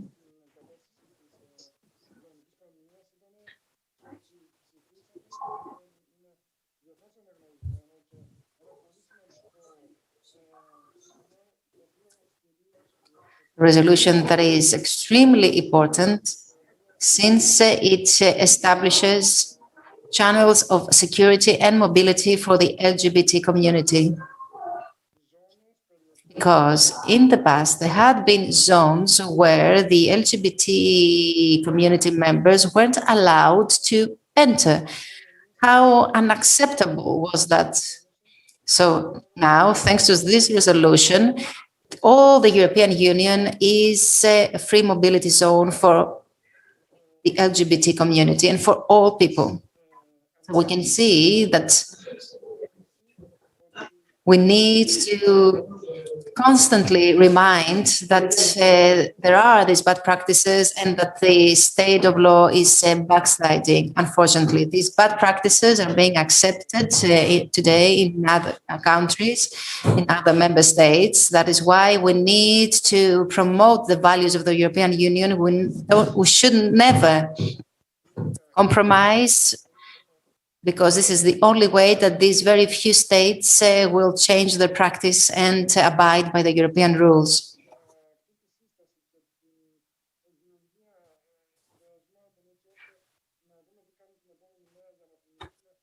Now, with regard to the strategy for the future, a strategy that will be based on the action plan of the European Commission, I would like to say that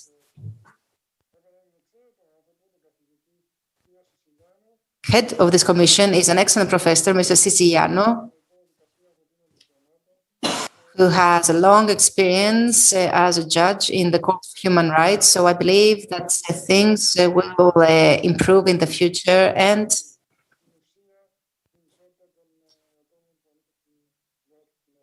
that he will do the best in order to ensure equality of genders. Thank you very much. Mr. Papadopoulos, we mentioned the Rome community a couple of times, and this is an issue for the region of Western Greece. We talked about integration and assimilation. Well, I don't know to what extent these are feasible. I was wondering whether it is feasible to at least witness some kind of a peaceful coexistence. Well, this is feasible 100%, and this is not a formal. Of course, as Mr. Valianatos has said, there are different categories of Rome people, many of whom do not wish to coexist with the remaining Rome population, or with the remaining, Greek population. So in Western ACHAIA, we have Rome people who peacefully coexist with the other people, Greek people, in the other Greek people in the same community, but not without distinction. This is true. I have participated, I have talked with them, I have felt their moods and their feelings, and sometimes I can see that they are more dynamic. They are a step before us. Sometimes they are in a position to put forward suggestions and proposals, and very tangible ones. Tangible solution would be for all people who have a different, for all those who have a different approach by the state, to be familiar, to be aware of their rights. This may sound vague, but it is not. But of course, but not only rights, also obligations. Yes, of course. But let us first advise them on their rights, and then the obligations will follow. So it's very important for them to be advised, to be informed, to know exactly what they are eligible for, in order to claim it. Now, the regional governor has said that as a priority. We have repeatedly met with the Rome leadership. We have been approaching the local communities, the mayors who have an important say when it comes to sewage, to cleaning services, schools, education. I insist on education because this is a starting point for a change of mindset, and because generations may follow. You know, maybe when I was younger, I myself would give things for granted, things I maybe did not believe that things can change. Well, I have changed my mind now. So we are here to help. And debates like the one we are having today are not formal. They may raise awareness. So we need to be close to the problem, to the communities, the disadvantaged communities. I mean, there will never cease to be problems. The World Economic Forum has been claiming that 130 years are required in order to be aligned, I mean, all societies, which is not bad. I mean, different and heterogeneous communities and societies should coexist, but should continue to be there, to exist. In my view, what is at stake is the following. Unless you recognize the rights of the other, you cannot even recognize yourself. We, as a region, as Mrs. Bulgari has said, we have been trying to do more. You have touched upon the access of the disabled to private and public buildings. Now, we have spared no effort to do what we can within the scope of our competencies. I know that we're running out of time. Allow me just to say that the Port of Patras was set up in 1930. It's a beautiful building, downtown Patras. It's a real gem, a real jewel. But it is far from being accessible to disabled people. And this goes for other buildings as well.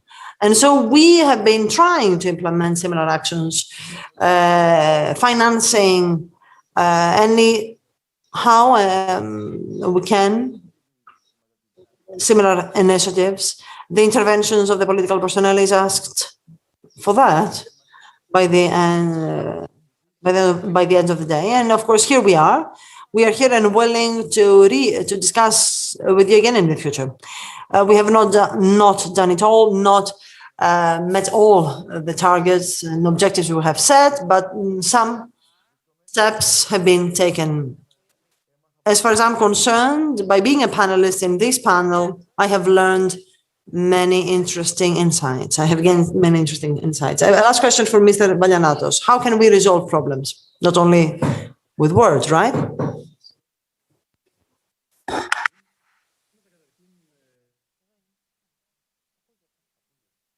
We can hear him, but not see him.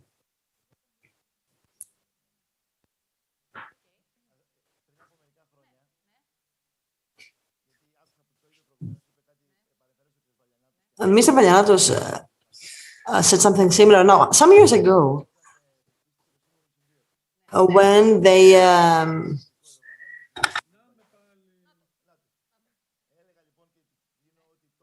Cohabitation Pact was approved, I remember that back then it would apply to people of different genders. And of course, this was against the Constitution. And I could foresee back then that any person who would have questioned the scope of that civil partnership approval would have won before the court, which was the case indeed. Now, Mr. Valianatos, when would you consider the situation satisfactory? When among the panelists will feature people from these minorities who will say how happy they will be as citizens of Greece and of the European Union, and how better Greece will be as soon as discrimination are eradicated. Now, hopefully the next year, this panel will be yet more extended to include representatives of these minority groups.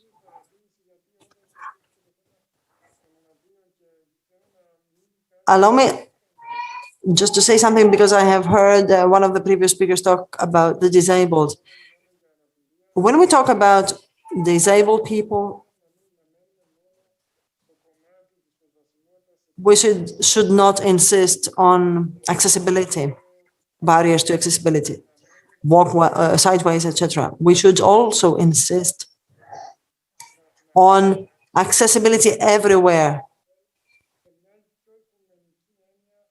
We should embrace a more universal approach at school, at work, at home. And this is something we need to claim, and I will never cease to repeat. Thank you so much.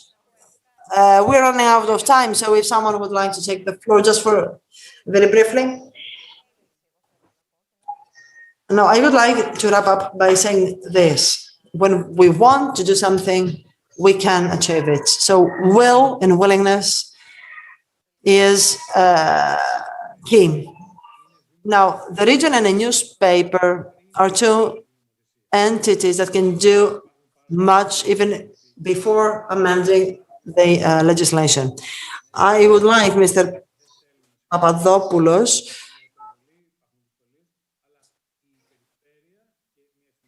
allow me to again repeat that journalists and the officers of a region may uphold and enhance the role of the civil society in order for things to change. So if we involve also the representatives of the minority group, then certainly the politicians will follow. Let us be realistic. I don't disagree with you. Thank you very much. We commit ourselves to being here next year and have more results to discuss. Thank you. Bye-bye.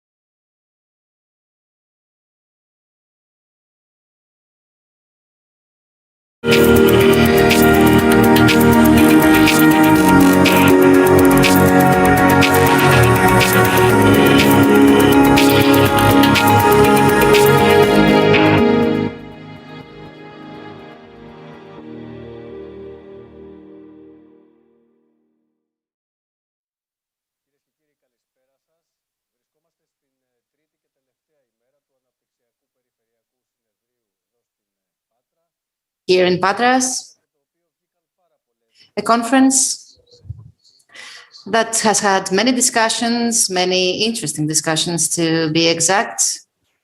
We have talked about recent developments. We have talked about national issues, generally speaking.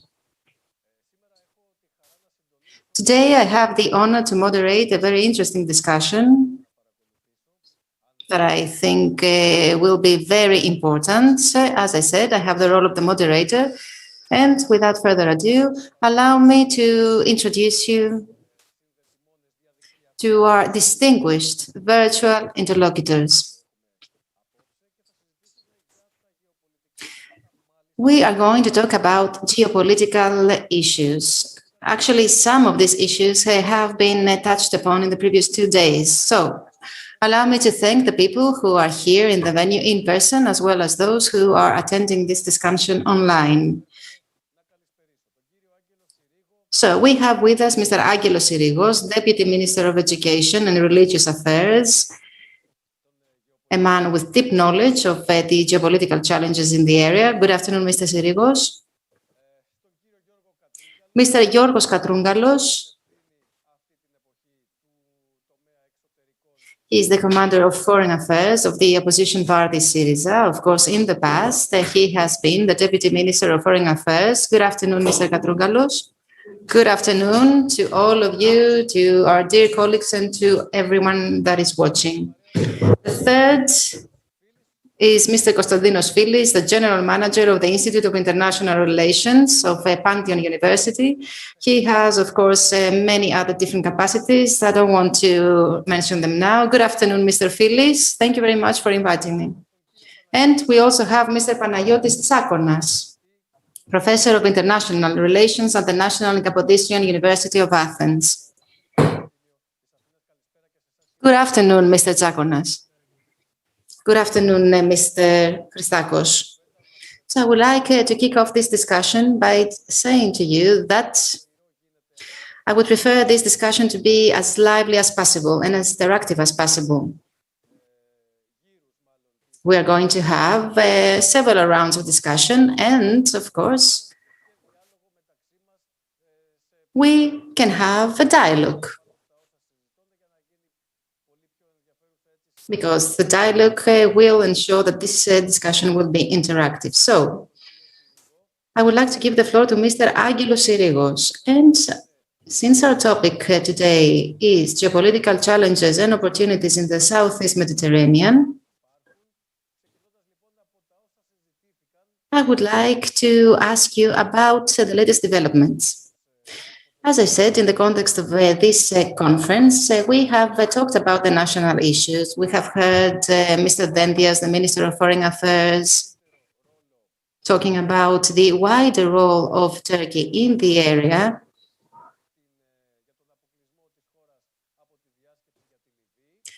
He mentioned the exclusion of our country from the Libya summit. Then we've heard the German ambassador, who was in that same venue, sitting on that same chair, who said that the country wasn't invited because the country had no army, and since everything was under the umbrella of the United Nations. So, Mr. Sirigos, could you give us an introduction regarding the developments of the latest few days and regarding the national issues in general? Allow me to start by the latest development, by the exclusion of Greece from Germany from attending the second summit on Libya. Greece was excluded under the pretext that she hadn't been invited in the first summit on Libya that was organized last year.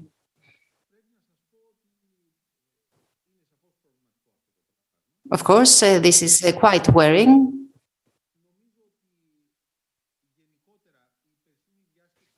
Generally speaking, last summit had taken place in January 2020, and since then, Greece has shown that it has made a comeback to the area. And you know, our accession in the European Union had created a distance from our own neighborhood. The fact that there has been a memorandum of understanding between Turkey and Libya was actually the cause that restored our relation with our neighbors. This is exactly what I'm telling my students. When I ask them, which is the country that is closest to ours, Libya or France, the answer is France, although Libya is directly underneath Crete. It's very, very close to Greece. Of course, it is clear that Germany has very strong economic interest in Turkey, and she prefers to exclude a European partner than exclude Turkey.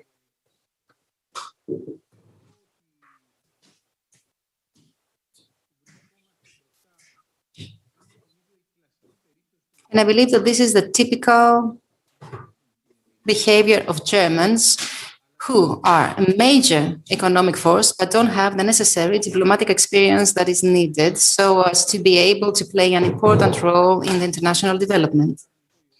This is, however, a negative development for us. There is no doubt about that. Now, what is the wider picture? The wider picture is the following.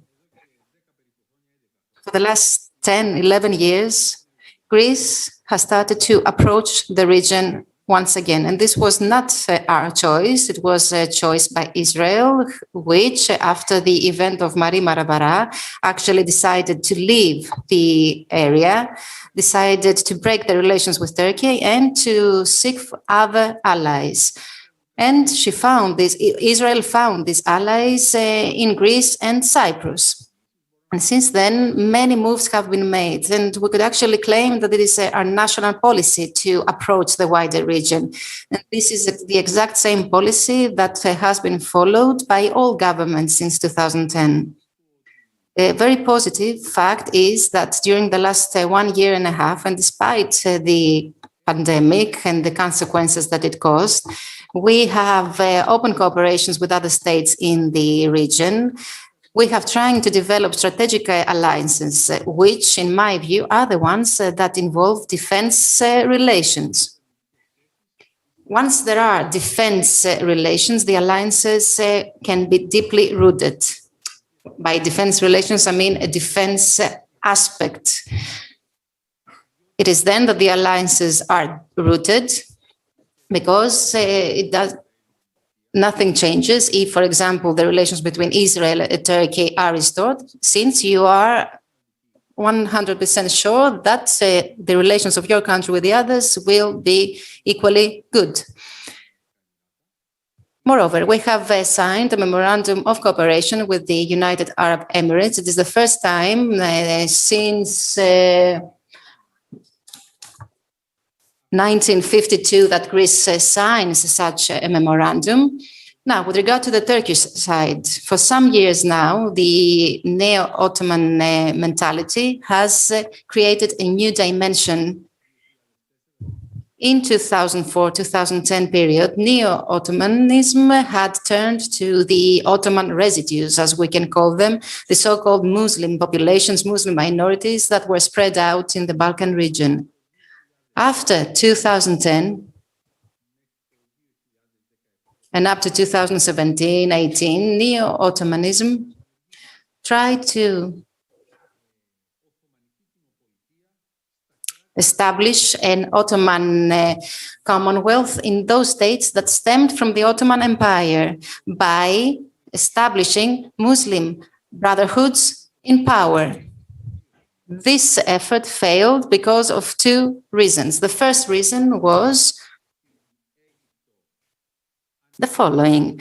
In Egypt, there was an overthrow of Morsi, and then Sisi took over, who had different convictions from Morsi. He didn't belong to the Muslim brotherhoods. And the second, the most important reason was the state of affairs in Syria.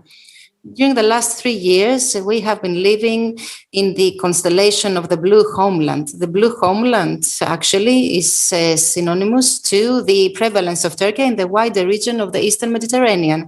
I have spoken for 3 minutes. I would like to stop here in order to give the floor to colleagues and friends to share their own view on that. Of course, we will continue with the following speakers. Mr. Katrougalos, the floor is yours on what we have discussed and on what Mr. Syrigos said. And let me just add whether, in your opinion, you believe that Greek diplomacy, well, of course, I will add what the government has done in the past 2 years and what your government has done previously, whether this policy has contributed in the alienation of Germany, or whether Germany has alienated Greece after the Turkish-Libyan memorandum. We have to make clear the fact that the role of Greece in the region should be a role of stability.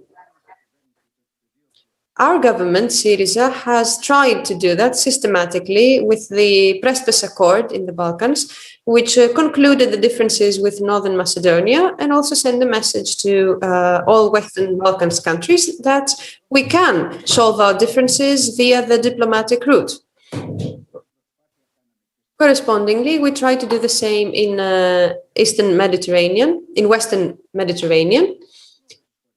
When we upgraded our relationship with Israel, we ended in this forum for natural gas in Cairo and the ISMET conduct. We were present in Libya in 2017. Mr. Nikos Kodzias visited the country. In 2018, Alexis Tsipras, the former prime minister, took part in the corresponding European initiative. Unfortunately, this multidimensional diplomacy was not followed in all levels. In Israel, yes, the existing government continued. But the government stopped dealing with the other diplomatic institutions, meaning the Memorandum of 7 countries. And Mr. Alexis Tsipras, before every meeting of the European Council, made sure for the 7 Mediterranean countries to participate in order to support the interests of the Mediterranean. The past couple of years, there was only one meeting by this multi-dimensional conference, and as a result, many countries that supported our position, such as Italy, Spain, and Malta, were alienated. I could go on with the case of Libya, for example, which is a case which in this case, we tried to bet, let's say, our money in Libya, which was proven to be a wrong choice to make. I would also like some clarifications by Angelos when the discussion comes back to him, but the militarization of our diplomacy is a need that is being apparent right now. We didn't like that, and our party tried to be critical of that. For example, we did not condone the Patriot missiles that were sent to Libya, because in that way we have serious problems regarding humanitarian law. We have never before sent military forces, active military forces, without the umbrella of an international organization and without the support of the UN. And my last note is that all those things, unfortunately, are being named as a part of a military policy that we cannot support. For example,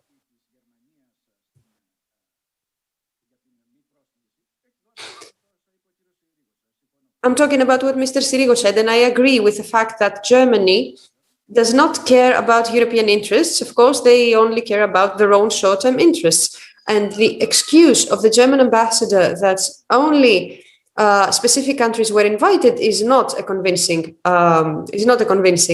excuse, because Italy does not have military forces in Libya.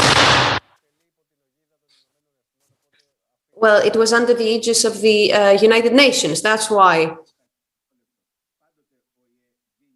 The United Nations always give their blessing to some initiatives, but as you see, during the Berlin process, it was not made clear. Yes, I know what you mean.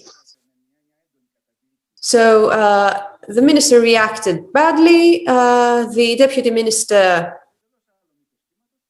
in a completely different time, declared that the demand has not been moved forward yet. I could go on with the military information because there was a defense cooperation with France that was announced, and within this framework, we were going to buy military equipment. This was almost a fact. But right now, there is a gap over there. We do not know if those frigates will end up in the Greek Navy. We will continue later on. This is a very interesting conversation, but let's move forward to Mr. Philis, who will give us his opinion on what's going on in this specific field, since we are already discussing the Mediterranean right now. Let me tell you the following. When we exit a process, it's very difficult, almost impossible to be able to be part of this process again. So the thing is that we always need to be part of the processes and to be able to influence them. The second thing is, in order for us to be realists, Greece does not have a powerful military imprint or a financial imprint in Libya. So it's rather reasonable for the international scope to assume that Greece does not have a lot to contribute in the discussion. The third thing is that we have tried to, in January 2020, during the first Berlin conference, we wanted to express our opinion that we did not agree with the Libyan memorandum. When any country only tries to be negative without offering solutions, and because Greece is always promoting the fact that we are a stabilizing force in this region. So when some other countries think that we tend to go to different conferences and meetings just in order to complain, there is a danger of us being excluded for fear of causing more problems than offering solutions. But, and let me close with that, it is unacceptable, and it doesn't have to do with friendship in the European Union. Because in many times, these types of collaborations have had wrongful results, but it is unacceptable for me, for Germany, whether they have the responsibility to distribute the invitations, for the second time to make the same mistake. I'm not going to talk about the moral implications of this action. Yes, but you have explained already why Germany decided to do this. Well, yes, in a way. I think that right after the signature of the illegal Turkish-Libyan memorandum, we should have tried some different actions. But regardless of that, I would like to close by saying that it is a huge mistake. It is a mistake of Germany because it sends the wrong message, and not just to Russia, mostly to Turkey. And Berlin has decided to consistently send the wrong message towards the Turks.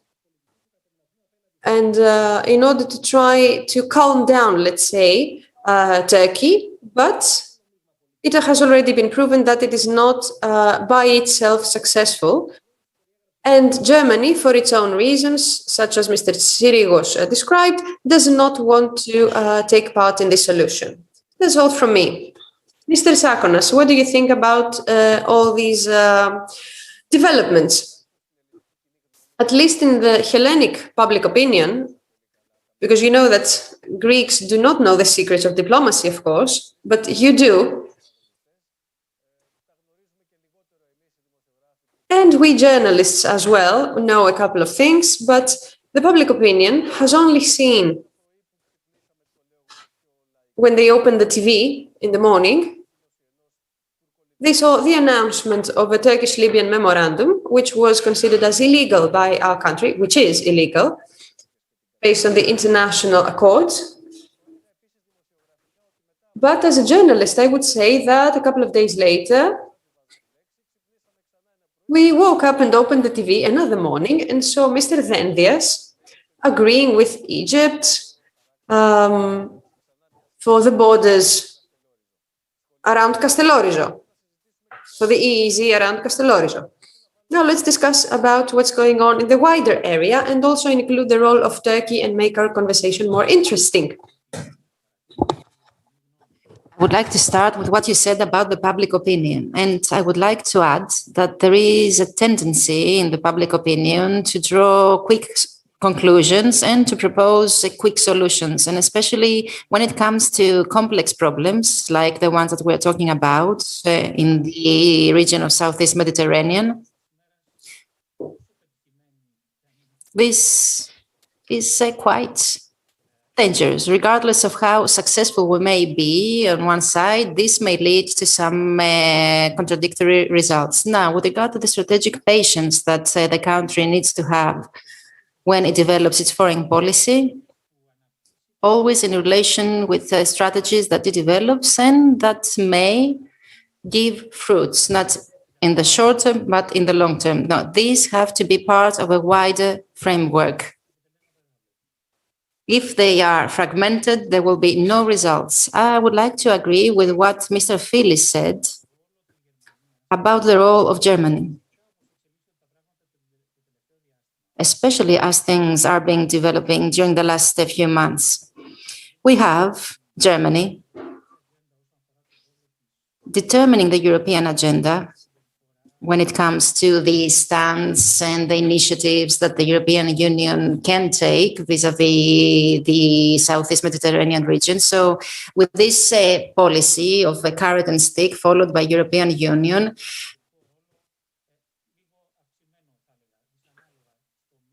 Germany has focused more on the carrot side.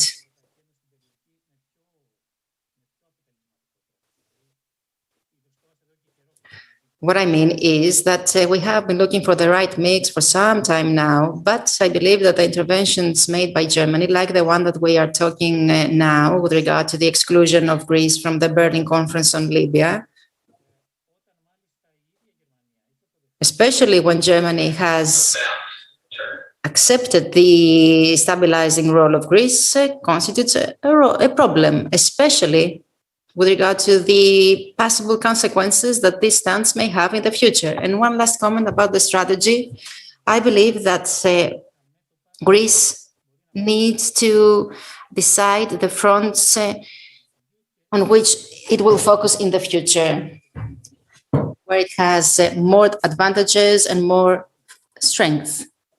By doing that, she will be able to influence the policy implemented in the region. Okay, I would like to give the floor to Mr. Sirigos once again in order to comment on what has just been heard. And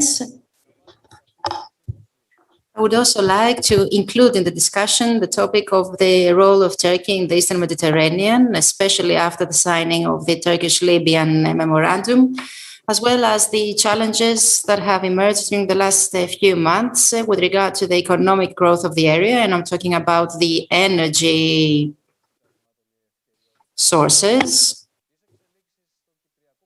the developments in the Cypriot issue, which are not very positive. We've heard the Minister of Foreign Affairs saying that they are at the worst point that he can ever remember. And we could also include the topic of relations with Egypt, Israel, and the role of Med5 in this whole process. I believe that all these issues are linked with one another. So let's talk about them. Mr. Sirigos, you have the floor. Thank you very much. As you've seen, we kept the time given to us. We were brief, so you should be happy. I understand that it's very difficult to moderate a discussion like that with participants that tend to forget the time.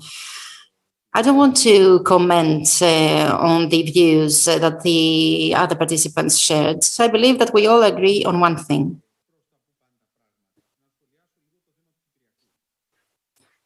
That we have to wait and see how things will evolve. Now, allow me to comment on the Cypriot issue. 50 days ago, there was an event that took place in front of the TV cameras between Mr. Dembias and the Turkish counterpart, Mr. Çavuşoğlu. It was a disagreement on a series of topics that had to do with the Greek-Turkish relations. It was not the first event that had taken place in front of a TV camera. I remind you that in 2017, December 2017, a similar event had taken place between the President of the Hellenic Republic and his counterpart, and then a few days later, a milder event between Erdogan and the then Prime Minister Alexis Tsipras. Why I'm saying all this? Because I believe that we have reached the point where what Turkish believes it's rightly its conquests and rights is disputed, and this is something that is now disputed in front of the TV cameras, something that wasn't the case in the past. Now, with regard to Cyprus, again, the problems are not focused and are not identified only in Cyprus, but also in the relations between Greece and Turkey. And I would like to remind you what happened last March when thousands of refugees tried to enter Greece through Evros. And it was then that started the tensions between Greece and Turkey. And this was by choice of Turkey. And the third point, with regard to the Cypriot issue, is the following. It is clear that Turkey is not satisfied by having the Turkish Cypriots, or better, to put it differently, she's not satisfied to have the Turkish Cypriots participating in the exploitation of the energy sources of the island and Turkey just confirming their participation. No, Turkey wants to have an immediate participation in the exploitation of the energy wealth as well as in the energy wealth of the Eastern Mediterranean. And this is why we have seen the developments taking place during the last few months. Mr. Katrougalos, I don't want to make any further comment. You can take the floor and explain to us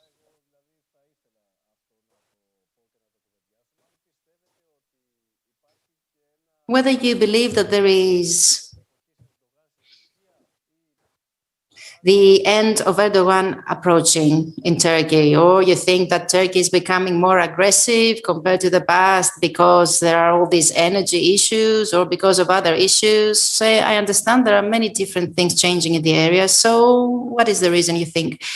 Since 2016, Erdogan has radically changed since the Erdogan of the first tenure, when he had made some democratization steps and various different areas of Turkey, also in the Kurdish areas. Then we had the Istanbul Convention, in which he had actively taken part, and now he has withdrawn Turkey from that.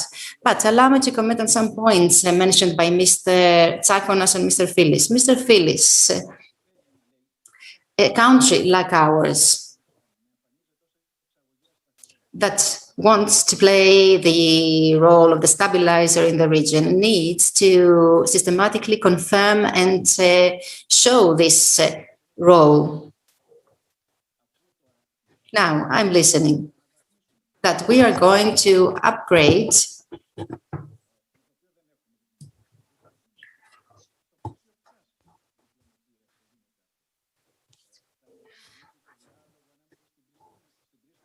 the office of some Balkan countries in Athens. Why is this going to happen? Will there be any benefits for our country? We need to understand why these are happening. Now, Mr. Tsakonas talked about the continuity of a diplomatic strategy.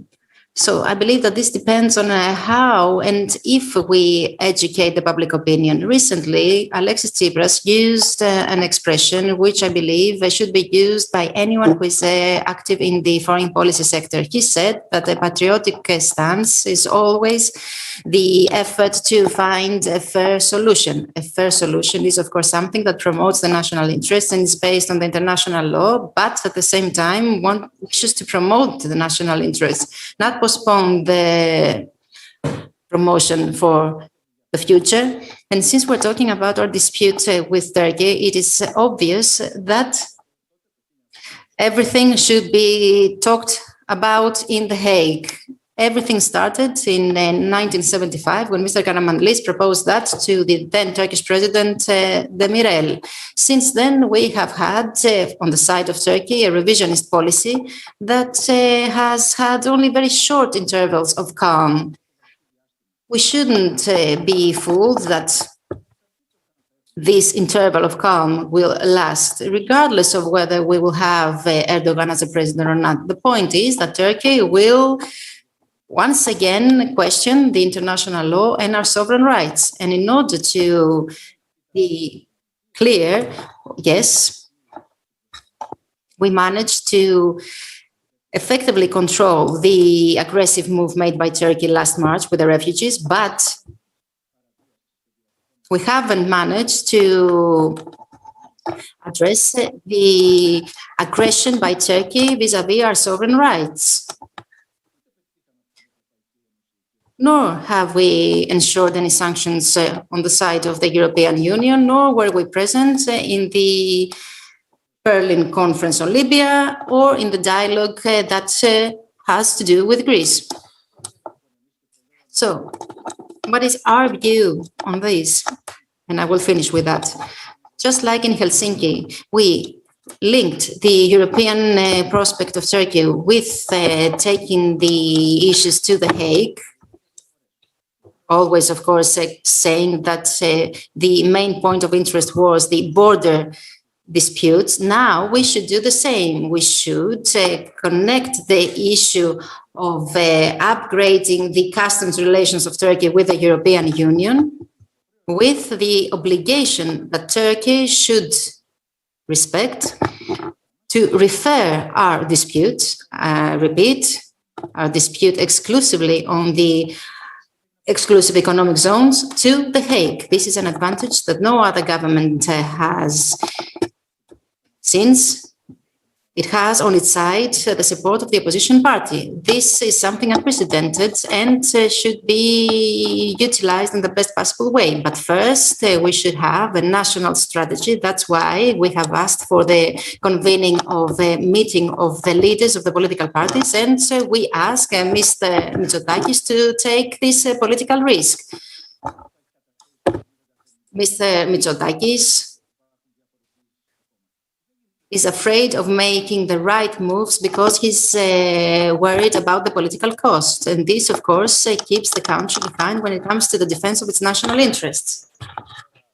Mr. Phyllis, we had some developments after Mr. Çavuşoğlu's visit here in Athens. And I will use the phrase of Mr. Katrougalos. Can we put back on the table the building of trust, which will not just be a moratorium of flights during the summer for us to have our holidays?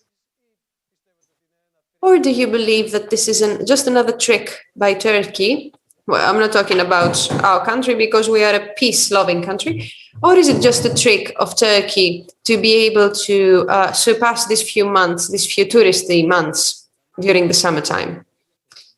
Let me just clarify something. There's a difference between the measures of building a new trust, and it's different to make a common promise between the two countries. I wanted to talk about this in the third discussion, the third circle, and I'm asking this about from all four of you. I would like to talk about The Hague later on. Well, if not, it's okay, we can leave it, but I would like to close by talking about The Hague. Excuse me, a word about the Cypriot issue.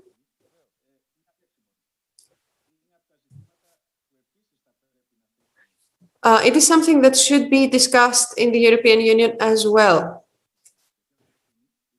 as the custom union of Turkey will be discussed again. Because right now, Turkey does not respect the guidelines set, and we also need to have the Cypriot issue in the first place in the agenda. This is a really a national issue of great importance, and the Prime Minister should not forget that.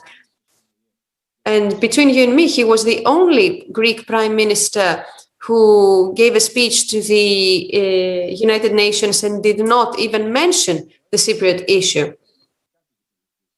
He doesn't even have an excuse. Mr. Phillips, let me just say the following quickly.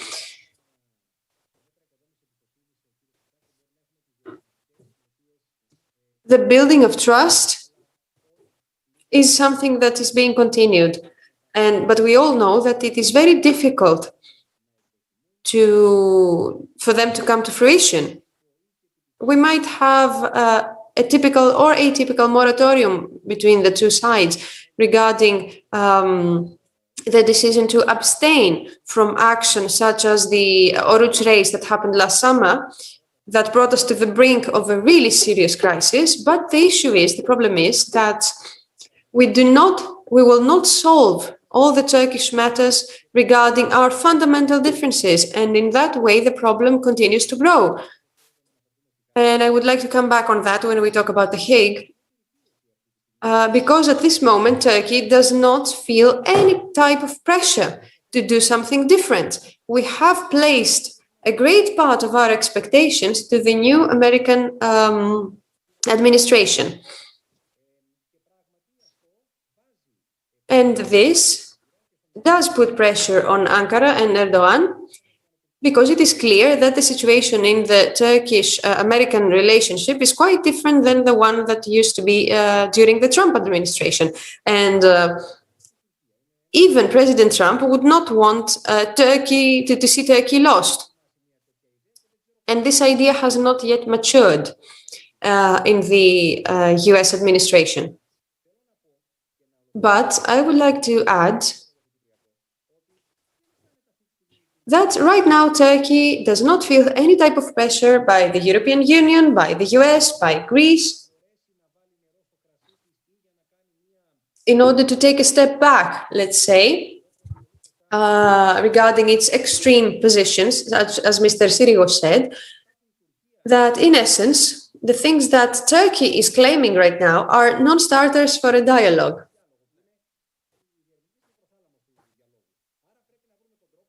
So we need to find a way, and I will come back later on that, to do that. And let me just close with the Cypriot issue, because I believe that all four of you will agree that in the following summer, this summer, the Aegean Sea will be calm, and also in a part of the Eastern Mediterranean,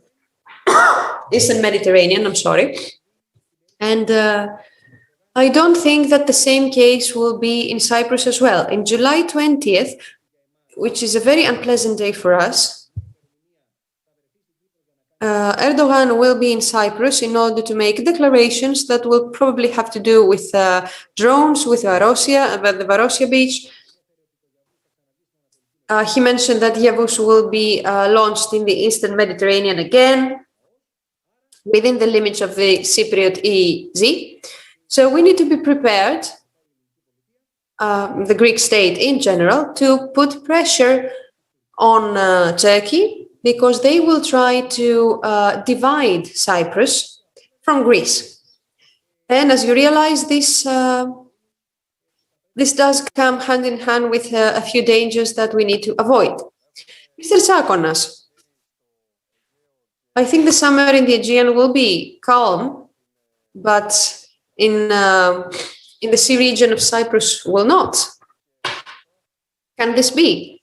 And I'm only asking that because, and I will repeat this to you too, I will leave for the next round the issue of The Hague in combination with the dates that have been decided in the following days between Mr. Biden and Mr. Erdogan in Brussels, Mr. Mitsotakis with Mr. Erdogan as well.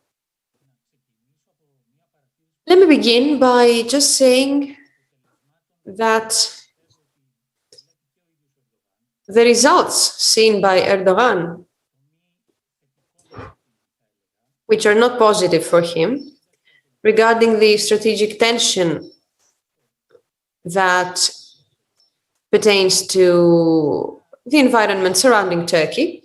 And at the end of the day, I feel that Mr. Erdogan felt that the costs outweighed the benefits. There is a certain burden added to Turkey, which led to the longest crisis between Turkey and Greece in the Eastern Mediterranean. And let me also add here that the Hellenic Turkey issue does not only have to do with the Aegean Sea, but it has been made wider, including the Eastern Mediterranean as well. So in this environment, I think that there are these specific costs that stem from the choices made by Mr. Erdogan, which led to almost automatic breaking of collaborations in Turkey regarding the US after the change of the administration. And because the issues of the Trump administration were stopped, meaning that there were no favors made by the US administration to Turkey. And also I would like to add the relationships with the European Union here, because in that way, even slowly, he managed to make some progress against Turkey, especially during the last 3 meetings that took place. Because if you remember, the European Union at first did not even characterize as illegal the activities of Turkey inside the limits of the Cypriot EEZ. And this led to a roadmap, a positive agenda, under terms, of course, and conditions, which all had to do with Turkish behavior. And in a way that could be reversed. Allow me to remind you, and I apologize for the interruption, a couple of things. One thing is the visit of high delegates of the European Union, and especially Mrs. von der Leyen in Turkey, and Mrs. Wendy Sherman also, the Deputy Ministry for Foreign Affairs in Turkey, who went to Ankara and transferred the messages. These are 2 different images regarding the way Mr. Erdogan deals with Turkey and with the US and the EU. Yes, but at the end of the day, eventually what did Mr. Erdogan do? Now, regarding this pressure strategy that needs to be undertaken by Greece, I believe that we are doing it. We are putting pressure in Turkey with the help of more and more countries in the area. So I believe that the most important thing is to find a way for the foreseeable future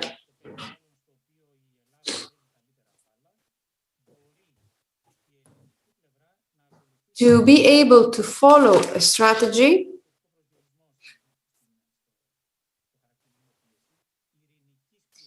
to put some peaceful, let's say, pressure, legitimate pressure,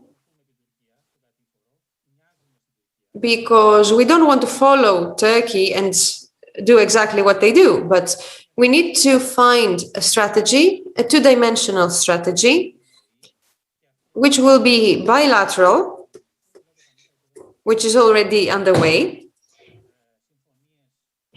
And I'm talking about the agreements that were signed by 25 different sectors regarding commercial and financial relationships between the two countries. And I would also add a moratorium in order to build the trust in the Eastern Mediterranean, and also ask for the European Union. And I'm not going to use the term New Helsinki or Helsinki Plus. It's not about the name, but we're interested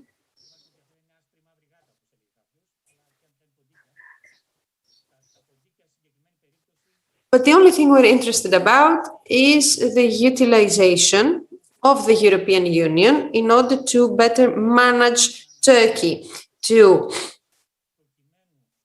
use the needs of Turkey in order for Greece to be able to co-form this new European Turkish agenda in a way that it will be beneficial, firstly for us, for Greece, and secondly for the region. We have 10 more minutes, and we will go through one more round, and I'm going to ask you a question, and I believe that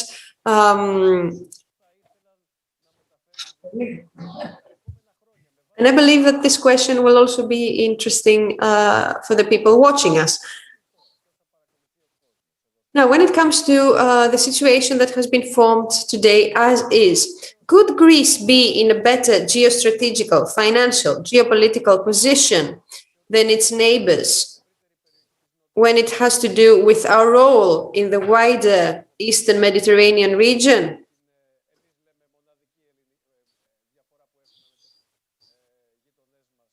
Because the only difference that we have with our neighbors are the EEZ, actually.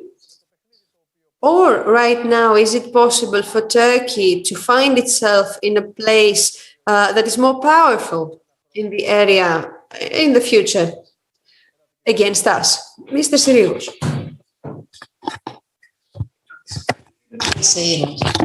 Thank you very much. I would like to start from your last point, with what you said about Erdogan. Erdogan has gone through stages. The first stage was up to 2010. It was a stage, a phase, if you like, when Erdogan offered prestige to Turkey and international standing. It was then that he was using rather smartly its economic power. And then we have the second phase of Erdogan after 2011, starting with what happened at the Gezi Park, when Erdogan started following a more negative approach with regard to the interests of Turkey. And I would like to put it differently.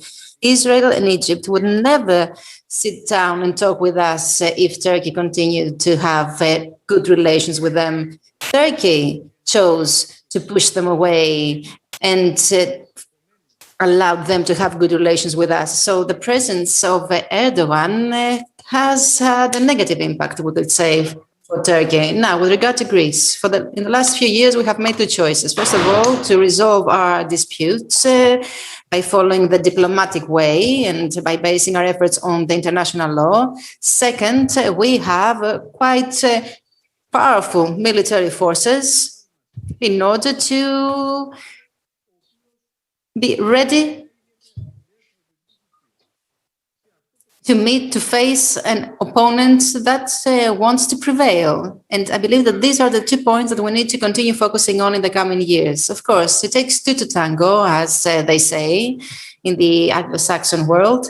It's not enough for us to want this to happen. The Turkey needs to follow the same rationale, or to put it differently, Turkey has made an investment in Cyprus, which she considers it to be national policy. Turkey will never change that, no matter how much pressure she will suffer for customs union. Moreover, I'm not sure that Turkey has any real interest to turn to Europe. Turkey has only one country that respects and takes into account, the United States, no other. So what we should do is carry on with our policy, then use our membership in NATO and the European Union in order to enjoy the security and safety of these two safe ports.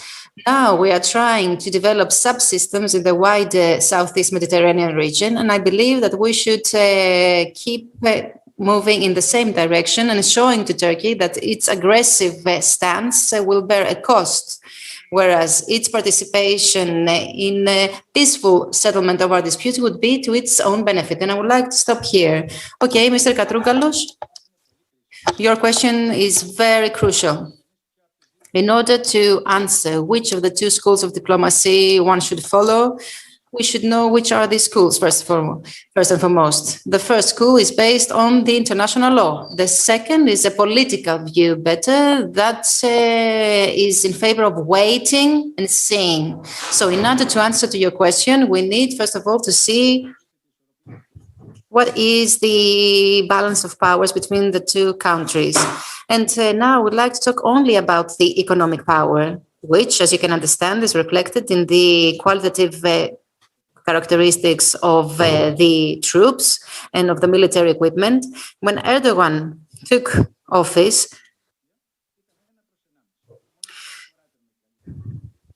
its economy was almost equal in strength as ours. Now, this has changed.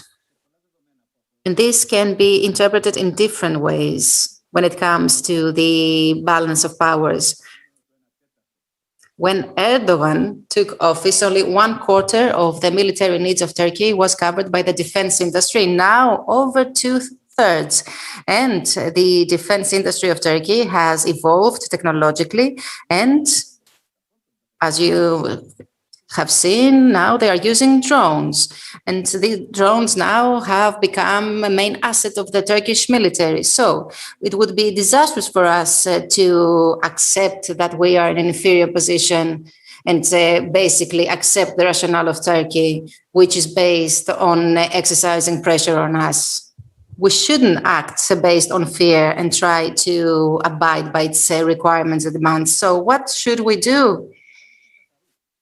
The answer is clear. We should turn to Europe, not to the United States, because, okay, Angelos may be right. Right now, we can get some advantages from our contact with the United States, but we have seen in the past that NATO and the Americans couldn't prevent some developments like the invasion of Cyprus. Moreover, we have seen that America and others invest more in Turkey rather than in Greece. And allow me to finish. We should turn to Europe and to the strategic autonomy of the European Union vis-à-vis the United States and NATO. Europe should have one single strong voice, since the European interests are common to ours. Of course, when the interests differ, we shouldn't always turn to a European intervention. Thank you very much. Thank you very much, Mr. Katrougalos. Understood. I would like to give the floor to Mr. Phyllis to elaborate on that. We heard Mr. Payet yesterday saying that we want Turkey in the West, but the point is, do we want Turkey in the European Union?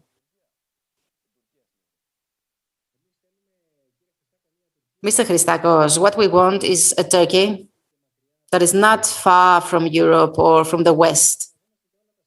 But of course, we should be prepared for any development, because it's not the decision of the West what will happen to Turkey. Erdogan, as we know, has left his mark. So it won't be easy for anyone and for any successor of Erdogan to radically change the policy followed.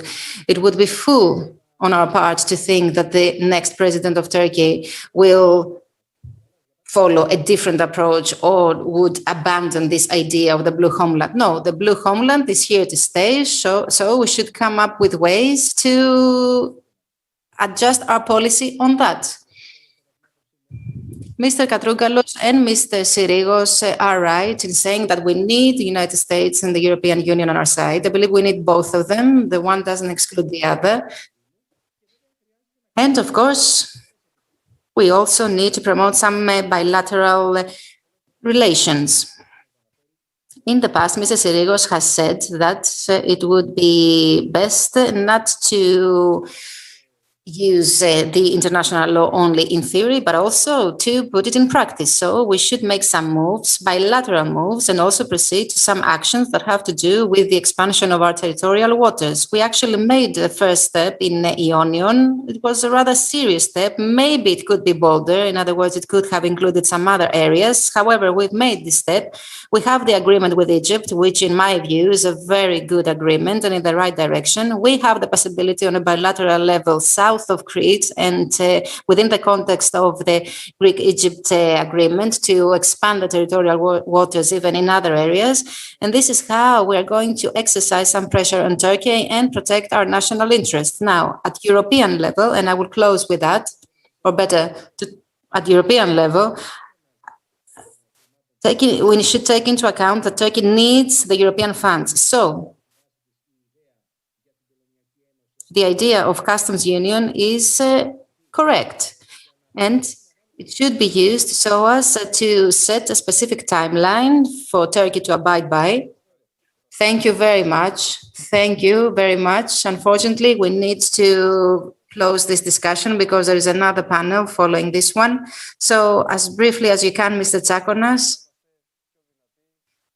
tell us whether we will be stronger or weaker.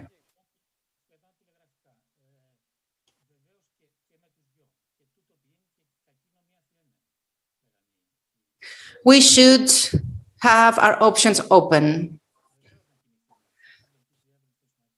What I mean is that, yes, we need to expand our alliances. However, we should decide on the fronts where we can get the best results. So, apart from this, I would also like to say that the European Union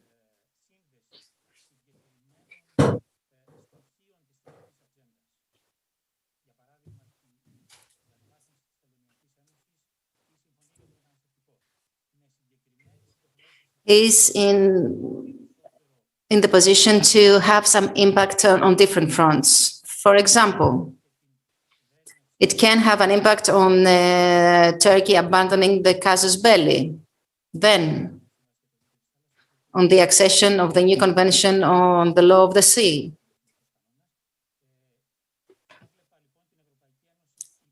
So for me, the European Union could play an important role. European Union could set a very useful framework in which Greece could implement its policy and get some good results. So I would say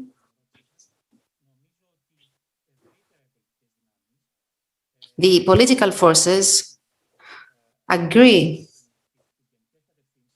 on the general directions that the country should take. They agree on the fact that time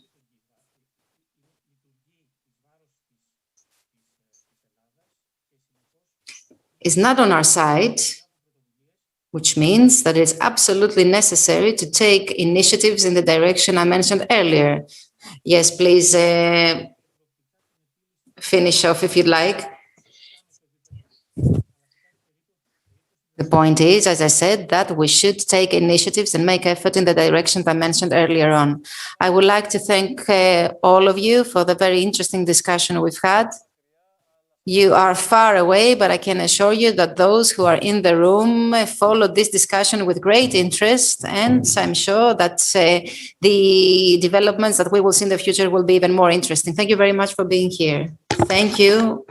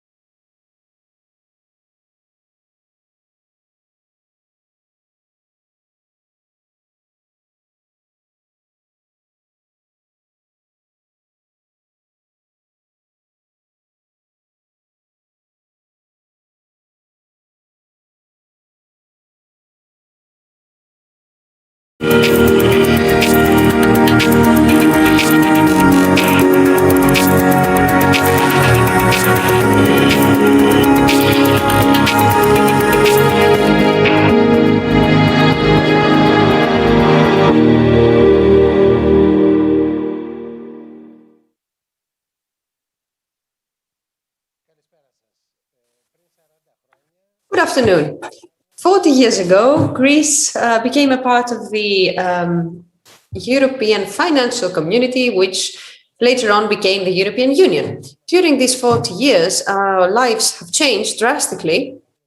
And right now we will try to discuss not the projects, the works that took place, but how our society changed geostrategically and economically. Because it was said that when we entered the European Union 40 years ago, we were trying to safeguard peace because of the previous wars, to safeguard a good standard of living, which we were not able to achieve for the past 160 years, and also put the foundations for a proper democracy.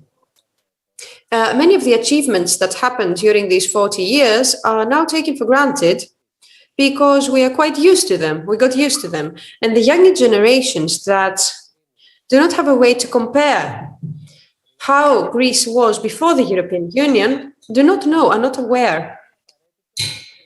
And it is necessary through these discussions and through this anniversary for the younger generation to have opportunities to discuss and to learn what happened and how our lives changed and our country changed in those 40 years.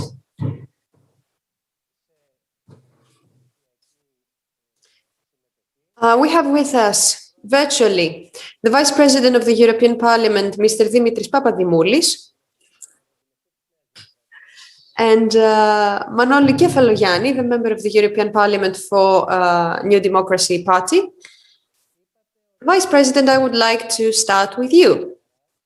You're a leftist who have been supporting that it was a good thing for Greece to enter the European Union. Would you like to explain why you had this opinion in the past and why do you still have it right now? Thank you for the invitation. Thank you for the question. And since I was 18 years old, I was a part of the left side of the political parties. And I was always supportive of the European Union for geopolitical reasons, financial reasons, social reasons, and reasons of democracy. And after 40 years, despite the ups and downs, the crises, the things that tried this relationship, especially in the last 10 years, with these responsibilities taken up by Greek governments that led the country to bankruptcy, but also with decisions made by the European Union that wanted to punish Greece with the memoranda signed by Schäuble. I think that the balance is positive after these 40 years. Greece outside the European Union would be poorer, would have greater inequalities, and would be more dependent on the Americans. But this must not make us forget and be blind on what we could achieve. Lately, less than 30% of the people would like Greece to be a part of the European Union as is. And another 50%, which amount up to 80%, would prefer a different European Union, a different kind of European Union, and also a different kind of Greece. And what do I mean by that? Firstly, the prevailing opinion right now is that of inequality, because this last decade showed us that inequalities are growing, not only in Europe, but all over the world, between rich and the poor in every state, every country. And Greece, although it entered the European Union 40 years ago, and it was the 10th member, now in the European Union of 27 members is one of the poorest states, because the bankruptcy and the memoranda led us to the bottom.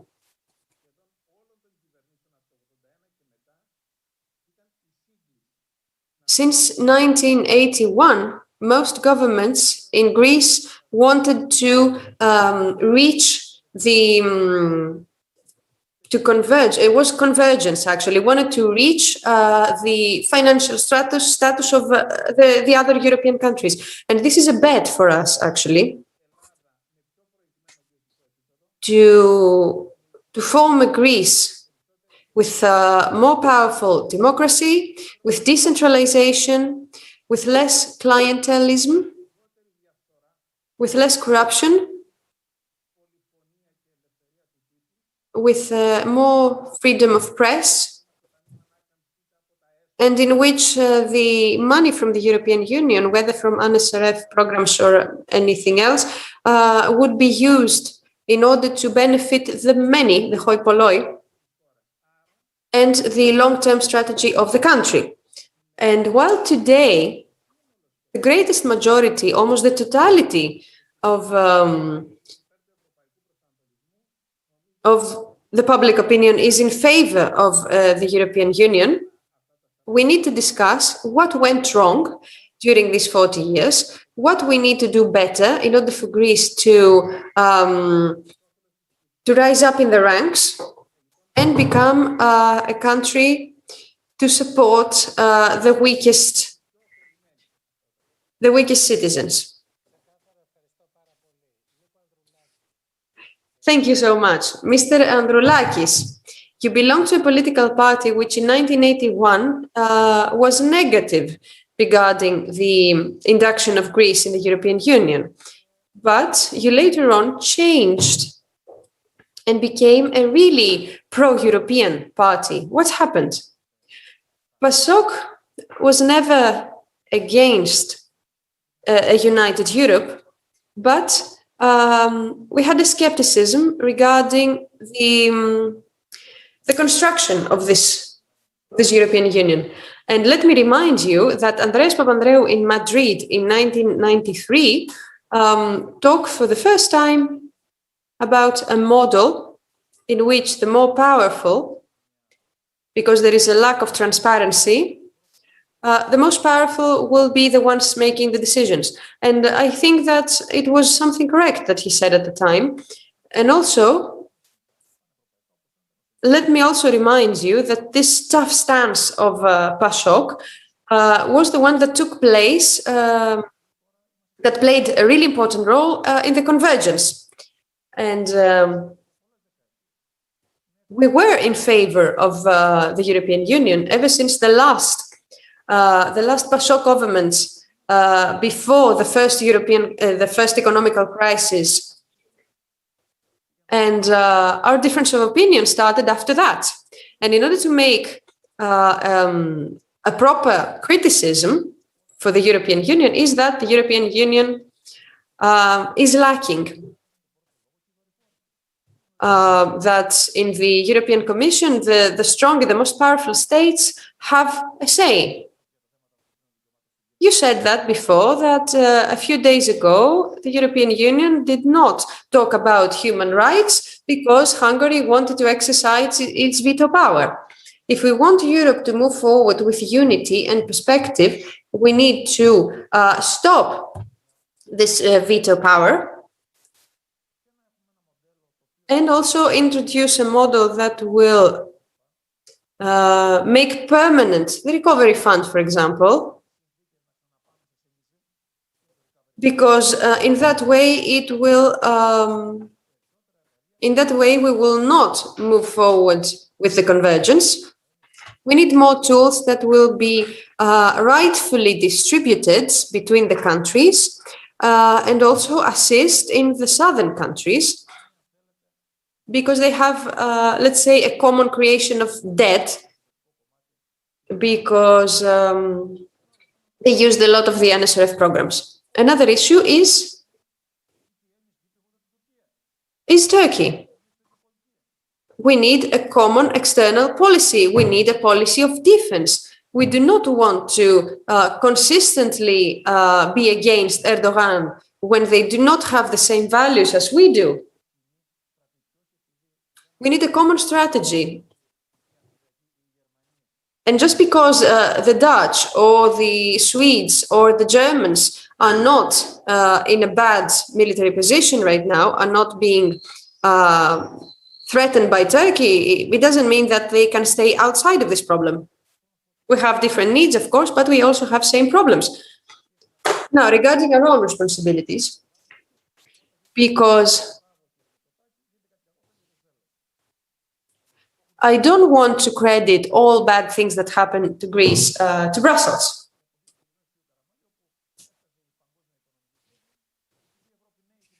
During the age of Karamanlis, when the worldwide European crisis, when the worldwide financial crisis struck, the only thing that we did was to blame the European Union. The Greek governments need to utilize their chances, their opportunities in a correct way and not utilize them for personal profit just because the European Union does not have a control mechanism. The European Union publishes some guidelines, 30% for the environment, for example, and the governments never have a complete universal program. The only thing that we read as citizens are just descriptions, vague descriptions. The institutions of the state should have a public dialogue on how to spend this money, on how to invest this money for the power network, for example, in order to develop our electricity network, for example. Out of the 32 million, 20 are subsidies and 12 are loans. Who will take those loans? This will not help promote development. We just give money to the people who do not need them, actually, because they do not have loans. They do not owe money to the banks.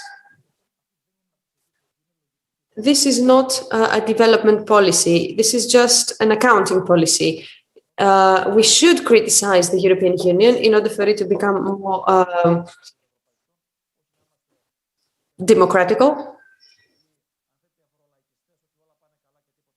We do not want to be populist, to just say that everything is going well, but we need to convince the people for this great vision of the world, because I think that this vision of the United Europe is a vision for a better humanity, a humanity that has respect for the state of law, the environment, human rights, but also at a national level, we should adapt with a democratic, transparent reasoning.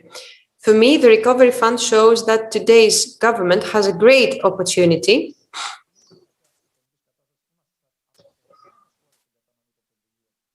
because due to the previous bad financial situation, we are at a favorable position.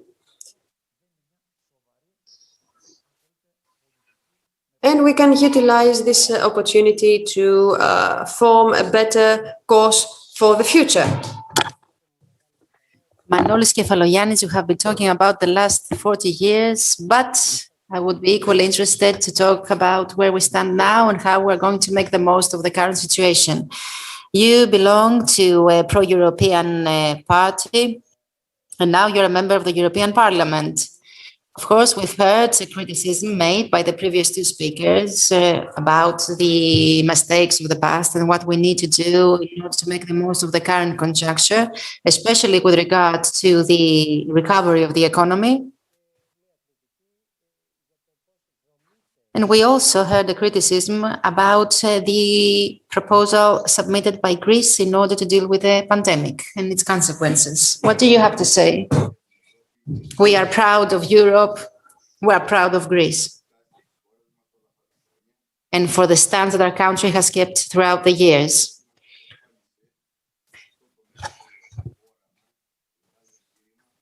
Greece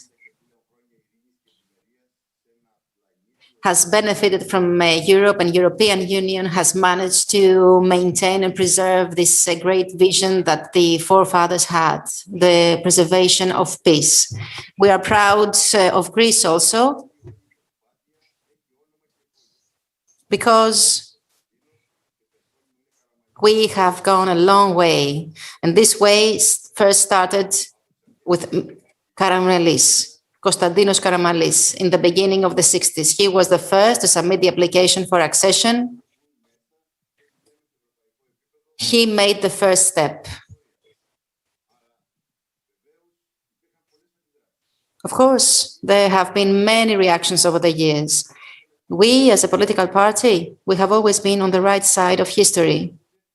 And today, everyone accepts that the right side of history is the pro-European side, is the European Union. And this is very important, especially for a country which in 1950 had 63% illiterate people. And now, today, we have most doctors in the European Union. This proves the progress that the Greek society has made over the years.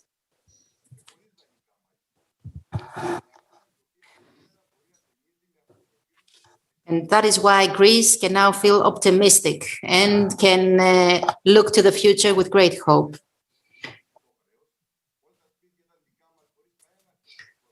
We are the country that in the past, of course, had a state debt amounting to 25% of the GDP. That was, of course, a reality of the past. Then we experienced the prosperity that was based on loans, on borrowed money. And we all know what were the consequences of this false prosperity.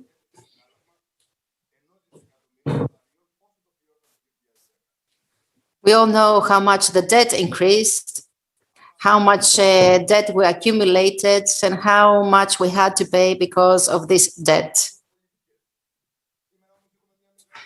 These have been the results of the wrong policies. But today we have an opportunity, the recovery funds, that will give billions to Greece. And since we are on the right side of history, we should, along with the other European member states, make the best of this money. We need to use this money in order to deal with the changes that are about to come. There is no doubt that changes will happen. That is why we need to change the structure of Greece. We need to change Greece in order to meet with these challenges and make the right changes.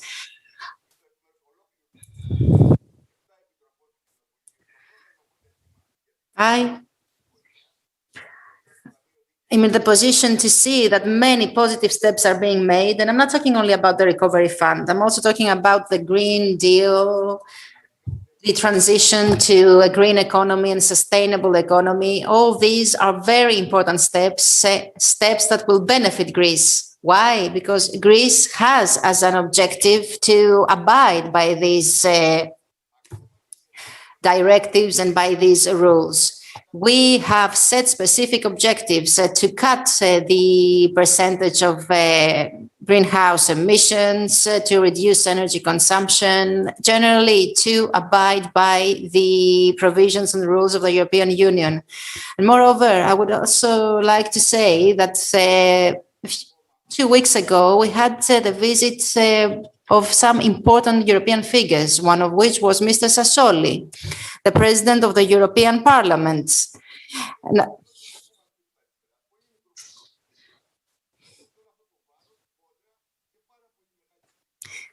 These important European personalities have decided to visit Greece in order to show an acknowledgement of the efforts that the country made during these difficult times, and that it is worthy of further support.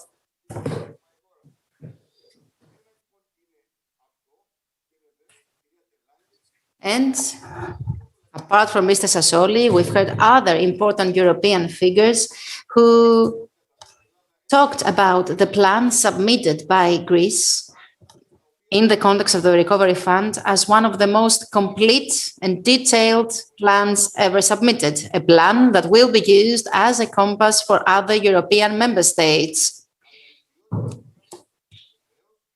This plan is of great quality, and this quality has been recognized. Moreover, Mr. Papadimoulis and Mr. Randoulakis have repeatedly stressed how important it is to have continuous and public dialogue within Greece, but also between Greece and the European Parliament, so as to do what is needed in order to make the best use of this money. Nectarios, Farmakis, I would like to congratulate you on the excellent work you are doing as a governor of the region of Western Greece. I believe that your work shows that some important steps can be made by regional authorities, steps that can make the difference, steps that can take Greece to a higher level. And Greece should not get used to being the last in the European list of countries. Greece can do great things and can work miracles. If we need to believe in our forces, we need to believe that Greece can set the example for the rest. Just like in the past, we had as an example the Scandinavian countries. Now we can turn this upside down and become the example, become the model, especially in the region, a region that is highly sensitive, a region that requires Greece to look to the European Union for support and assistance. And I would also like to tell you that as a member of the European Parliament, I have submitted a proposal in defense of the Montreux Treaty. I would also like to tell you that as member of the European Parliament, I have always defended the national interest, regardless of what government was in power. We have always supported the steps made in the positive direction, steps that may have been made by Mr. Papadimoulis or Mr. Androulakis, and steps that pertain to the prohibition of export of weapons from European countries to Turkey. I had the opportunity back then to have a personal communication with the competent officers in order to promote similar positions. And you can see that jointly, and if we unite, we can work miracles and we can help Greece move in the right direction and ensure a better future. We are on the right side of history and we can be optimistic about the future. Thank you very much. It's a great pleasure to have with us a representative of the local authorities, who is our host. He's the governor of the region of Western Greece. What has changed in your region during the last 40 years? In brief, could you tell us what has changed? Something changed in the structure of the economy, of the society. First of all, I would like to say how honored I feel to take part in this roundtable discussion, especially when the fellow panelists are so distinguished figures like Mr. Papadimoulis, Mr. Androulakis, and Mr. Kefalogiannis. I believe that being the voice of the local authorities, I can certainly say that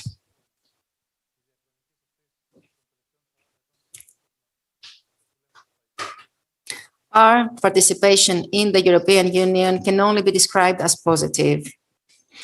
positive for the country in general, but also positive for the region of Western Greece. You've given some examples like the bridge Charilla-Ostrikoupis, which actually unites two areas, and we should use this symbolism of unification for the future. And what I can see, actually, when I'm seeing all these examples that you have mentioned, is something very healthy, because there is no longer the dilemma of whether we should be members of the European Union or not.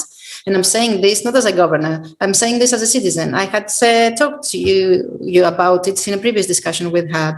I am 41 years old. I was born a European. I have a European consciousness, if you like, so I cannot possibly fathom how else it could be. This is how my generation perceives it, and I believe that the future generations will feel the same way. And the pandemics, I believe, was a small proof of what we could lose if we weren't members of the European Union. I'm talking about the restrictions on movement and the lockdowns and everything. And apart from all this, the pandemics also showed us what we can win. Financing is not easy to get. All these funds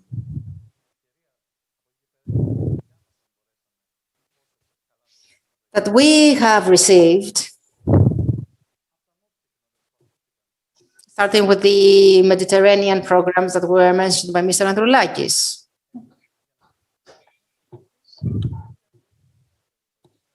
And then all the other programs that followed, the community support frameworks and all the other programs that followed.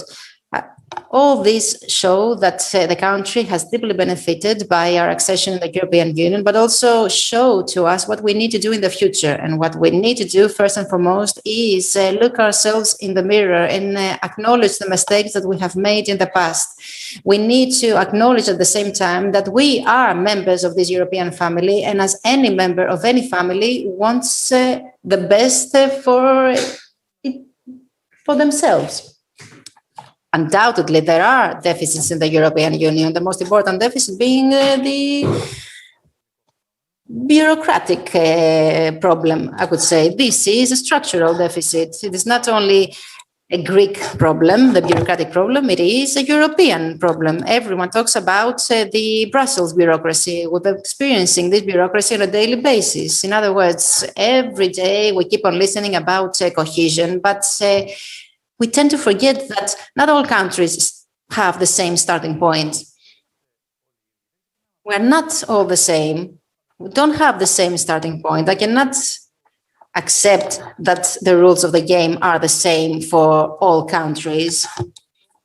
Typical example, I was in Brussels in DG Regio, and I was giving my personal struggle as a representative of local authorities to ensure my region would be eligible for the next programming period. And the then general director told me, in the Netherlands, we had natural gas 40 years ago. Yes, but in our region, I told him, we didn't have natural gas. So how can you possibly claim that all countries are equal, or that all regions are equal, and that all should abide by the same eligibility criteria? We don't have the same starting point. So the transition time that is needed should be an integral part of the discussion. I repeat, we don't start on an equal footing. We don't start from the same starting point. If we accept that, then we can start talking about convergence, excuse me. And to answer to your question, it is obvious that the financing of the past, of the present, and of the future is very important. We need this financing. And this financing has benefited us enormously. We have seen an increase of the resources available. We have a lot to win. 600 million euros were given to the region of Western Greece. So how can we possibly claim otherwise? Of course, there should be some corrections made in the policies implemented and in the actions taken. Of course, this does not mean that everything should change. And I would like to say something to my friends, representatives of the European Parliament. Before we make a criticism of Europe, we should make a criticism of ourselves. And if we ever did that, we could change something. Here in Greece, we need to understand and embrace the principle of regional authorities. In Europe, this is already a reality. Here, we need to show trust to the regions. We, the regions, we need the trust of the Greek society, of the Greek state. We need to promote decentralization. As I told you, there are so many other European regional authorities that have so many competences that we couldn't even dream of. And many of the projects in other European countries are being implemented by the regional authorities. So what we want is Europe to continue with these cohesion policies so that we can converge the most powerful countries. But at the same time, we need to accept that we need to make effort in order to show that we are worthy of trust, because trust is a synonym of democracy. Vice President, in 1981, this traumatic experience of the military junta was recent. And the first thing that we wanted to do was to stabilize our democracy, and we succeeded in that.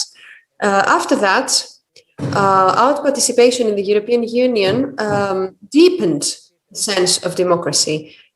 What is the achievement that we managed to conclude in this sector, and what is left for us to do, which might be useful as we take part in the European Union?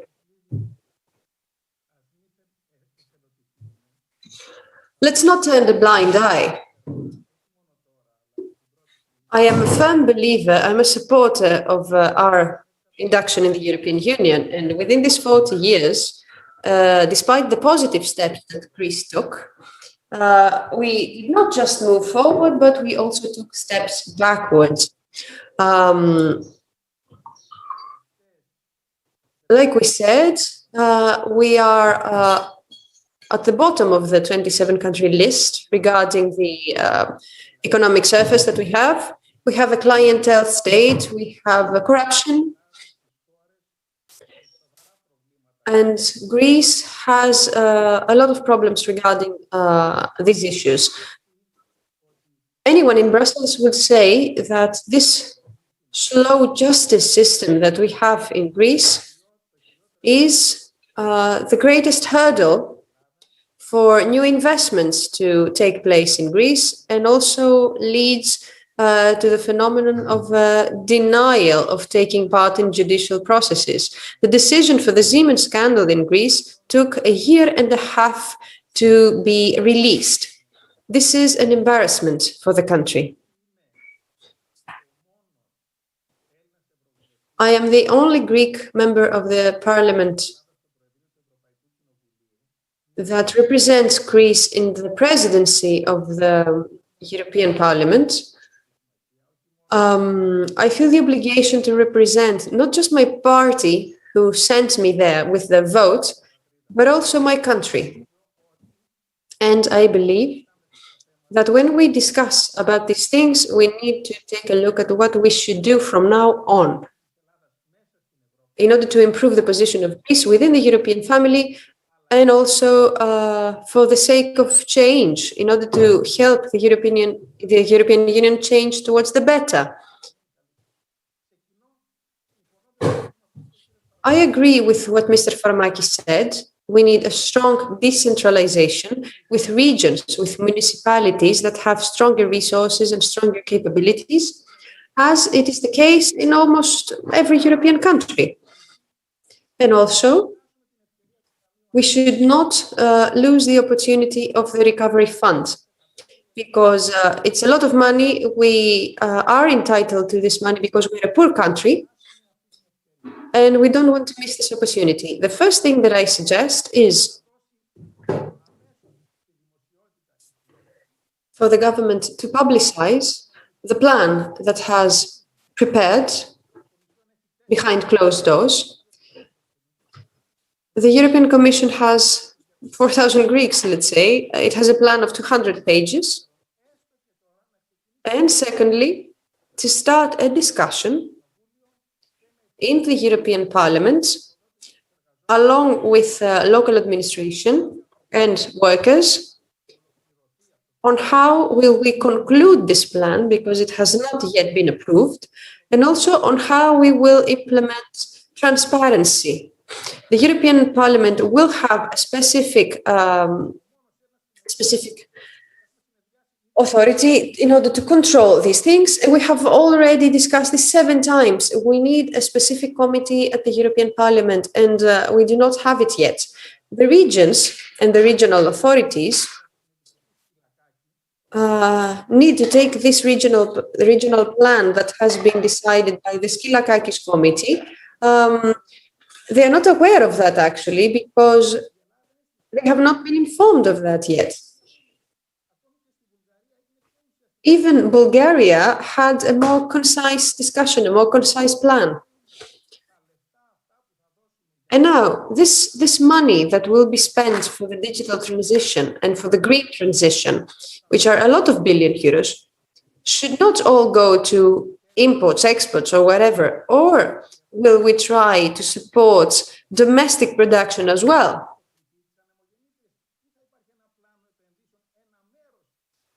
Will we just buy blindly solar panels and wind turbines, or will we make a plan?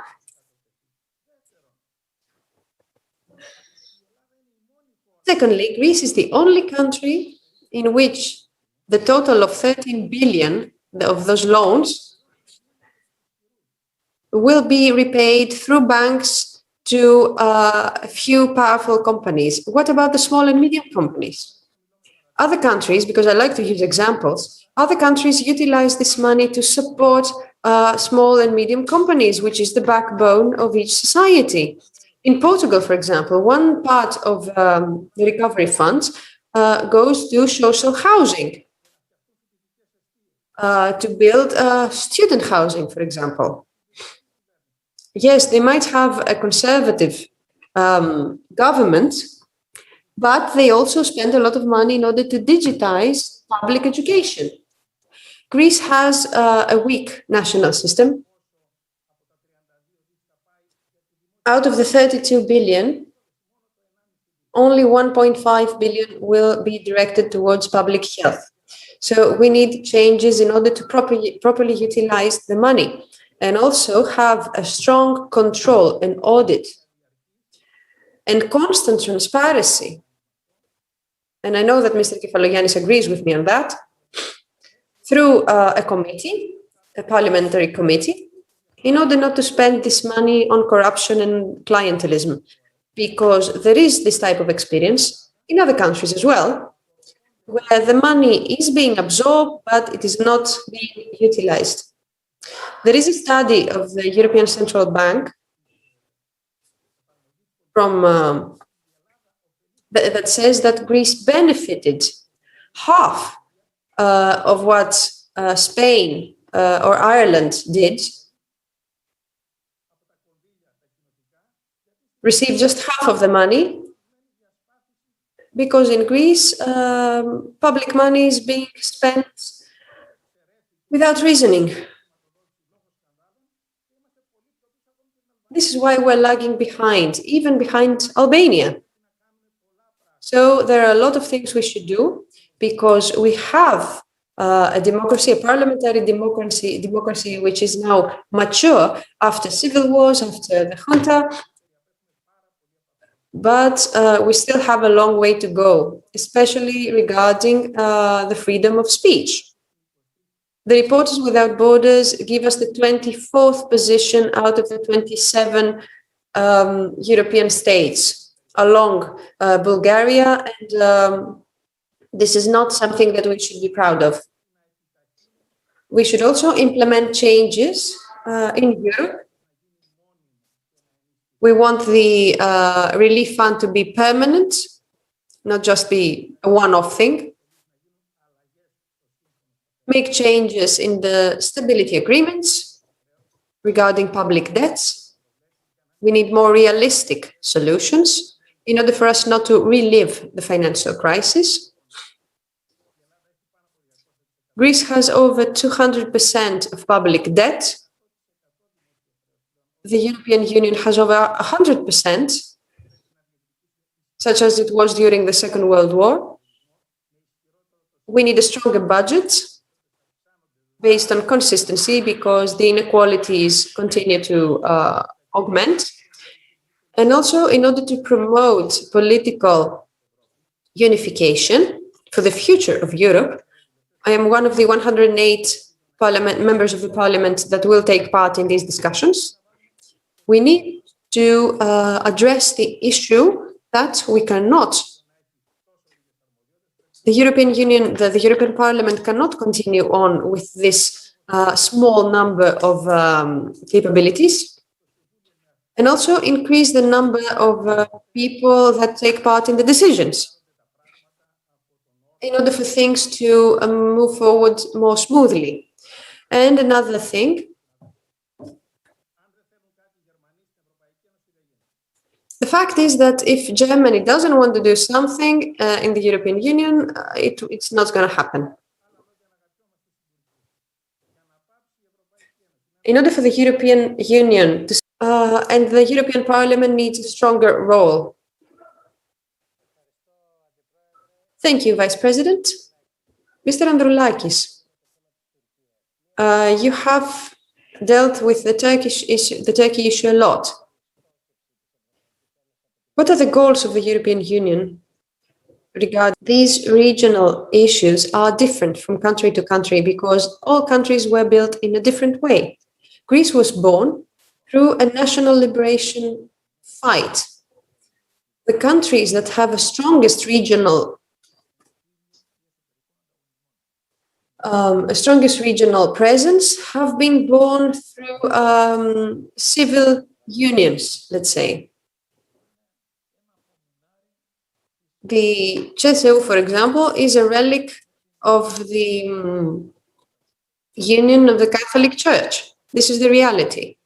This is what we're trying to do. Like we said, we have different starting points, but we do not want to unify all these things. We need to find common ground and build on this common ground our common future. So we need to have a more realistic approach regarding these different models because we know recently I was discussing about, because we know that in Germany decisions take a lot of time, because there are practical issues regarding regions. Now, about Turkey. So it's not just a member of democracy, it's a member of structure of the state. Now, regarding Turkey, I have an opinion. And we need to be more philosophical about this, not just for the bilateral relationships. Turkey managed to make a tool out of its European prospects in order to get rid of the old Kemal statute. And as soon as it succeeded in that, it turned its back on Europe. We had the Arab Spring then, the Davutoglu narrative also, and this is what happened in Turkey. So for me, the European Union does set the stage in order to safeguard our rights, but not as much as it should be. And I'm going back to the national responsibilities. Instead of utilizing the Helsinki policy and grabbing the chance to go to The Hague, the Prime Minister did not do that.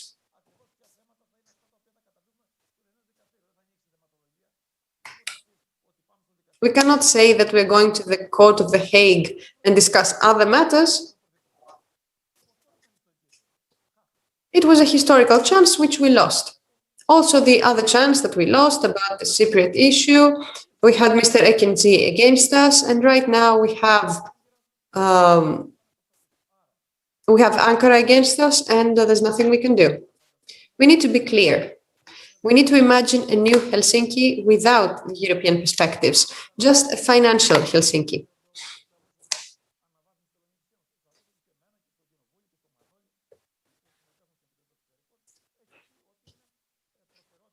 We just need to discuss with Turkey, Mr. Erdogan, Mr. Cavusoglu, to move forward with negotiations with respect to the Cypriot government as well, regarding the issues that have to do with the customs union. And also then present our own demands, the respect for our rights in a small amount of time, and discuss just one issue, the new maritime borders based on the national maritime law,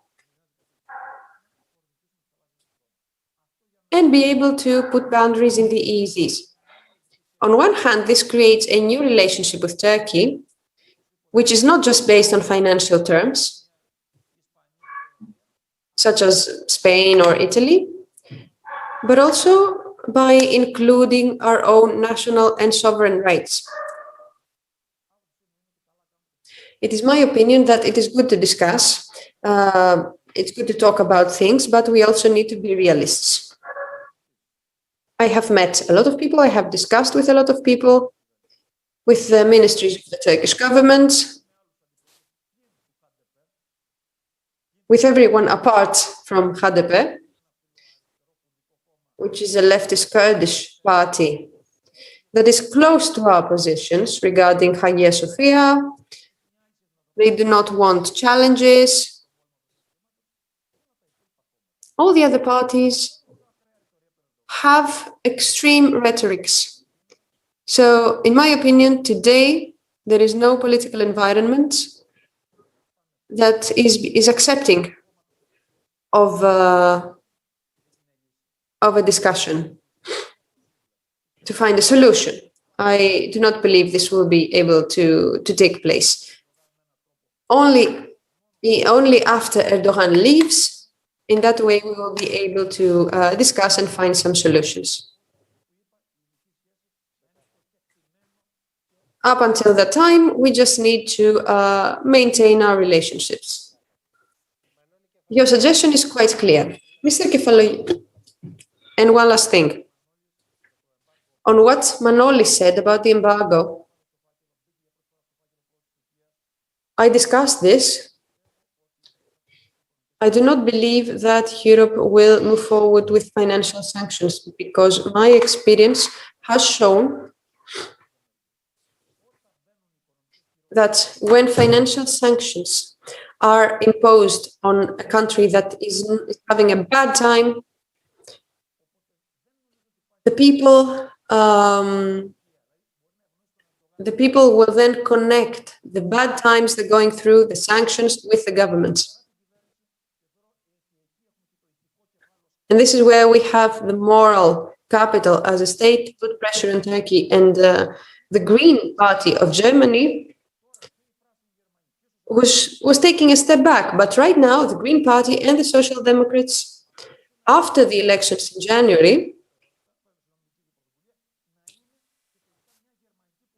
will probably move forward with a new German policy.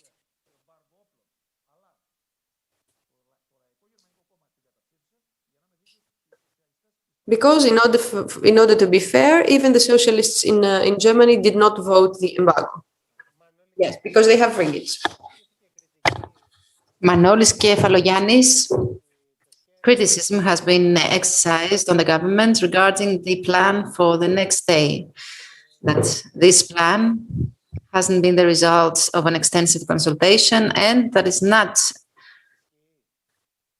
adequate with regard to the social cohesion. As I said in my first intervention, it's not up to me to characterize the plan submitted by the government. A novelist has actually characterized the plan. And apart from that novelist, Ursula von der Leyen has also described this plan as one of the best plans ever submitted.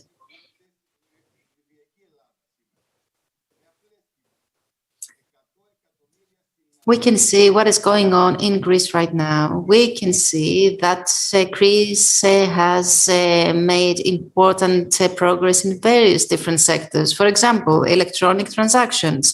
Millions of economic transactions are taking place on a daily basis. This shows that Greece can change and can become a pioneer and can become an example for other countries. Greece right now is an example in many ways. For example, digital Greece. Yes, it is an example for other countries. In other sectors, like the sector of education, is a sector where Greece has also made important headway. In the beginning, when there had been some proposals submitted for the reform of the educational sector, there had been some reactions. But now these reforms have proven to be very fruitful and very effective. And I will give you a personal example. My son is 20 years old and he has already founded a startup. Many of his friends, 20-year-olds, have also established their own startups. And I believe that this has been a result of the educational reforms that have been implemented in the past. Now, I would also like to make clear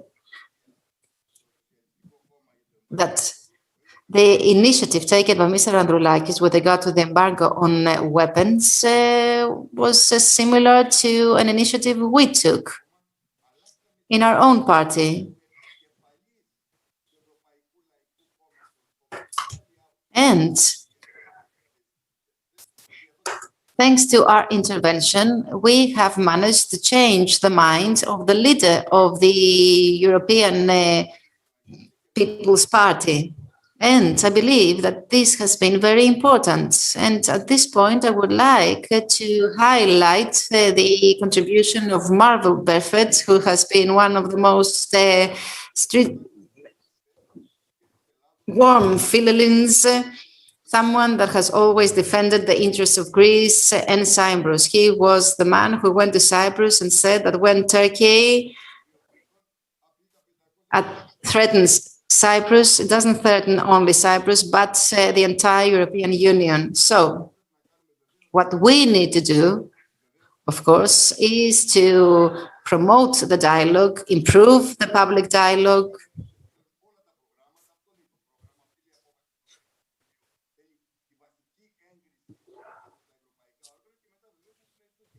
so as to reach a consensus and then jointly promote the national interests.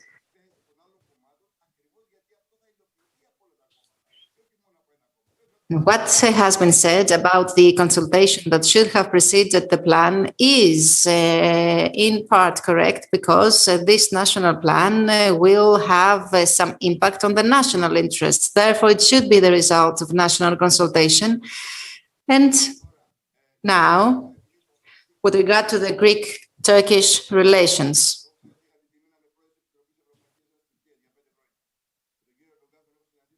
I have met Mr. Erdogan many times in the past. I have also met the political leaders of all Turkish parties. Turkey, since 2014, has indeed changed. And since 2016, it has been following a policy that takes it further from the European Union. And what we need to do as Greeks is take this into account. Take into account that Turkey has seen its economy deteriorating rapidly.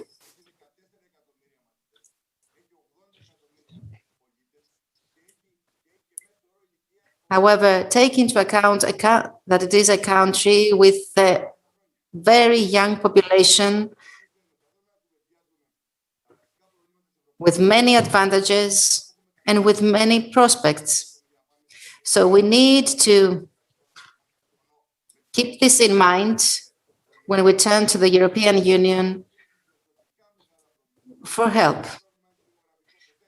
Of course, we also need to keep in mind that the European Union has other problems to face at the same time. One of the major problems being the aging of the population and these negative demographic trends. We should also acknowledge that Europe is in a decaying trend. We should focus on that, and we should do our best in order to change the situation. We need to make all necessary steps so as to make Europe more competitive. And I mean by that, the digital economy, the social economy, the investments in our youth. We should be honest about the steps we need to take so as to strengthen Europe. The mistakes that we have made in the past should never be repeated. And I'm not talking only about the mistakes made by European Union, but also the mistakes made by Greece. We have benefited by so much money, but unfortunately, we haven't seen the expected results. 100 billion euros have been given to Greece in the duration of the last 20 years, but because of some preconceived conceptions and some rigid stances, we haven't managed to get the desired results. And this is exactly what we should change in the future.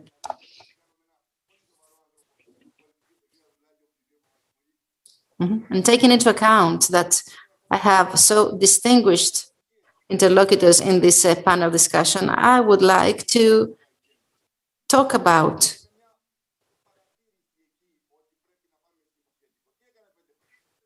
the Turkish relations. Greek-Turkish relations. And also talk about what they said about the financial crisis.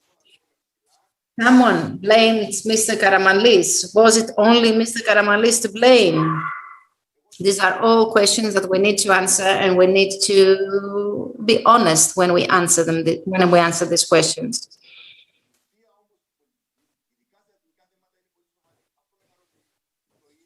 The financial crisis, as well as the Greek-Turkish relations, are important national issues that require the understanding between political parties, and they require a consensus among the different parties. All of us, we should understand that, realize the mistakes we have made in the past, and prepare ourselves for the future. We need to feel proud of what we have achieved.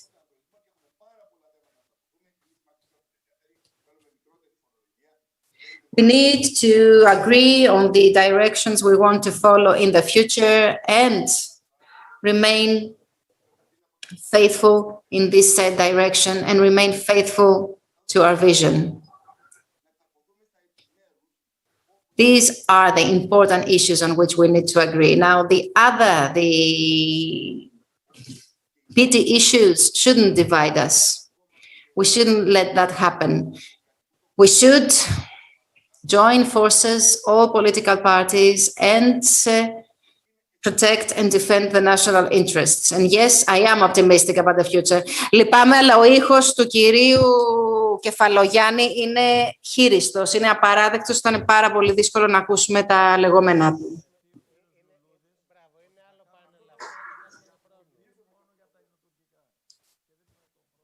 Yes, let's give the floor to the regional governor.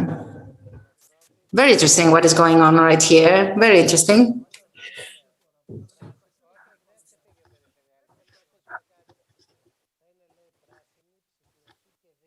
We have talked about the green, the digital and fair transition. And the region of Western Greece, how will it be? It will be smart. it will be intelligent. And everything that you've talked about will be true for the case of the region of Western Greece. You know, the bet that we need to win is to improve our standing. We need to reach a higher and superior level of performance. We need to change a category, if you like, and we need to do that quickly.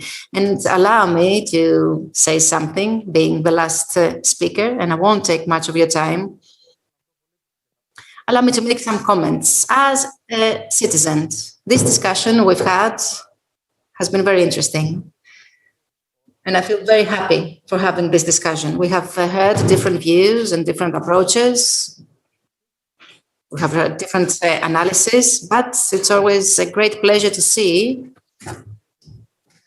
that our representatives in the European Parliament are there in order to defend the national interest. This is very important, and this is actually something that encourages here in Greece and makes us feel optimistic. Thank you very much for this very interesting discussion. Apart from Mr. Farmakis, who is our host, I would like to thank all of you, and I would like to thank in particular Peloponnesos newspaper for organizing the Regional Growth Conference. Yes, thank you very much. I would like to thank all of you for taking part in this wonderful conference and this wonderful discussion. Thank you very much, all of you.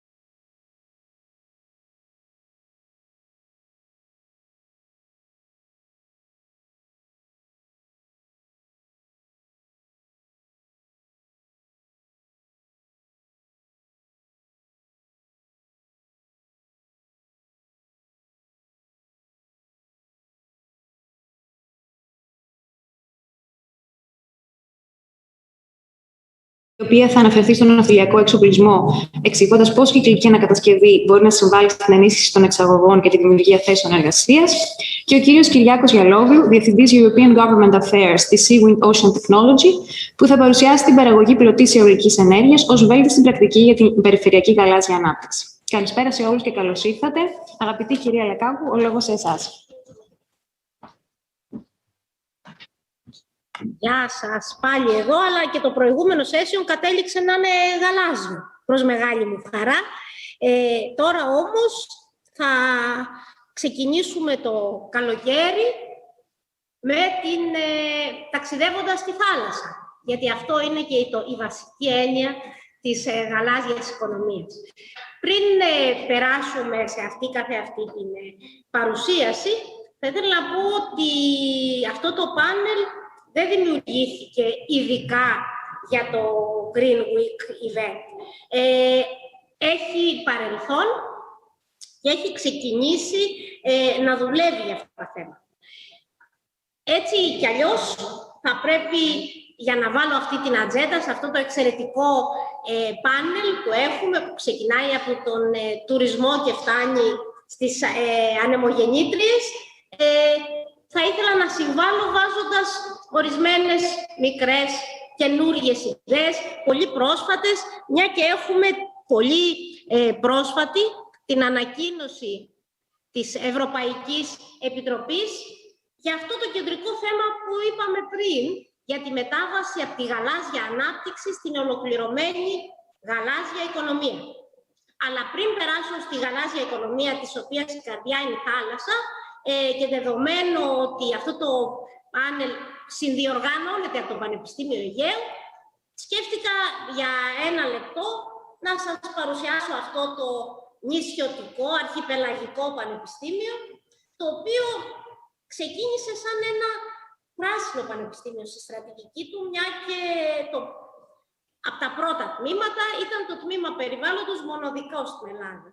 Σιγά σιγά όμως, ακολουθώντας την επιστήμη, τον τόπο και τους ανθρώπους του Αιγαίου και της Ευρώπης, η στρατηγική μας μια βασική συνιστόσα είναι πια το γαλάζιο αρχιπελαγικό πανεπιστήμιο, και επειδή να πει κάποιος ότι τα νησιά είναι μόνο για να τα επισκεπτόμαστε, όπως θα δείτε, σε ορισμένα από αυτά, σε 6 από αυτά, έχουμε βάλει πάνω τη σφραγίδα της Σφίγγας, και έτσι από τη Λίμνο και τη διατροφή, που είναι πολύ κεντρικό θέμα και στη γαλάζια ανάπτυξη, στην Λέσβο με την αριστεία στα θέματα ωκεανογραφίας, αλληλείας, θαλάσσιου πολιτισμού και κοινωνιών, περνάμε στη Χίο, η οποία δραστηριοποιείται με παγκόσμια αριστεία στα θέματα ναυτιλίας, επιχειρηματικότητας, νησιωτικής επιχειρηματικότητας και τεχνολογίας.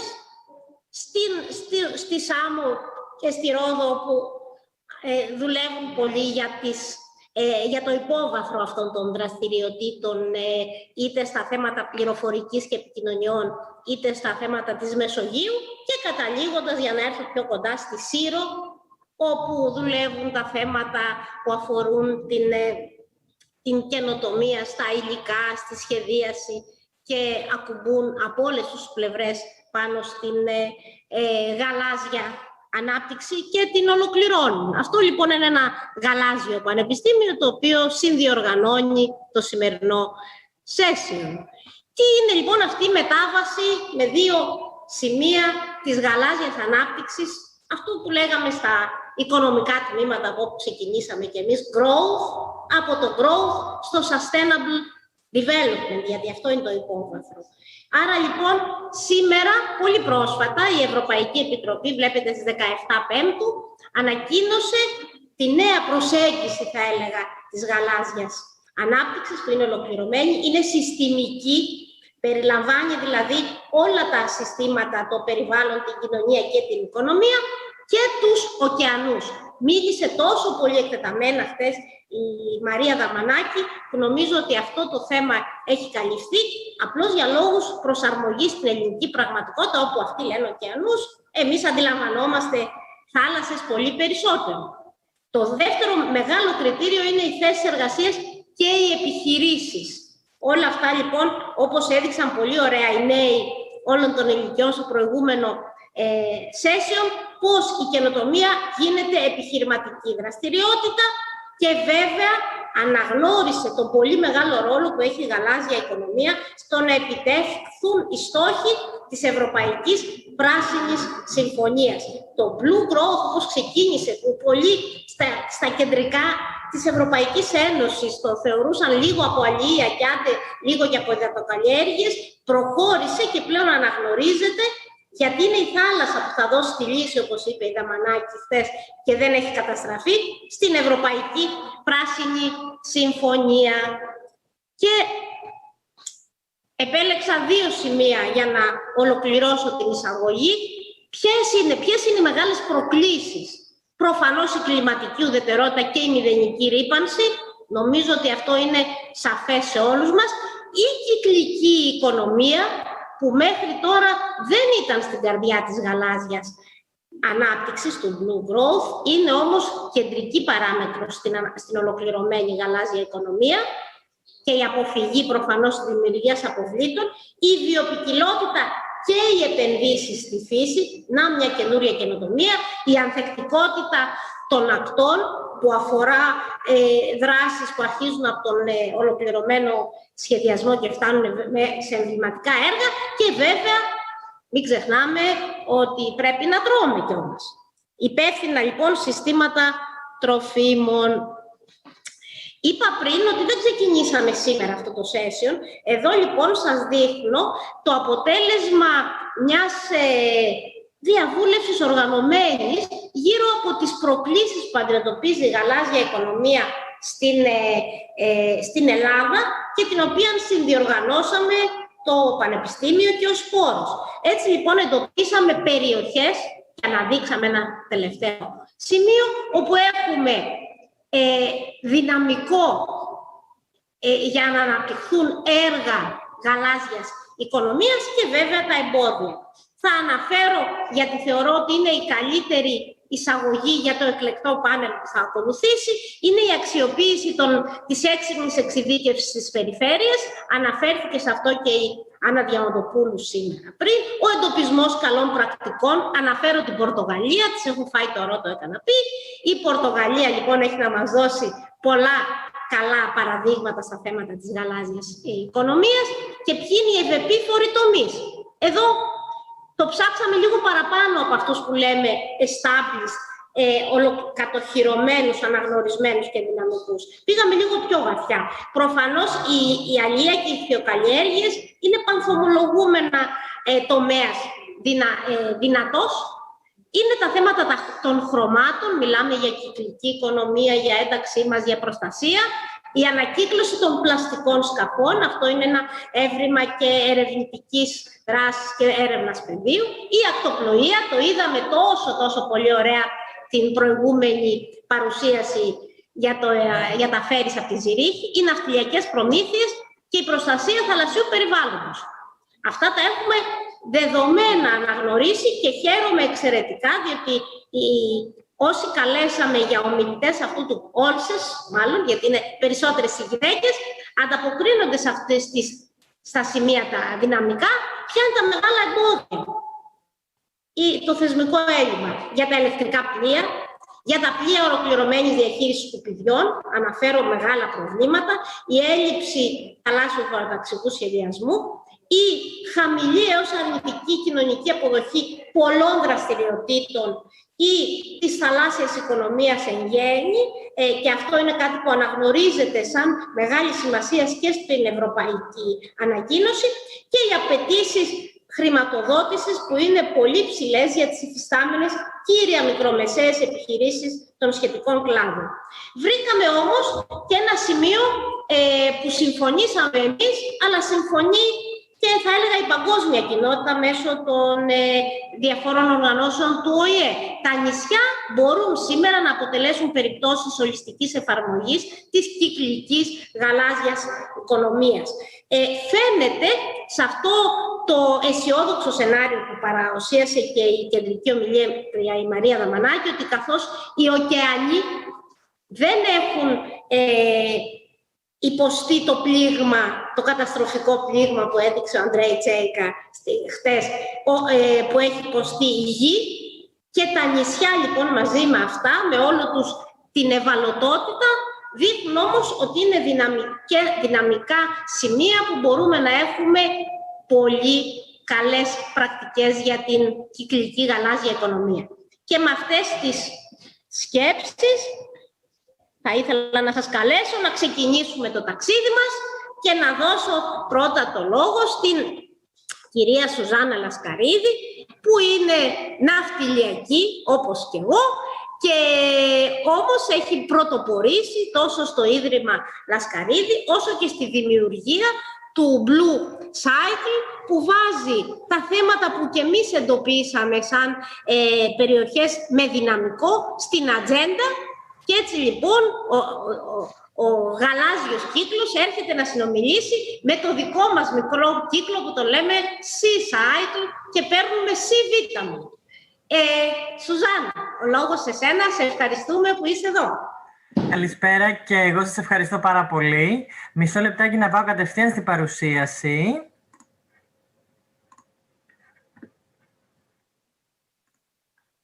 Μισό λεπτό δώστε μου. Είναι εντάξει, βλέπετε καλά? Ναι, πολύ καλά, βλέπουμε το γαλάζιο κύκλο. Ωραία, λοιπόν, πρώτα απ' όλα σας ευχαριστήσω πάρα πολύ που μας έχετε να παρουσιάσουμε τι κάνει το Blue Cycle. Θα ξεκινήσουμε μιλώντας για το βασικό πρόβλημα το οποίο αντιμετωπίζουμε αυτή τη στιγμή.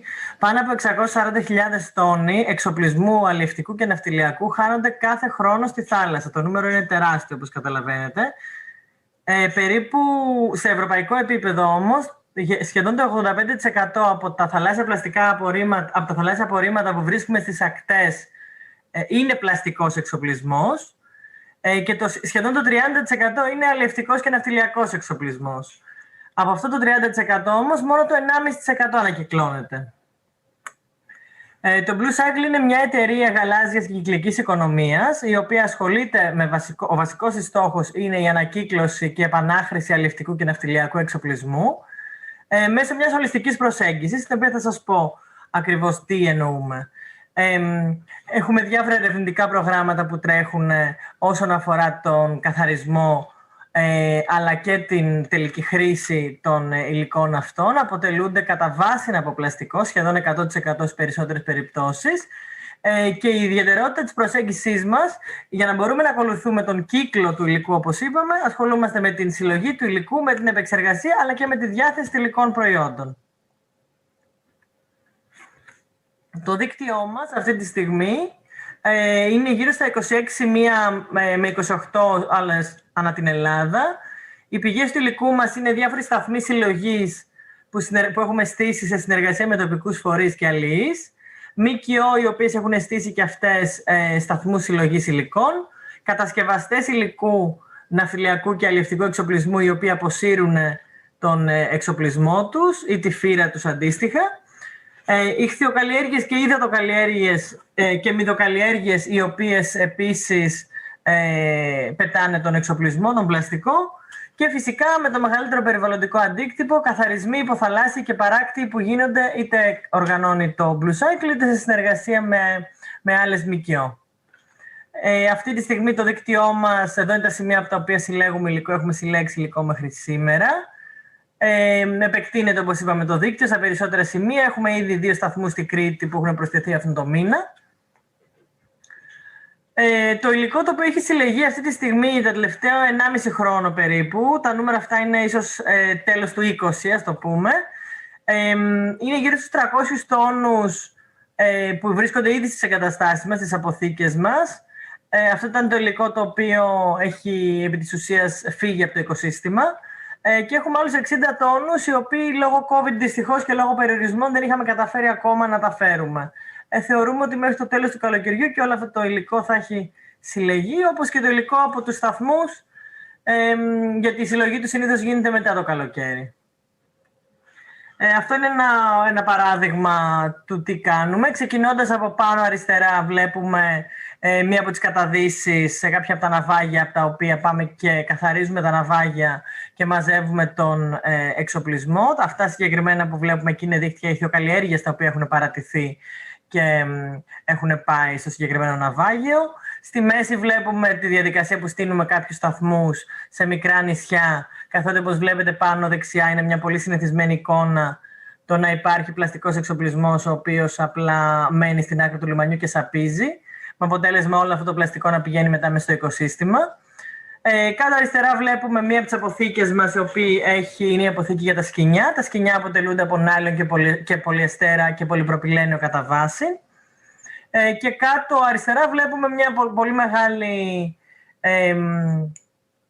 μια συγκομιδή, το πούμε, που κάναμε από πλαστικά από μυδοκαλλιέργειες που είναι 100% πολυεθυλένιο, τα οποία δυστυχώς είχαν μείνει σε εκείνο το σημείο για περίπου 4 χρόνια. Δυστυχώς δεν υπάρχει κατηγοριοποίηση για την κατάσταση στην οποία βρίσκεται το υλικό που βγαίνει από τη θάλασσα για τα θαλάσσια πλαστικά απορρίμματα. Έχουμε φτιάξει ένα δικό μας σύστημα, ένα condition scale για το υλικό. Μιλάμε για το υλικό το οποίο είναι σε άριστη κατάσταση, με έως 5% έχει απορρίμματα πάνω.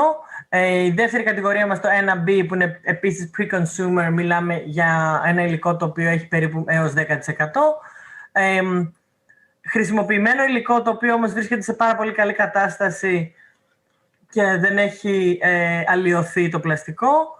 Τρίτη κατηγορία βλέπουμε μικρές αλλοιώσεις και με μεγαλύτερη ποσότητα απορριμμάτων που φτάνει μέχρι το 50%. Και τέταρτη κατηγορία βλέπουμε υλικό το οποίο έχουν γίνει σύμμικτα τα πλαστικά από τους καθαρισμούς και είναι πολύ πιο δύσκολο να διαχωριστούν. Παρ' όλα αυτά και αυτό διαχωρίζεται. Η διαδικασία της επεξεργασίας, τα υλικά τα οποία επεξεργαζόμαστε είναι πολυπροπυλένιο, πολυεθυλένιο, πολυεστέρας, nylon 6, HDPE και Dyneema. Το Dyneema χρησιμοποιείται κατά βάση στα δίχτυα αλληλείας. Όπως είπαμε, έχουμε διαφορετικές κατηγορίες και ο βασικός μας στόχος είναι να το διαχωρίζουμε με βάση και το πλαστικό και την κατηγορία του, το τύπο του πλαστικού, αλλά και το σε ποια κατάσταση βρίσκονται. Με αυτόν τον τρόπο επιτυγχάνουμε την καλύτερη ποιότητα του ανακυκλωμένου υλικού, γιατί δεν το ανακατεύουμε. Το υλικό τεμαχίζεται και καθαρίζεται. Έχουμε φτιάξει ένα πλυντήριο το οποίο είναι zero waste, δηλαδή το νερό επαναχρησιμοποιείται με φιλτράρισμα. Κάποια παραδείγματα τα οποία έχουμε ξεκινήσει, η πάνω στυλ, η πάνω ρίγα, το πούμε, είναι δοκιμές με νάιλον. Νάιλον ηχθειοκαλλιέργειας αριστερά, νάιλον από παραδοσιακά δίχτυα πάνω δεξιά. Έχουμε φτιάξει επιτυχώς το νήμα για τρισδιάστατες εκτυπωτές. Κάτω βλέπουμε είναι όλο το υλικό πολυεθυλένιο, πολυπροπυλένιο, το οποίο έχουμε ξεκινήσει και χρησιμοποιείται σε καλούπια, αλλά και για την δημιουργία pellets πλαστικών. Εδώ βλέπουμε ένα χαρακτηριστικό, στο πούμε παράδειγμα, τα 3 βήματα της διαδικασίας για το nylon 6, που είναι τα δίχτυα ηχθειοκαλλιέργειας, τα οποία καθαρίζονται, τεμαχίζονται και μετά δημιουργούμε το νήμα για τρισδιάστατους εκτυπωτές. Και κάτω φυσικά το δίχτυ, το πράσινο, πολύ διαδεδομένο επίσης στην Ελλάδα, το οποίο και αυτό χρησιμοποιείται μετά για την κατασκευή pellets.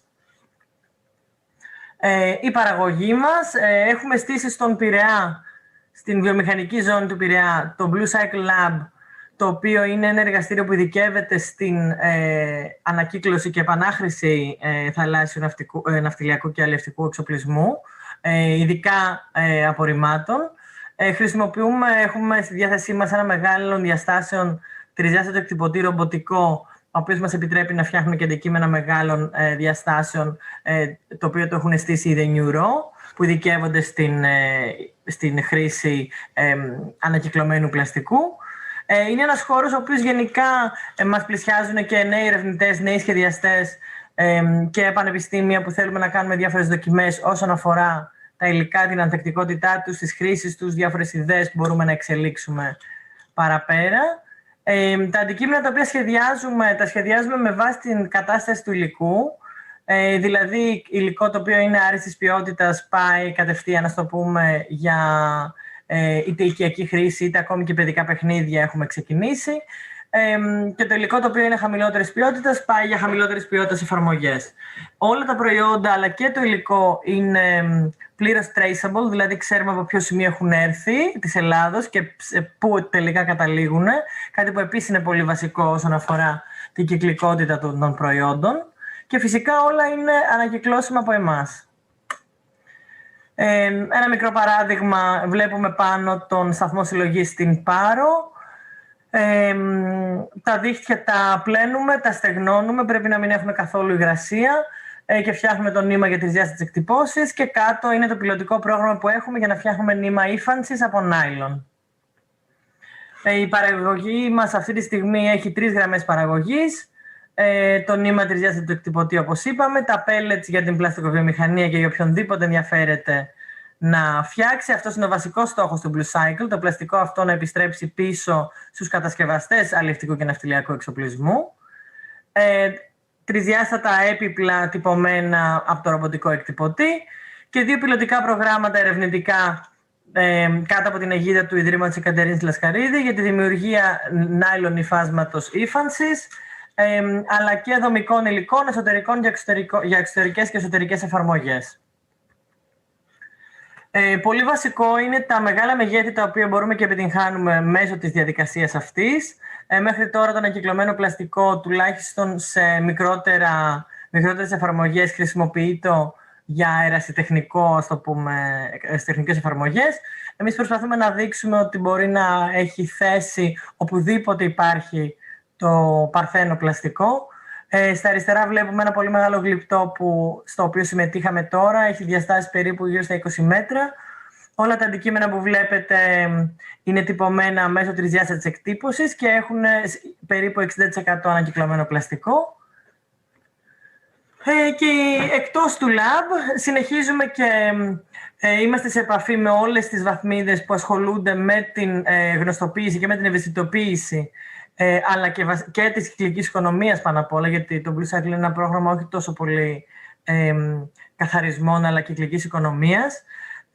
Γνωστοποιούμε στις τοπικές κοινότητες τη σημασία του αλλιευτικού και του ναυτιλιακού εξοπλισμού. Θυμίζουμε ότι η Ελλάδα έχει τον μεγαλύτερο αλλιευτικό στόλο στην Ευρώπη αυτή τη στιγμή.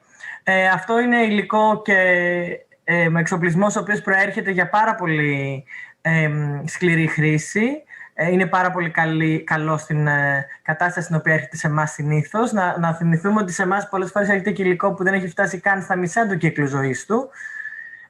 Πάμε στη πηγή του προβλήματος, ας το πούμε, και στη βιομηχανία, αλλά και στα λιμάνια, τα οποία βλέπουμε ότι υπάρχει έντονη αλλιευτική δραστηριότητα και έντονα προβλήματα.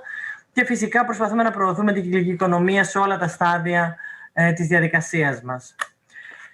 Οι στόχοι του Blue Cycle είναι να συνεχίσει η έρευνα, να δούμε πού μπορεί να φτάσει όσον αφορά την εκμετάλλευση και τη χρήση των υλικών αυτών, να γίνει optimized η διαδικασία αυτή των 3 βημάτων που κάνουμε.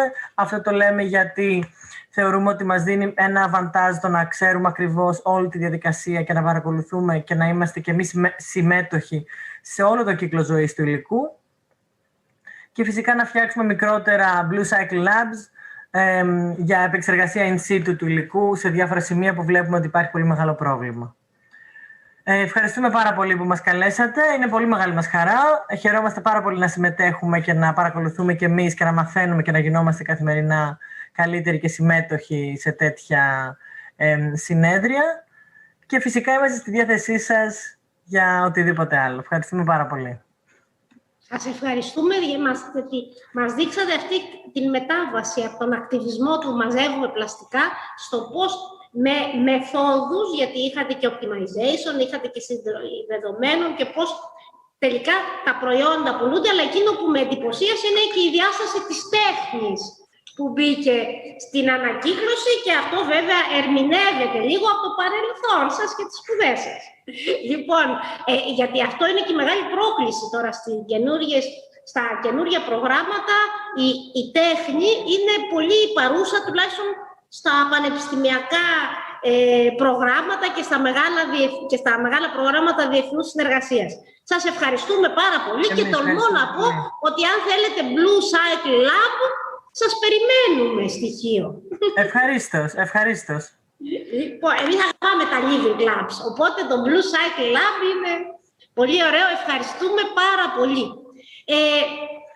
Είμαι χαρούμενη γιατί θα περάσουμε σε μία εμβληματική γυναίκα για την κυκλική οικονομία, την εξαιρετική και αγαπητή συνάδελφο και φίλη, την Φίβη Κουντούρη, η οποία τώρα όμως θα πάει στην ναυτιλία και θα μας παρουσιάσει για ένα accelerator, για το Clima Accelerator for the Maritime Sector. Καλώς ήρθες, Φίβη, στην ναυτιλία.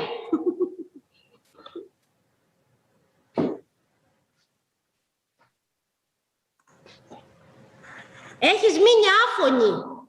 Unmute yourself. Πώς μιλάω. Αυτό δεν θα μάθουμε τόσα webinars. Το unmute ακόμα είναι ένα challenge. Είμαι πολύ χαρούμενη που είμαι εδώ, Μαρία μου. Είμαι πολύ χαρούμενη για όλο αυτό που άρχισε και καταφέρνει ο Σπόρος, αλλά και για τις συνεργασίες και για την δυναμική που διαμορφώνεται στο οικοσύστημα της έρευνας, της καινοτομίας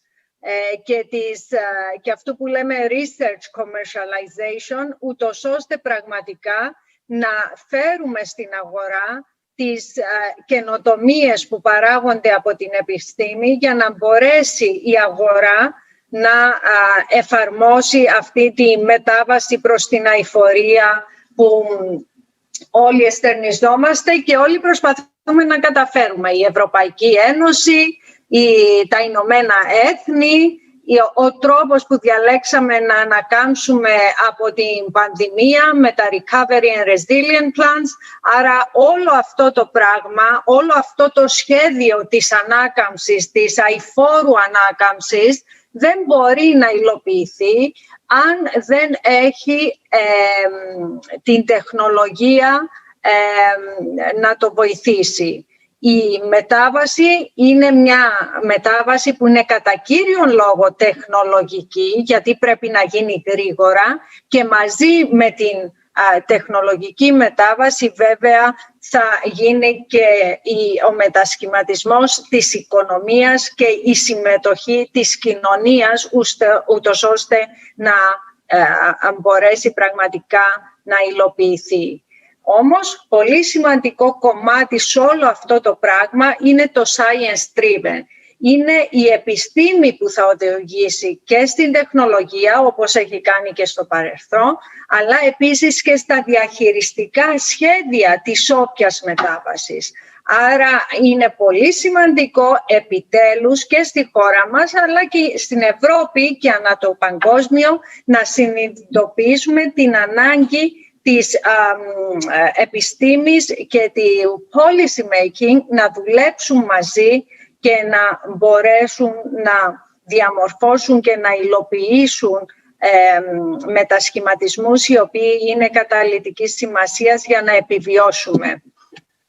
Εγώ σήμερα θα σας παρουσιάσω κάτι από ναυτιλία μέσα στα πολλά που κάνουμε. Ένα από τα προγράμματα, ένας από τους επιταχυντές που τρέχουμε, ο CIT Climate Kick, είναι ένας επιταχυντής που έχει να κάνει με το maritime sector. Ίσως έχει νόημα να μιλήσω στα αγγλικά για να είμαι πιο γρήγορη, αφού αυτό έχει το στόχο να είναι ένας ευρωπαϊκός μετασχηματιστής. Άρα νομίζω θα το γυρίσω, αν μου επιτρέπεις Μαρία, στα αγγλικά για να τα πω και γρήγορα και να μπορέσει να χρησιμοποιηθεί και αυτό που θα πω και μαγνητοσκοπημένα για ένα ευρύτερο κοινό. The accelerator that I'm going to introduce here is an accelerator co-financed by EIT Climate Kick. EIT is the European Institute of Innovation and Technology, and Climate Kick is the knowledge and information community of EIT that focuses on the transition to a climate neutral economy. Our vision is to contribute to a prosperous, inclusive, climate-resilient society with a circular net zero emissions economy. And the mission is to catalyze systemic change for climate action. Our 10-year track record, I would say, is quite impressive. We have close to 400 partners, and this is the European track record of EIT Climate Kick. More than 1,600 climate-positive startups have been incubated, more than 1 billion investment attracted to startups, 3.4 billion climate funding leverage, 2,300 full-time jobs created since 2010, 595 new products, 44,000 participants in our education activities, and a total value of funds managed of 550 million. The Greek hub of EIT Climate Kick is coordinated by myself and managed by Lydia Papadaki. It runs many different programs, and it is led by Athena Research and Information Center, where I lead the Sustainable Development Unit. Other partners of EIT Climate Kick in the country is the United Nations Sustainable Development Solutions Network, the Unifund, which is one of the venture capitals under Equifund, Unis Energy Group, IOVE, the Academy of Athens, and much more. Our thematic areas are maritime decarbonization, circular economy, energy transition, and water scarcity. Today, I'm going to focus on the maritime decarbonization, and specifically one project within the maritime decarbonization section of our activities, which is the EIT Climate Kick Maritime Clean Accelerator.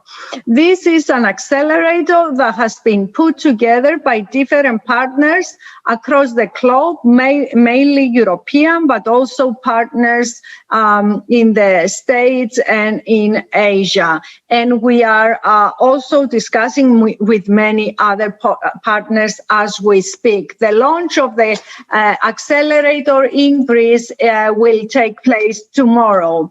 The main consortium of the accelerator is the Valencia Port, the foundation of the Valencia Port, EIT Climate Kick Greece, under the Athena Research and Innovation Center, the Cyprus University of Technology, the Cyprus Energy Agency, Chrysalip, which is a Cypriot accelerator, the Digital Hub for Logistics in Hamburg, the University of Valencia, and the Unifund Venture Capital.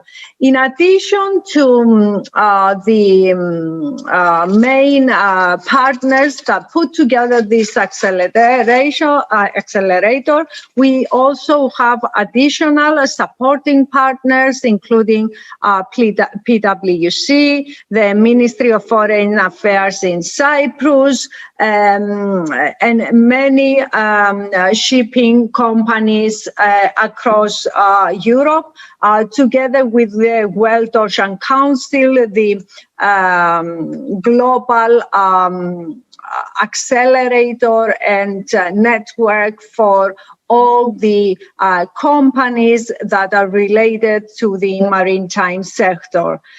We also have a very strong presence of ports around Europe, and we perceive this transition as being a transition not just of the shipping sector, but also shipping and ports and the ecosystem around these two main drivers. Our vision is to be a long-lasting strategic partner to the maritime industry in the scouting, acceleration, and incubation of high-impact climate and sustainability innovations. Our mission is to support and develop startups which can provide innovative commercial solutions for maritime industry across the pillars of sustainability. And we are particularly focusing on climate neutrality, the transition to climate neutrality by 2050, one of the main axes of the European Green Deal, and of course on climate resilience, the ability of the sector to be resilient to the increased frequency of extreme weather events caused by climate change.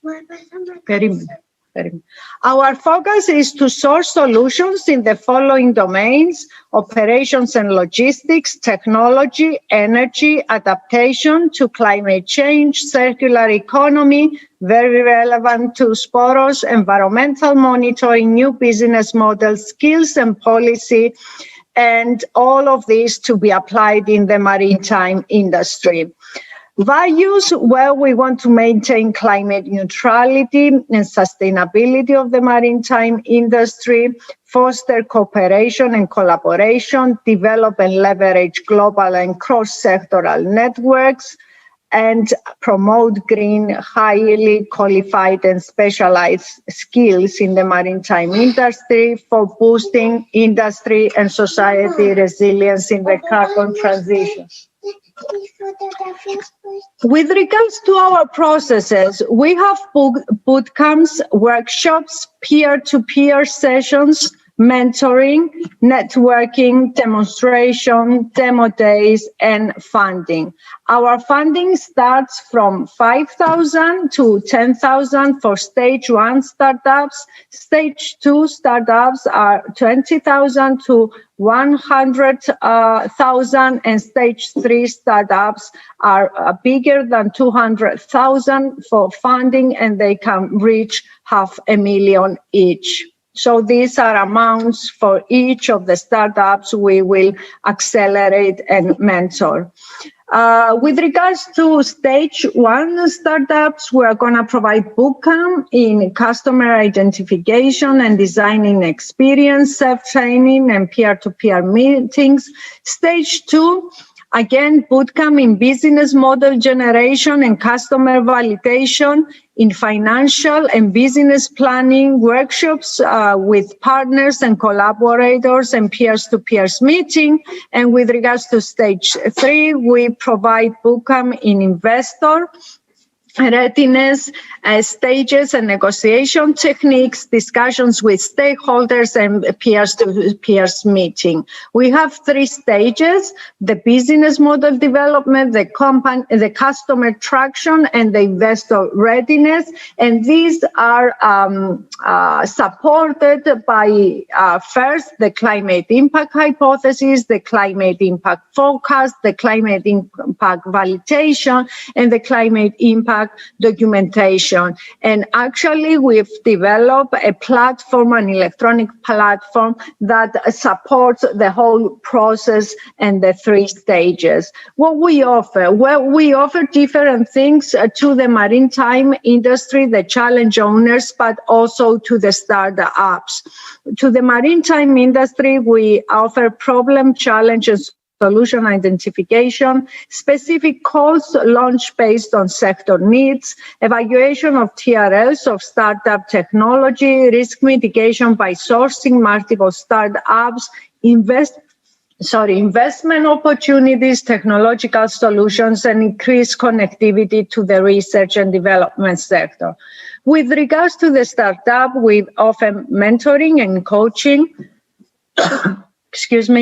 extensive training programs, climate impact assessment, co-working spaces, networking events, connection with industry, grants, seed capital, facilitate technology demonstrations in real-world testbed through leveraging our external partner network, connection with the US and Israel innovation ecosystem, and through Guinness's ventures at Earth Fund, TOC, and the World Ocean Council.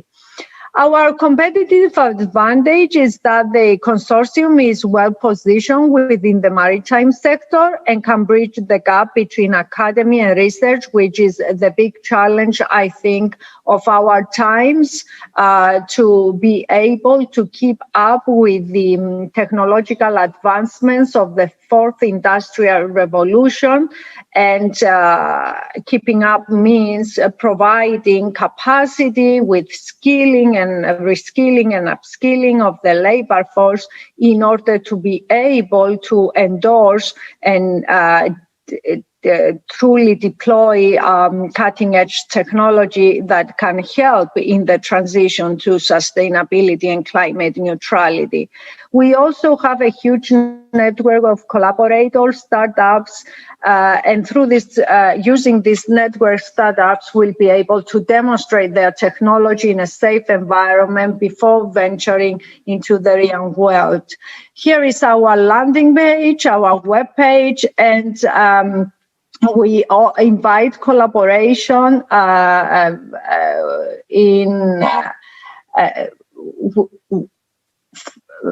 we invite collaborators from any aspect, any part of the maritime ecosystem, and we are very willing to allow promotion of the accelerator to your network, to get you involved in training, workshops, seminars, evaluation processes, to host demonstration projects. So if you're interested to host some of the demonstration projects of our startups, then there is an always open mind to discuss this and also connect our startups with clients in-house, and of course provide quite significant financial support before going to the venture capitals. So there is a call, an open call today for startups. The acceleration program will start in end of June, July 2021, and we are currently working on formalizing collaboration with many stakeholders, European and global. Once again, this is a consortium. I introduced that before, and let me spend 3 minutes in presenting more holistically the cluster of sustainability transition that I lead. This is a cluster that works between the following institutions: the Athens University of Economics and Business, and especially the research lab that I founded and direct, which focuses on research on socioeconomic and environmental sustainability. Then the Sustainable Development Unit at Athena Research and Innovation Center, which focuses on information technology, and the collaboration of the two brings together the green sustainability with the digital sustainability. So we try to showcase how we can renovate, we can innovate our systems in order to produce a sustainable interaction between the economy and the society and the environment. And as you know, digitalization is one important aspect of the whole thing. EIT Climate Kick is hosted at the Sustainable Development Unit that I direct at Athena Research Center. And together with these two centers, the Sustainable Development Solutions Network is our global network, the biggest network of the world, supporting sustainability solutions and diffusing sustainability solutions in each and every country of the world. I am honored to co-chair the European Hub with more than 400 members and the Greek Hub. And this network is under the auspices of the General Secretary of the UN, and it is quite important that it gives us access to all member states. Our work focuses in three main axes: research and innovation, with many European, mainly Horizon, but also other projects, a big ERC project, and many other globally funded projects, projects funded by global sources. Then we focus on innovation acceleration and deep demonstration. Mainly this is the work of EIT Climate Kick, and then education and training and awareness. We have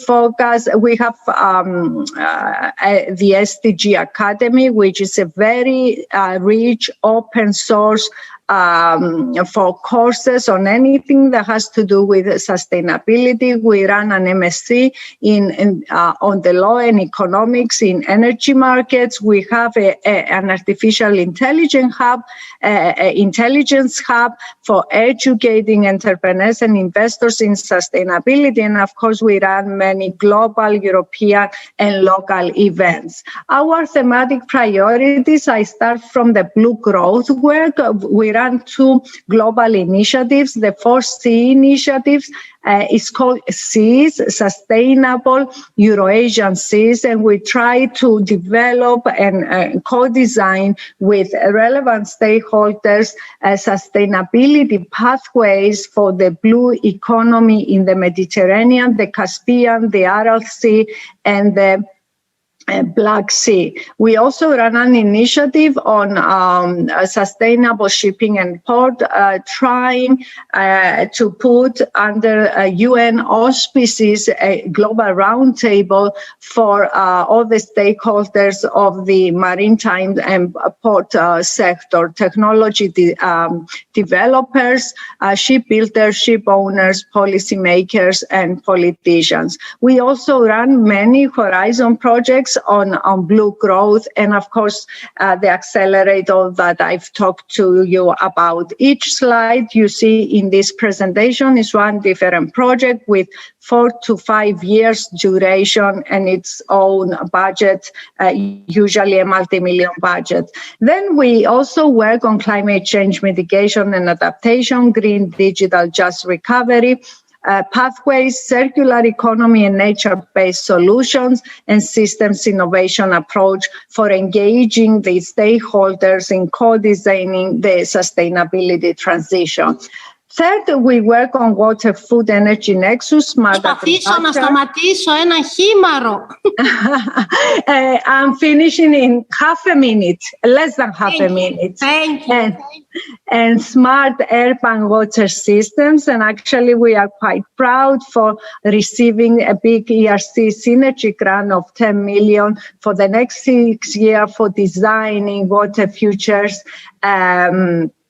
That is the next generation of urban drinking water systems. And of course, finally, it's our work on innovation acceleration and research commercialization, focusing on accelerating startups, but also providing professional courses for upskilling and reskilling the labor force in order to give them capacity to really integrate and contribute to the ongoing sustainability transition. In this section, we also work with very important venture capitals within the country, but also international venture capitals. We work with Unifund, which is part of EIT Climate Kick Fund. We work with the Earth Fund, and we also work with the Blue, Green and White Fund, and of course with our beloved Sports platform, a very dynamic venture capital on circular economy that we think has great potential. Maria, thank you for your patience. Παρακολουθούσα με θαυμασμό, αλλά θα περάσουμε τώρα από αυτό που είπε η Φίβη ότι είναι στόχος μας, το commercialization of the research, στην Ελένη Πολυχρονοπούλου, που είναι πρόεδρος της Χεμέξπο, αντιπρόεδρος της ΕΠΕ και διευθύνων της Έρμα First, σε αυτούς λοιπόν που έχουν κάνει εμπορικές τις ιδέες και τις πουλάνε σε όλο τον κόσμο. Αγαπητή Ελένη, περιμένουμε να σε ακούσουμε. Ωραία, ευχαριστώ πολύ. Άμα καταφέρω να κάνω το share screen... Είναι σίγουρο θα το καταφέρεις, είναι εύκολο. Ναι, να δω τι... δώστε με ένα λεπτάκι, γιατί... Take your time, που λέμε. Ωραία, ευχαριστώ πολύ για την πρόσκληση. Είναι πολύ μεγάλη... πώς να το πω... έκπληξη. Είναι έκπληξη για μένα να βλέπω όλα αυτά που γίνονται. Δηλαδή, η προηγούμενη παρουσίαση πραγματικά ήταν mind-blowing, γιατί εμείς είμαστε έτσι, μάλλον too engaged στην καθημερινότητα της πώλησης, ας το πούμε έτσι. Οπότε όλα αυτά είναι πολύ χρήσιμα για μας και νομίζω ότι είμαι έτοιμη να κάνω share screen και νομίζω ότι μπορείτε να με δείτε. Βεβαίως, ναι. Εντάξει, ωραία. Έχουμε τη Χεμέξπο και ένα καράβι μεγάλο, γεμάτο κοντέινερς, που πάνε καλά τώρα. Ευτυχώς. Άμα πηγαίνει καλά η ναυτιλία, πάνε καλά τα πάντα. Ωραία. Για μας τους Έλληνες σίγουρα. Όμως δεν κατεβαίνει. Ωραία. Λοιπόν, λίγα λόγια για τη Chemexpo. Η Chemexpo ουσιαστικά είναι η Ένωση των Κατασκευαστών Ναυτιλιακού Εξοπλισμού της Ελλάδας. Το Chemexpo stands for Hellenic Marine Equipment Manufacturers and Exporters. Και ο στόχος μας είναι, που εν μέρει έχουμε επιτύχει, είναι να βάλουμε τους Έλληνες κατασκευαστές ναυτιλιακού εξοπλισμού στον παγκόσμιο χάρτη και στην παγκόσμια αγορά των κυρίως ποντοπόρων αλλά και όλων των ειδών πλοίων. Οι εταιρείες μέλη της Chemexpo για να μπουν θα πρέπει ουσιαστικά να έχουν γραμμή παραγωγή στην Ελλάδα, να φτιάχνουν πιστοποιημένα προϊόντα σύμφωνα με τους διεθνείς κανονισμούς, τα οποία να μπορούν φυσικά να χρησιμοποιηθούν πάνω στα πλοία. Πρέπει να είναι εταιρείες οι οποίες επενδύουν στην καινοτομία, έχουν καινοτομικά προϊόντα και ενδιαφέρονται για την εξωστρέφεια, ενδιαφέρονται και για άλλες αγορές εκτός από την ελληνική. Το εύρος των εταιρειών είναι αρκετά μεγάλο. Έχουμε από κάποιες, όχι πλέον startup, όταν είχαν μπει ήταν startup, αλλά τώρα δεν είναι startup, από μικρές, πολύ μικρές εταιρείες μέχρι τη μεγαλύτερη εταιρεία της Ελλάδας, το Range, καθώς και εταιρείες οι οποίες παρέχουν υπηρεσίες σχετικές με τα μέλη, όπως για παράδειγμα το Marine Craft, το ξέρετε όλοι, ναυτικά χρονικά, εταιρείες που κάνουν ναυπηγική σχεδίαση κτλ. Το εύρος είναι αρκετά μεγάλο. Υπάρχει ένας πολύ μεγάλος κατάλογος με το τι παράγουν οι εταιρείες. Πολύ πλούσιο το CAD. Και να πούμε λίγο τι ακριβώς κάνουμε. Ουσιαστικά 3 πράγματα. Το ένα έχει να κάνει με την ανταλλαγή πληροφοριών, την συνεργασία. Ανταλλαγή πληροφοριών όσον αφορά τους πελάτες, τους προμηθευτές, τα δίκτυα πωλήσεων, τα προϊόντα, τους κανονισμούς, για να είμαστε up-to-date όσο το δυνατόν περισσότερο. Το δεύτερο είναι το marketing και το τρίτο είναι κάποια ad hoc projects. Αυτή τη στιγμή μπορούμε να πούμε ότι έχουμε συμμετάσχει σε πάνω από 20 ναυτιλιακές εκθέσεις σε όλο τον κόσμο, περιλαμβανομένων και εξωτικών προορισμών. Αλλά βέβαια έχουμε πάει και στην Κίνα, στην Κορέα, στην Αμερική που είναι αρκετά μεγάλες αγορές, αλλά και στο Ιράν. Χωρίς καμία επιτυχία, να πω. Αλλά επιχειρούμε. Αρκετές επιχειρηματικές αποστολές. Έχουμε συμμετάσχει σε πάρα πολλά σεμινάρια, συνέδρια. Έχουμε κάνει πάρα πολλές παρουσιάσεις μέχρι στιγμής και έχουμε υπογράψει και πάρα πολλά μνημόνια συνεργασίας για να μπορούμε να αυξήσουμε τις δυνατότητες επέκτασης μας εντός και εκτός Ελλάδας. Μεγάλα προγράμματα που κάναμε ήταν η συνεργασία με το Ίδρυμα Σταύρος Νιάρχος για τη δημιουργία και διατήρηση 65 νέων θέσεων εργασίας. Ένα πολύ σημαντικό πρόγραμμα που μόλις τώρα ολοκληρώθηκε. Συνεργασία με τον Οργανισμό Ασφάλισης Εξαγωγικών Πιστώσεων για να παράξουμε προσαρμοσμένα χρηματοοικονομικά εργαλεία για τους Έλληνες κατασκευαστές. Συνεργασία με τον οργανισμό Enterprise Greece για να φτιάξουμε το branding μας και να κάνουμε το πλάνο της πρόθεσης του ελληνικού ναυτιλιακού εξοπλισμού. Επίσης, εκπροσωπούμε την Ελλάδα στην Ευρωπαϊκή Ένωση Ναυπηγείων και Κατασκευαστών Ναυτιλιακού Εξοπλισμού, τη Europe, και μέχρι πρώτη ήμασταν και στην Ένωση Cross-European στην Κιλία. Ξεκινήσαμε μια συνεργασία με την ΕΒΙΤΕ, τις εταιρείες του διαστήματος, και την ΕΝΕΒΗ, τις εταιρείες της πολύ υψηλής τεχνολογίας, για να δημιουργήσουμε ένα συνεργατικό σχήμα με στόχο την ανάπτυξη καινοτόμων προϊόντων. Και κάθε μήνα συναντιόμαστε και τα λέμε για να δούμε πού πάμε. Όσον αφορά στη γαλάζια οικονομία, οι δραστηριότητες οι οποίες σχετίζονται με τις εταιρείες της Chemexpo είναι οι λιμενικές δραστηριότητες, οι θαλάσσιες μεταφορές, η ναυπήγηση και η επισκευή, κυρίως στο κομμάτι της ναυπήγησης και της επισκευής. Ολοκληρώσαμε μία μελέτη το 2020 σε συνεργασία με τον ΙΟΒΕ, όπου ουσιαστικά θέλαμε να δούμε πόσο σημαντικός είναι αυτός ο κλάδος για την Ελλάδα. Είδαμε ότι στη διάρκεια της κρίσης οι πωλήσεις αυξήθηκαν, ενώ κατά μέσο όρο μειώθηκαν στους άλλους κλάδους, όπου η ναυτιλία είναι το 75% τουλάχιστον του κύκλου εργασιών των μικρομεσαίων της Chemexpo. Είχαμε αρκετά μεγάλη αύξηση σε σχέση με τις εξαγωγές και ένα πολύ μεγάλο ποσοστό είναι εξαγωγές που αφορούν καθαρά την ναυτιλία. Είχαμε αύξηση όσον αφορά στις θέσεις απασχόλησης.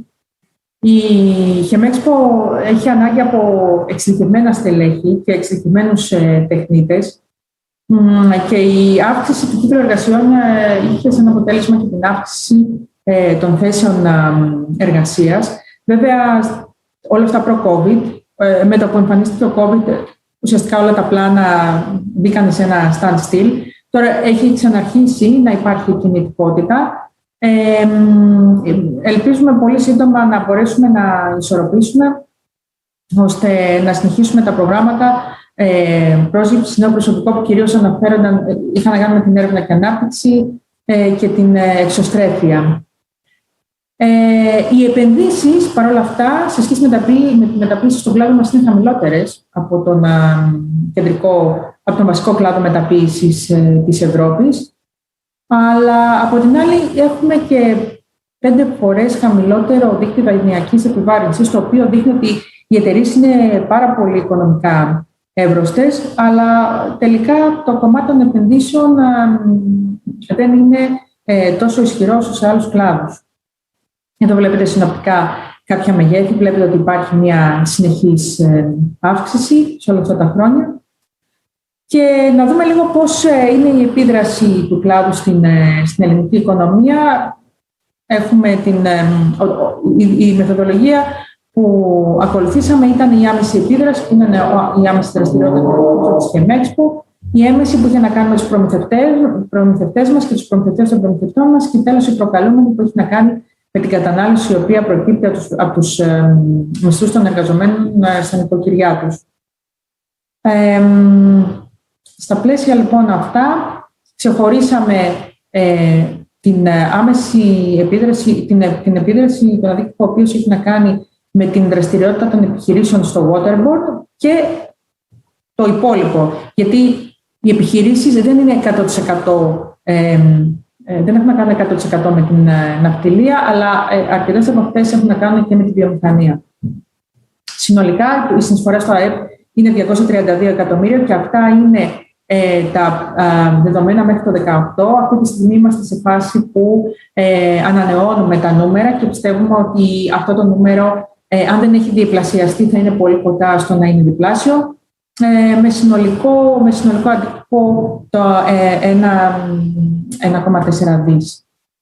Όσον αφορά την δημιουργία θέσεων εργασίας, συνολικά οι θέσεις εργασίας είναι 2.600 θέσεις εργασίας από την άμεση απασχόληση στη δραστηριότητα στην ναυτιλία, ενώ στο σύνολο της δραστηριότητας είναι πάνω από 20.000 θέσεις, ενώ η συνεισφορά στα έσοδα του δημοσίου είναι περίπου 40 εκατομμύρια, ενώ στο σύνολο είναι 283 εκατομμύρια. Όσον αφορά λοιπόν τα βασικά μεγέθη του συγκεκριμένου κομματιού, στην Ευρώπη βλέπουμε την αυπήγηση και η επισκευή στην Ευρώπη με νούμερα βέβαια λίγο πιο παλιά, του 2017, τα οποία θα είναι χειρότερα τώρα. Έχουμε περίπου 300 ναυπηγεία, μικρά και μεσαία, και παράγεται το 6% της παγκόσμιας ζήτησης σε νέα πλοία όσον αφορά το gross tonnage, αλλά 19% όσον αφορά την αξία. Δηλαδή, τι σημαίνει? Σημαίνει ότι στην Ευρώπη παράγουμε τα ακριβά πλοία, κρουαζιερόπλοια ή πλοία πολύ ειδικών χρήσεων. Περίπου 22.000 ευρωπαϊκές επιχειρήσεις, όπου παράγουν πάνω από 44 δις και περίπου 315.000 θέσεις εργασίας, αλλά ξαναλέμε ότι η πανδημία επέφερε πολύ μεγάλο πλήγμα. Ήταν ένα σοκ, γιατί τα περισσότερα έργα είχαν να κάνουν με την κρουαζιέρα. Οπότε, όταν σταμάτησαν τα έργα της κρουαζιέρας, αυτό κλώνησε όλο το industry. Αυτή τη στιγμή έχουν ξεκινήσει ξανά τα έργα, δουλεύουν. Παρ' όλα αυτά, το μέλλον της κρουαζιέρας δεν είναι ξεκάθαρο. Οι μεγάλες προκλήσεις που έχουμε αυτή τη στιγμή σε αυτό το κλάδο έχουν να κάνουν με έναν απίστευτο ανταγωνισμό που έρχεται από την Ασία, όπου οι χώρες έχουν συντάξει μακροχρόνια προγράμματα για την ενίσχυση των κλάδων τους. Υπάρχουν προγράμματα 5ετίας, 10ετίας και 25ετίας. Η Ευρώπη δεν έχει κανένα απολύτως πρόγραμμα στο κομμάτι αυτό. Δυστυχώς δεν αναγνωρίζεται ο κλάδος ο δικός μας ως ένας ισχυρός κλάδος. Δεν έχει ξεκαθαριστεί η σημασία του κλάδου για την ανάπτυξη της ευρωπαϊκής οικονομίας. Γίνεται πολύ μεγάλη προσπάθεια αυτή τη στιγμή στην Ευρώπη να γίνει αναγνώριση, παρόλα αυτά δεν πάει καλά. Και επειδή ακριβώς δεν είναι αναγνωρισμένος ο κλάδος, υπάρχει αρκετά περιορισμένη πρόσβαση στη χρηματοδότηση. Δεν υπάρχουν τόσα χρηματοδοτικά προγράμματα όσα θα θέλαμε. Θα θέλαμε να είναι πολύ πιο εκτεταμένο το πρόγραμμα, ειδικά όσον αφορά στην ανανέωση του ευρωπαϊκού στόλου. Και με την ίδια λογική βλέπουμε ότι υπάρχει και αρκετά μεγάλη μείωση της έκθεσης των ευρωπαϊκών τραπεζών στην ναυτιλία. Έχουν τραβηχθεί οι ευρωπαϊκές τράπεζες από την ναυτιλία και αυτό φυσικά έχει αντίκτυπο και στην κατασκευή και τελικά και στους κατασκευαστές του ναυτιλιακού εξοπλισμού. Το κομμάτι της φορολογίας και της νομοθεσίας σίγουρα θέλει βελτιστοποίηση. Είμαστε αρκετά δύσκολα στο κομμάτι αυτό, αλλά νομίζω ότι το πιο σημαντικό από όλα αυτά που είπαμε είναι η τρομερή έλλειψη του ανθρώπινου κεφαλαίου. Είναι τραγική η κατάσταση αυτή τη στιγμή. Δεν υπάρχει μία εταιρεία στη Χιμέξπο η οποία να μην έχει αγγελίες και να μην μπορεί να βρει προσωπικό, γιατί δεν υπάρχει διαθεσιμότητα κατακτισμένου, εξειδικευμένου ανθρώπινου δυναμικού. Και για να είμαστε και απολύτως ειλικρινείς, οι συνεργασίες που έχουμε με τα ελληνικά ακαδημαϊκά ιδρύματα είναι, θα έλεγα, περιορισμένες, αλλά ουσιαστικά είναι ανύπαρκτες για να μπορέσουμε να έχουμε μια σωστή διασύνδεση στο κομμάτι αυτό. Χρειαζόμαστε λοιπόν να προχωρήσουμε σε αρκετά μεγάλες αλλαγές. Γίνεται μεγάλη προσπάθεια στην Ευρώπη σε αυτό το κομμάτι. Κάνουμε και αντίστοιχη προσπάθεια στην Ελλάδα σε μεγαλύτερο ή πρώτερο επίπεδο. Βλέπουμε ότι το Υπουργείο έχει ξεκινήσει, το Υπουργείο στην Ελλάδα, να κάνει μια εθνική στρατηγική. Είμαστε συνομιλητές και ελπίζουμε οι κατασκευαστές ναυτιλιακού εξοπλισμού να ενταχθούν ακόμα πιο ολιστικά στο κομμάτι της στρατηγικής, της εθνικής στρατηγικής.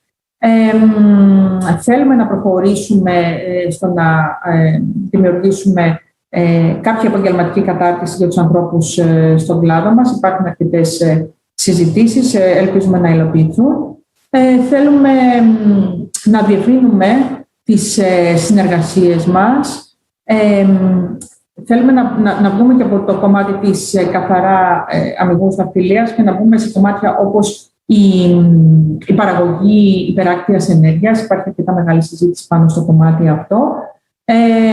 Σε εφαρμογές ενδεχομένως θαλάσσιας βιοτεχνολογίας ή κάτι που πραγματικά είναι πολύ μεγάλη πρόκληση και πραγματικά είναι κάτι με πολύ μεγάλο ενδιαφέρον για μας, το deep sea mining, η εξόρυξη πρώτων υλών αποκεντρωμένα. Θέλουμε να αυξήσουμε τη δυνατότητα να μπούμε σε ευρωπαϊκά χρηματοδοτούμενα προγράμματα. Είδαμε πάρα πολλά πριν, πραγματικά είναι φοβερό το τι συμβαίνει στην Ευρώπη, και να εκμεταλλευτούμε και τα νέα χρηματοπιστωτικά προϊόντα. Όπως σας είπα, λοιπόν, ο τομέας της θαλάσσιας τεχνολογίας δεν είναι αρκετά προστατευμένος στην Ευρώπη. Υπάρχει ένα πλαίσιο από το 1988 όπου ουσιαστικά περιμέναμε να εξομαλυνθούν οι στρεβλώσεις του παγκόσμιου ανταγωνισμού. Από τότε δεν έχει γίνει κάτι. Η Ευρώπη έχει χάσει πολύ μεγάλο κομμάτι της δυναμικής της. Ελπίζουμε να αναγνωριστεί από την Ευρώπη η σημασία του κλάδου και να προχωρήσει σε ευρωπαϊκή στρατηγική, η οποία στη συνέχεια θα έχει και αντίκτυπο και στην ελληνική αγορά. Απλώς να ρίξετε μια ματιά πόσο μεγάλη είναι η αγορά αυτή στο κομμάτι του ναυτιλιακού εξοπλισμού. Πολύ μεγάλες ευκαιρίες στην Ελλάδα, γιατί ακριβώς είναι η χώρα που έχει τη μεγαλύτερη αγορά στον κόσμο. Έχουμε 5.000 πλοία για τα οποία παίρνονται αποφάσεις εδώ στην Αττική. Αυτό δεν συμβαίνει πουθενά αλλού. Οπότε αυτό σε συνδυασμό με μια ισχυρή ελληνική ναυπηγική βιομηχανία, με τα βήματα που γίνονται τώρα με την Onyx και με τις εξαγγελίες για τα ναυπηγεία Ελευσίνας και για τα ναυπηγεία Σκαραμαγκά, καθώς και η συνεργασία, όπως είπαμε πριν, με εταιρείες υψηλής τεχνολογίας, όπως οι εταιρείες της EDT και της NED, θα μπορέσουν να μας βοηθήσουν στο να αναπτύξουμε νέα καινοτόμα προϊόντα, είναι τα βήματα του μέλλοντος. Σε δύο κατευθύνσεις θα κινηθούμε. Το ένα είναι η προστασία του περιβάλλοντος, όπως έχει ακουστεί πολλές φορές, νομίζω, σε αυτό το event. Οι δραστηριότητες έρευνας και ανάπτυξης των εταιριών γυρνάνε γύρω από τη μείωση των τρύπων, την βελτίωση της ενεργειακής και περιβαλλοντικής απόδοσης. Υπάρχουν κάποιες συζητήσεις για τη μείωση του πλαστικού στη θάλασσα, όπως και συζητήσεις που έχουν να κάνουν με το bypassing των πλοίων. Ενώ παράλληλα μια πολύ σοβαρή κινητικότητα που βλέπουμε αυτή τη στιγμή στα μέλη της Chemexpo είναι επενδύσεις που έχουν να κάνουν με το digitalization, με δραστηριότητες που αυξάνουν το cyber security, καθώς και Internet of Things για τον εξοπλισμό πάνω στα πλοία. Αυτή είναι η διέξοδος που βλέπουμε στην Ελλάδα. Προσβλέπουμε και εμείς σε συνεργασίες. Θέλουμε να συνεργαστούμε με άλλους φορείς. Είμαστε ανοιχτοί στο κομμάτι αυτό. Παρ' όλα αυτά, οι υφιστάμενες εταιρείες they are on their own. Οπότε, με αυτή την λογική έχουμε δει εταιρείες οι οποίες έχουν πάει πάρα πολύ καλά, έχουν πιάσει πολύ μεγάλες αγορές, έχουν κάνει πραγματικά θαύματα. Είμαστε πολύ περήφανοι για αυτούς, ελπίζουμε και για παραπάνω. Απλώς θα πούμε ότι η Chemexpo η δουλειά της Chemexpo έχει αναγνωριστεί στα μεγάλα ναυτιλιακά βραβεία και αυτοί είμαστε και δεν είμαστε και παραπάνω, αλλά ο COVID μας έχει λίγο καθυλώσει. Ελπίζουμε μετά το COVID να κάνουμε resume. Αυτό είναι από τα τελευταία Ποσειδόνια, τα οποία πώς το λένε, we long for Posidonia. Ευχαριστώ πολύ. Εμείς ευχαριστούμε για μια τόσο αναλυτική και εμπεριστατωμένη εικόνα από την πλευρά της αγοράς ενός πολύ δραστήριου δικτύου που ουσιαστικά έβαλε τα θέματα και εμβάθυνε σε αυτή την ατζέντα που θέτουμε σήμερα και φαίνεται ότι όλα είναι συνδεδεμένα, γιατί ήδη η Ελένη αναφέρθηκε και στην παράκτια ενέργεια και έτσι μας έκανε μια πολύ ωραία γέφυρα για να πάμε στον Κυριάκο Γιαλόγλου, Director of Government Affairs της Sea Wind Ocean Technology, που θα μας μιλήσει για τα Floating Wind Energy Generation, a best practice for regional blue growth. Άλλος ένας Έλληνας της Διασποράς. Μετά τη Ζηρίχη πάμε στις Βρυξέλλες για να δούμε νέες ιδέες, καινοτομία και εμπορευματοποίησή της, καινοτομική επιχειρηματικότητα στην θαλάσσια τεχνολογία. Σας ακούμε με πολύ ενδιαφέρον. Καλησπέρα. Ακούγομαι καλά? Πολύ καλά. Ωραία. Χαιρετώ όλους στο πάνελ. Πρέπει να πω ξεκινώντας ένα μεγάλο ευχαριστώ στους διοργανωτές, τίποτα original από την πλευρά μου. Επίσης πρέπει να πω ότι για κάποιο λόγο είχα την ιδέα ότι η συζήτηση και τα λοιπά θα ήταν όλα στα αγγλικά, οπότε θα έχουμε μια ενδιαφέρουσα κατάσταση όπου εγώ θα προσπαθήσω να τα πάω εξίσου καλά στα ελληνικά, όπως η παρουσίαση είναι στα αγγλικά, οπότε θα είναι σαν ένα τεστ γνώσεων, ίσως και για αυτούς που ακούν, αλλά ίσως και για μένα. Πιστεύω θα τα καταφέρουμε. Όπως ξέρετε, οι Αγγλοσάξονες είναι πάρα πολύ καλοί στο να μπορούν να τα συντομεύουν τα πράγματα. Εμείς τα λέμε λίγο πιο απλωμένα και πιο όμορφα, όπως την όμορφη μπλε θάλασσα που όλοι θέλουμε. Σε μερικούς μήνες θα είμαστε εκεί που πρέπει. να κολυμπάμε στη θάλασσα της Μεσογείου και της Ελλάδας. Λοιπόν, θα ήθελα να μοιραστώ με εσάς την παρουσίασή μου. Μισό λεπτό.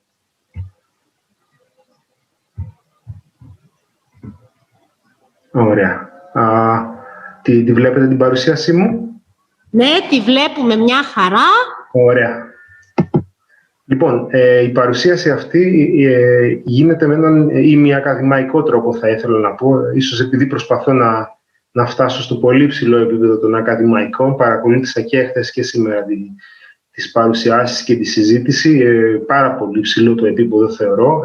Και αυτό προέρχεται από κάποιον που είναι παραπάνω από 20 χρόνια εκτός Ελλάδος. Αυτό δεν σημαίνει τίποτα. Βέβαια, απλά θέλω να πω ότι σε θέματα κυκλικής οικονομίας και ενέργειας και περιβάλλοντος, όπου είναι και η ειδικότητά μου, βλέπω κάτι πάρα πολύ καλό που συμβαίνει στη χώρα μας τα τελευταία χρόνια. Το βλέπω αυτό ως Έλληνας του εξωτερικού, ως κάποιος που έχει δουλέψει κατά κύριο λόγο εκτός Ελλάδος και ως κάποιος που έχει δουλέψει και στην έρευνα, αλλά και στην εφαρμοσμένη έρευνα, ήθελα να πω, για ενέργεια περιβάλλον, έχοντας περάσει κάτι λιγότερο από μισό της καριέρας μου στην Ευρωπαϊκή Επιτροπή, όπου εργάστηκα στην παραγωγή πολιτικής για ενέργεια και για λιανικές αγορές ηλεκτρισμού αερίου και ως ένας λομπίστας αερίου στην προηγούμενη ζωή μου και τώρα ως ο διευθυντής ευρωπαϊκών και ουσιαστικά πλέον και εκτός Ευρώπης υποθέσεων για τη Seawind. Λοιπόν, γιατί λέω ότι είναι μια ακαδημαϊκή παρουσίαση, διότι για κάποιον που δεν θέλει πραγματικά να καθίσει να δει τα 11 slide που έχουμε, όλα τα έχω βάλει εδώ στο πρώτο slide μας, όπου ουσιαστικά λέμε ότι αυτή τη στιγμή η χιλιοϊπωμένη ενεργειακή μετάβαση έχει πάρα πολλά πράγματα να πει. Έχει πάρα πολλά πράγματα τα οποία έχουν να κάνουν με τις υπεράκτιες αιωλικές, την υπεράκτια παραγωγή ηλεκτρισμού, έτσι, και κατά κύριο λόγο με την πλωτή. Αυτή τη στιγμή όλος ο κόσμος έχει καταλάβει ότι πρέπει να πάμε προς τα εκεί, να πάμε στην παραγωγή ενέργειας πλέον όχι με γεωτρήσεις, αλλά με καθαρής ενέργειας, με ανανεώσιμες και άλλες πηγές, οι οποίες είναι τέτοιες που μπορούν να υποστηρίξουν αυτή τη μετάβαση προς μια πιο καθαρή κατανάλωση, παραγωγή και μια καθαρότερη ζωή. Λοιπόν, βλέπουμε όσοι ασχολούμαστε με τα ενεργειακά, αλλά και άλλοι που ασχολούνται, όπως η συνάδελφος πριν από εμένα, που ασχολούνται πιο πολύ με το κομμάτι της ναυτιλίας, ότι υπάρχει πάρα πολύ μεγάλη φιλοδοξία ευρωπαϊκά και παγκόσμια για καθαρή παραγωγή. Βλέπουμε τους στόχους της Ευρωπαϊκής Ένωσης, μιλάμε για 450 γιγαβάτ μέχρι το 2050, αυτό είναι τεράστιο, έτσι, αυτή τη στιγμή έχουμε τίποτα, έχουμε πάρα πολύ μικρά ποσοστά, θα τα δούμε στη συνέχεια της παρουσίασης. Ταυτόχρονα βλέπουμε ότι αυτή τη στιγμή οι τεχνολογίες που υποστηρίζουν τα υπεράκτια αιωλικά, είτε αυτά είναι σταθερής βάσης, με θεμέλιο εννοώ στο βυθό, με γεώτρηση κτλ., είτε αυτά πλωτά, τα οποία είναι τα δικά μου, αυτά που μας απασχολούν εμάς, είναι πάρα πολύ ακριβά αυτή τη στιγμή. Η κατασκευή τους, η τοποθέτησή τους και βεβαίως ό,τι έχει να κάνει και με το maintenance, έτσι, με ό,τι έχει να κάνει με την καλή τους λειτουργία, είναι ακόμη πάρα πολύ ακριβά. Οπότε ουσιαστικά αυτό που λέμε εμείς ως νεοφυής εταιρεία, ως startup, στα πλωτά αιωλικά, λέμε ότι χρειαζόμαστε καινούριους τρόπους παραγωγής, καινούριους τρόπους οι οποίοι θα είναι και καινοτόμοι, αλλά και αποδοτικοί οικονομικά. Και αυτό είναι ουσιαστικά το value proposition, αυτό προτείνουμε εμείς ως Seawind. Λοιπόν, η δικιά μας η τεχνολογία είναι τέτοια, η οποία παρουσιάζει ολοκληρωμένα συστήματα, όπως βλέπετε στα αριστερά του slide. Εδώ πέρα, αντί για το κλασικό παράδειγμα μιας ανεμογεννήτριας, είτε στη στεριά είτε στη θάλασσα με τα 3 φτερά, εμείς προτείνουμε μια τεχνολογία με 2 φτερά, όπου όμως υπάρχουν και άλλες διαφοροποιήσεις, οι οποίες κάνουν το δικό μας το μοντέλο να είναι και πιο οικονομικό και καλύτερο οικολογικά και με πολλούς διαφορετικούς τρόπους, όπως θα παρουσιάσω στην παρουσίασή μου, θετικότερους για τον πλανήτη και για την κοινωνία μας. Αυτό που λέμε εμείς και που είμαι έτοιμος να το συζητήσουμε με οποιονδήποτε θέλει να το συζητήσει στο πιο τεχνικό επίπεδο, είναι ότι τα δικά μας τα κόστη είναι γύρω στο 25% κάτω του ανταγωνισμού μας, και τώρα μιλάμε για πολύ μεγάλες εταιρείες του τύπου της Siemens, της Vestas, της General Electric κτλ. Αλλά πιστεύουμε ότι μπορούμε να το καταφέρουμε αυτό για πολλούς και διαφορετικούς λόγους, τους οποίους θα σας δείξω στην παρουσίασή μου. Γιατί πλωτό αιωλικό και όχι με σταθερή βάση? Πολύ απλά γιατί οποιαδήποτε παραγωγή αιωλικής ενέργειας στην θάλασσα, σε θάλασσες βάθους άνω των 60 μέτρων, δεν δικαιολογούν θεμέλιο. Δηλαδή δεν δικαιολογείται το θεμέλιο και τεχνικά, μηχανικά όπως θέλετε πείτε το, και οικονομικά. Το κόστος είναι τέτοιο το οποίο δεν δικαιολογεί το θεμέλιο. Οπότε ουσιαστικά μιλάμε για πλωτές ανεμογεννήτριες. Και φυσικά η δικιά μας τεχνολογία, το οποίο θα το εξηγήσω και λίγο παραπάνω αργότερα, αντέχει σε ανέμους μέχρι και 325 χιλιόμετρων την ώρα, το οποίο είναι πάρα πολύ δυνατός άνεμος, ένας άνεμος ο οποίος ουσιαστικά μπορεί να καλύψει και περιοχές όπου υπάρχουν κυκλώνες κτλ. Και ένα τελευταίο πράγμα που ήθελα να πω πάλι σε αυτό το εισαγωγικό slide, ότι οι βασικές μας αρχές είναι η αρχή της αποδοτικότητας, είτε λέγεται αυτό οικονομική, είτε λέγεται μηχανική, είτε λέγεται σε ό,τι έχει να κάνει με θέματα ουσιαστικά και οικονομικο-κοινωνικά. Έχει να κάνει με την αειφορία, με την καινοτομία βεβαίως, διότι είμαστε μια καθαρά καινοτόμος εταιρεία, με την συνεργασία και με την συμμετοχικότητα, έτσι, και θα το παρουσιάσω παραπέρα. Εδώ πέρα έχω και μερικά λόγο, τα οποία ουσιαστικά παρουσιάζουν το οικοσύστημά μας. Βεβαίως είμαστε μέλος του λόμπι, του βασικού λόμπι της αιωλικής ενέργειας στην Ευρώπη, της Wind Europe.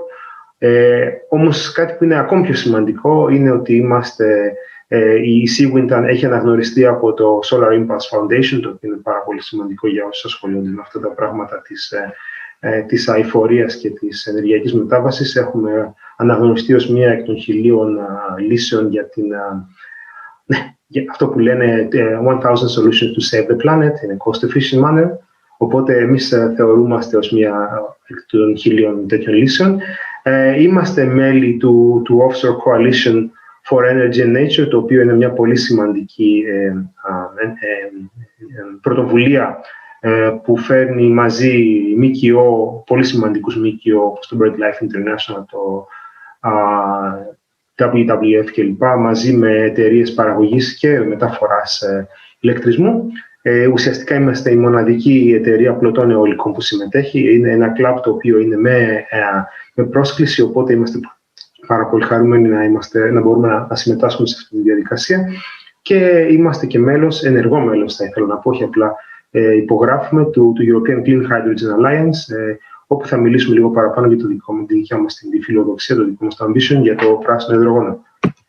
Λοιπόν, αυτό εδώ πέρα είναι ένα αρκετά ζώρικο και γεμάτο slide. Αυτό που θα ήθελα όμως να τονίσω την προσοχή σας είναι οι περιοχές ουσιαστικά εδώ πέρα πάνω με το κόκκινο και το μπλε και εδώ πέρα κάτω, σε αυτή τη γωνιά της Ευρώπης, της Μεσογείου, την τυραννισμένη γεωπολιτικά περιοχή της νοτιοανατολικής Μεσογείου. Ουσιαστικά εδώ πέρα μιλάμε για πολύ δυνατούς ανέμους, συνάδελφοι, όπως και εδώ πέρα πάνω. Εδώ πέρα δεν μπορείς να δικαιολογήσεις θεμέλιο, ούτε εδώ πέρα κάτω, διότι η Μεσόγειος είναι μια πολύ βαθιά θάλασσα. Αυτές οι περιοχές είναι επίσης αρκετά καλές. Βεβαίως πάρα πολύ καλή περιοχή μεταξύ Ισπανίας και Ιταλίας είναι η περιοχή μεταξύ των Πυρηναίων και των Άλπαιων, όπου υπάρχει πολύ δυνατός αέρας. Λοιπόν, το αιωλικό δυναμικό γενικότερα γύρω από την Ευρώπη είναι πάρα πολύ καλό.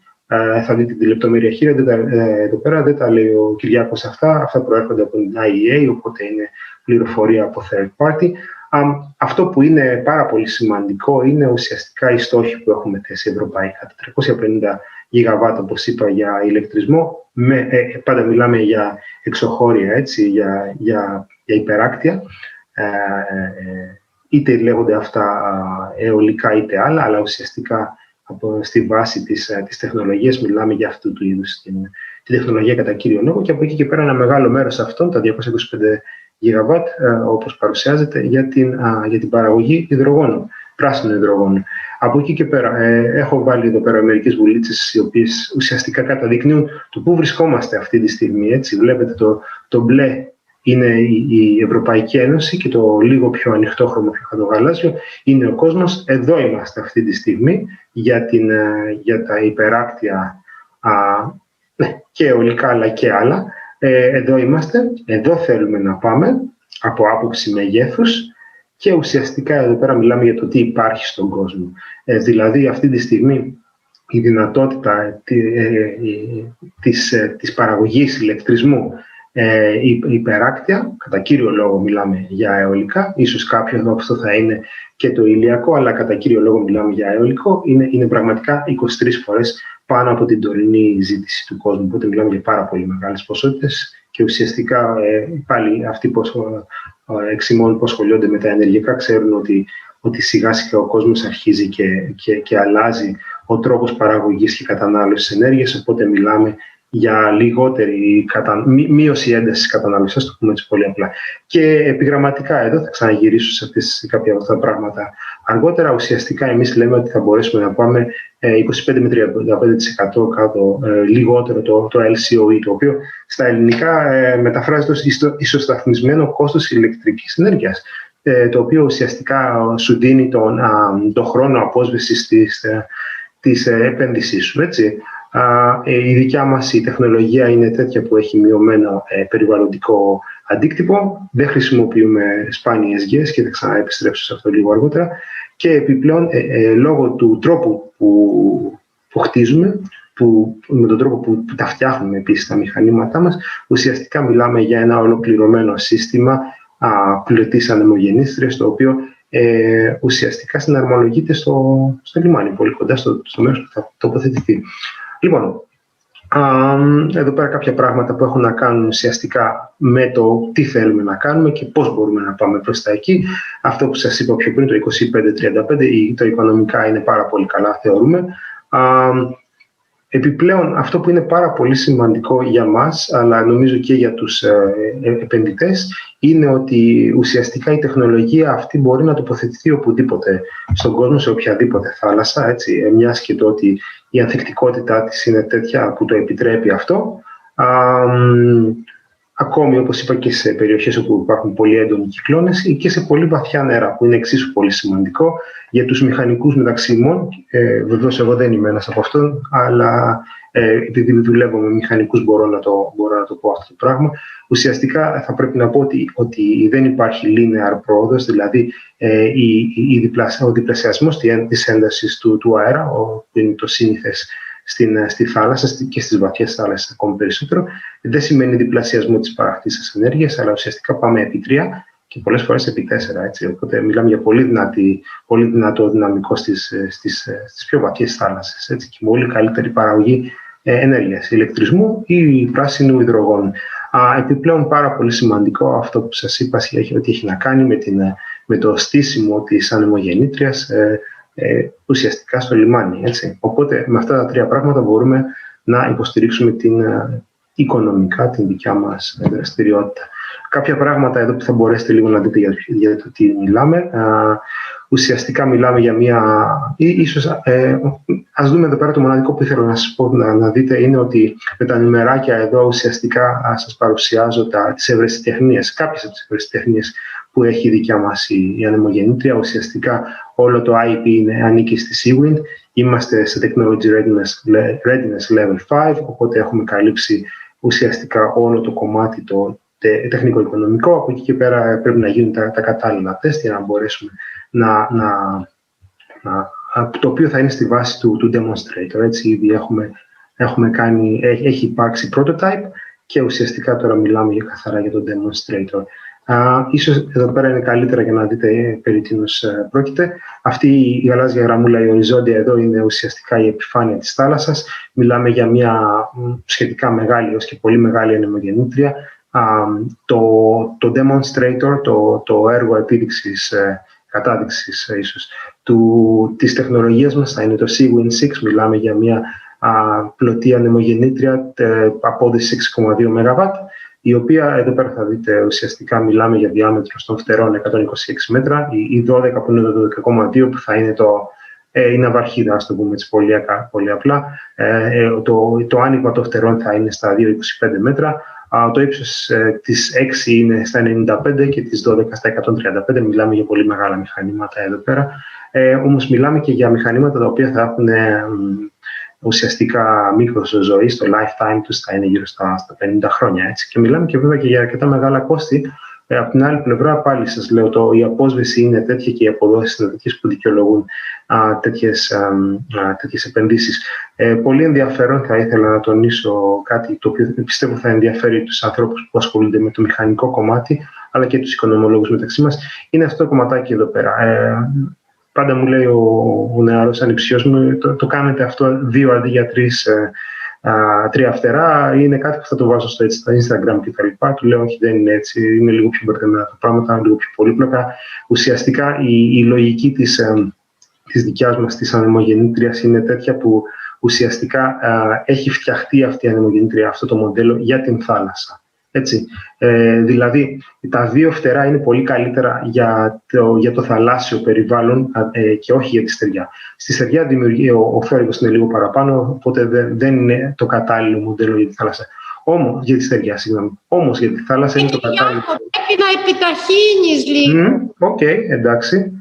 Λοιπόν, ουσιαστικά μιλάμε για ένα μοντέλο το οποίο θα αντέξει, όπως είπα, σε πολύ στους ανέμους και λόγω αυτού εδώ πέρα του εμβόλου, ας το πούμε έτσι, ένας με 4 τροποντινά, δίνει τη δυνατότητα να μεταφέρεται εντός και εκτός του ανέμου. Οπότε έχουμε αυτό ως ένα optimization μας και επιπλέον εδώ πέρα το θεμέλιο, το πλωτό θεμέλιο της ανεμογεννήτριας είναι τέτοιο που είναι στη βάση ουσιαστικά του μπετόν, δεν είναι μεταλλικό, δεν είναι από ατσάλι.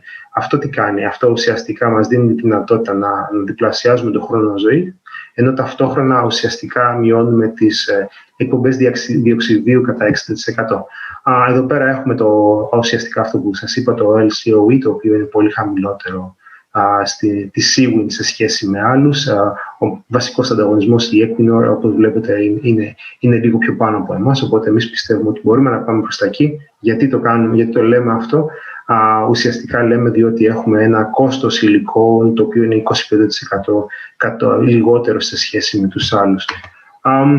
Πολύ σημαντικό slide, θεωρώ, για πολλούς και διαφορετικούς λόγους, και ας μιλάμε στα ελληνικά σήμερα. Νομίζω ότι δεν έχει να κάνει μόνο με την Ελλάδα η συζήτηση που κάνουμε.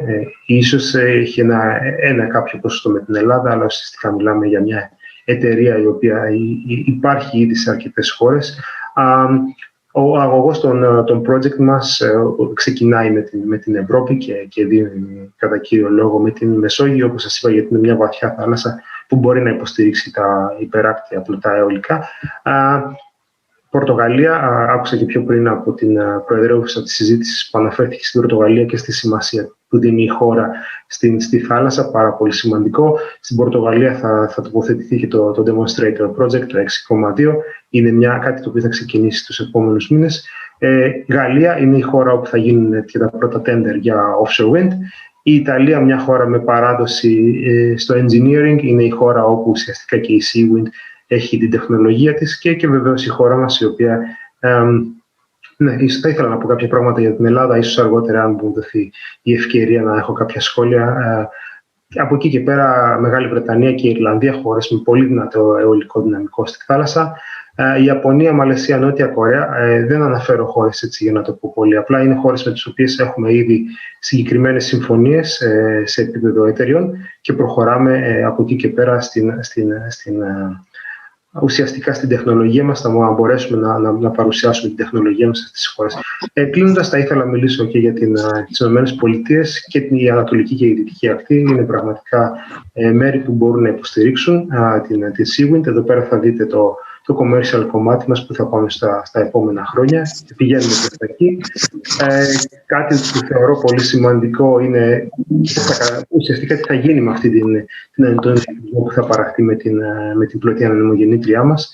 Έχουμε μια πάρα πολύ μεγάλη σχέση με το πράσινο υδρογόνο ήδη. Ουσιαστικά μιλάμε για ηλεκτρόλυση είτε στην πλατφόρμα είτε στη στεριά, το οποίο θα μπορέσει να χρησιμοποιηθεί για διάφορες βιομηχανικές δραστηριότητες και για την μεταφορά. Και ίσως και για την μεταφορά στη θάλασσα με αμμονία κτλ. Είναι κάτι που θα ήταν πάρα πολύ ενδιαφέρον. Από εκεί και πέρα, οι ηχθειοκαλλιέργειες είναι πάρα πολύ σημαντικό και πάρα πολύ λογικό. Μιλάμε για παραγωγή ηλεκτρισμού στη θάλασσα. Οι ηχθειοκαλλιέργειες έχουν ένα θέμα με το καλώδιο ουσιαστικά για τον ηλεκτρισμό που χρειάζονται, οπότε μπορούμε να ταιριάξουμε πάρα πολύ καλά και θα ήθελα να το συζητήσω αυτό και με τον Σπόρο. Ηρίστο εμπαρόντο, θα ήθελα πάρα πολύ να προσθέσω το λόγο τους πολύ σύντομα στο δικό μας το οικοσύστημα. Για ένα τρίτο πράγμα, ό,τι έχει να κάνει με κάτι το οποίο στην Ελλάδα θα είναι πάρα πολύ σημαντικό, ελπίζω τα επόμενα χρόνια, με την βελτιστοποίηση των εγκαταστάσεων, των λιμενικών εγκαταστάσεων, όπου επειδή εμείς ουσιαστικά στείνουμε τις ανεμογεννήτριές μας εκεί, πιστεύουμε ότι θα μπορέσει να είναι κάτι πάρα πολύ χρήσιμο οικονομικά για τη χώρα μας και για την περιοχή. Και βεβαίως το οικοσύστημά μας, οι ακαδημαϊκοί, αυτοί τους ενδιαφέρει το περιβάλλον, οι καινοτόμοι, οι τοπικές κοινότητες, έτσι το πιστεύουν αυτό πάρα πολύ καλά, είναι μέρος του οικοσύστηματος μας, μάλλον, συγχωρείτε, οι τοπικές κοινωνίες και οι μικρού μεγέθους, μικρής κλίμακας αλληλείς, πάρα πολύ σημαντικό για μας, είναι μέρος του business plan μας, μάλιστα, οι αλληλείς. Θα χαρώ και να πάρω κάποια ερώτηση να εξηγήσω περαιτέρω γι' αυτό. Και φυσικά όλοι αυτοί με πολύ ενδιαφέρουσα συζήτηση χθεσινή για τη χρηματοδότηση. Εδώ πέρα θα δείτε κάποιες από τις εταιρείες με τις οποίες έχουμε ήδη συνεργαστεί και υπάρχουν και άλλες εταιρείες που σε λίγο καιρό θα είμαστε εκεί και πιστεύουμε και ελληνικές εταιρείες. Κλείνοντας, να δείτε πώς είναι η ανεμογεννήτρια στη θάλασσα. Εδώ πέρα είναι μια παρουσίαση. Πάρα πολύ σημαντικό το ότι εδώ πέρα έχουμε ήδη το πλάνο μας για το πώς θα τοποθετηθεί, πώς θα κατασκευαστεί και πώς θα ολοκληρωθεί η κατασκευή της ανεμογεννήτριας στο λιμάνι. Κάτι το οποίο μπορεί να γίνει και στη χώρα μας. Υπάρχουν πάρα πολλοί λιμένες που ουσιαστικά υποστηρίζουν τέτοια δραστηριότητα. Κλείνοντας, θα ήθελα να σας παρουσιάσω βέβαια στην ομάδα εδώ πέρα και να σας πω ότι θα χαρώ πάρα πολύ να έχω ερωτήσεις και επίσης να σας πω ότι η Seawind είναι μια εταιρεία η οποία πιστεύει στις συνεργασίες, είναι στο DNA μας, δουλεύουμε και δουλεύαμε όλα αυτά τα χρόνια με πολλούς και διαφορετικούς ανθρώπους και πλέον επειδή είμαστε μια startup, μια καινούργια εταιρεία, φυσικά αναζητούμε χρηματοδότηση και ζητούμε συνεργάτες και καλούς συμπαίκτες. Οπότε, παίρνοντας αυτή την ευκαιρία αυτής της πρόσκλησης, θα ήθελα να προσκαλέσω όποιους ενδιαφέρονται να έρθουν σε επαφή μαζί μου με την εταιρεία μας και να το συζητήσουμε περαιτέρω. Ευχαριστώ πολύ. Ευχαριστούμε για αυτή την τόσο καινοτόμα ιδέα που έχει πλέον οριμάσει και τώρα θα ταξιδέψουμε κυριολεκτικά στη θάλασσα, μια και ο τελευταίος ομιλητής μας είναι ένας εμβληματικός άνθρωπος της θάλασσας, της ναυτιλίας και του θαλάσσιου τουρισμού, αλλά και λάτρης της θάλασσας αυτής καθεαυτής, μια και μπορούμε να θυμηθούμε την προεδρία της Greenpeace. Με λίγα λόγια, ο λόγος στον Γιώργο Βερνίκο, που είναι βασικό κομμάτι του Sea Cycle και τον ευχαριστούμε γι' αυτό. Μαρία μου, καλησπέρα σε σένα και σε όλους τους οργανωτές. Δεν ξέρω αν ακούγεται καλά η φωνή μου. Πολύ καλά, πάρα πολύ καλά και η φωνή και το background που είναι πραγματική θάλασσα. Βλέπουμε. Ακριβώς, γι' αυτό το έβαλα. Λοιπόν, πάντα στις ομιλίες φοβάμαι μην επαναλάβω, μην κουράσω και κυρίως όταν απευθύνουμε σε πιο εξειδικευμένα ακροατήρια, εάν αυτά τα πράγματα που σκέφτομαι ή που έχουμε μπροστά μας έχουν ήδη ηλεχθεί και είμαι σίγουρος κιόλας, επειδή εσύ προεδρεύεις, τα περισσότερα πράγματα για την μπλε οικονομία και τον βιώσιμο τουρισμό είναι και οικία και προφανώς έχουν καλυφθεί και τα περισσότερα. Δεν είπαμε τίποτα για τουρισμό. Εντάξει, ωραία. Άλλος δικός σου. Εντάξει. Εάν υπάρχει κανείς, εάν μπορεί να προσθέσει κανείς μερικές πινελιές είτε σε αυτά τα οποία ήδη ελέγχθησαν, είτε τα ξέρουμε, είτε μπορούν να ληφθούν, είναι, θα έλεγα, η χαρά και η συγκίνηση που αισθάνεται όποιος ασχολείται με τα θέματα αυτά του περιβάλλοντος και βιώσιμου τουρισμού και τα λοιπά εδώ και πάρα πολλά χρόνια, ότι έχουν γίνει πλέον κυρίαρχες απόψεις, κυρίαρχες πολιτικές, ότι έχει πάψει κάποιος να είναι περίεργος ή περιθωριακός ή ξέρω κι εγώ, όπως αλλιώς θα μπορούσε να το χαρακτηρίσει κανένας, αλλά έχουν γίνει mainstream, έχουν μπει μέσα στην καθημερινότητά μας, είτε αυτά αφορούν την μπλε οικονομία είτε αφορά τον βιώσιμο τουρισμό.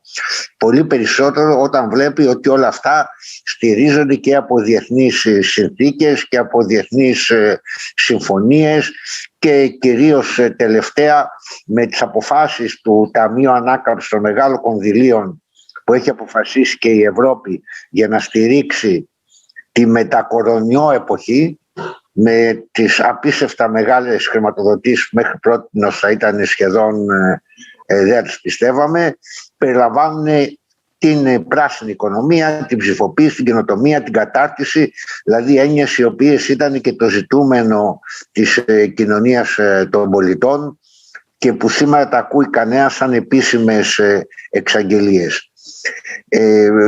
Ζούμε σε έναν κόσμο που αλλάζει ταχύτατα, όλοι το αντιλαμβανόμαστε αυτό, ότι τα θέματα του περιβάλλοντος, για μένα τα δύο κυριότερα θέματα πέρα από τα γεωστρατηγικά και τα τεχνολογικά, τα δύο κυριότερα θέματα είναι τα θέματα του περιβάλλοντος και τα θέματα της άνομης κατανομής των ωφελιών που έχει η αύξηση της παραγωγικότητας και της τεχνολογίας.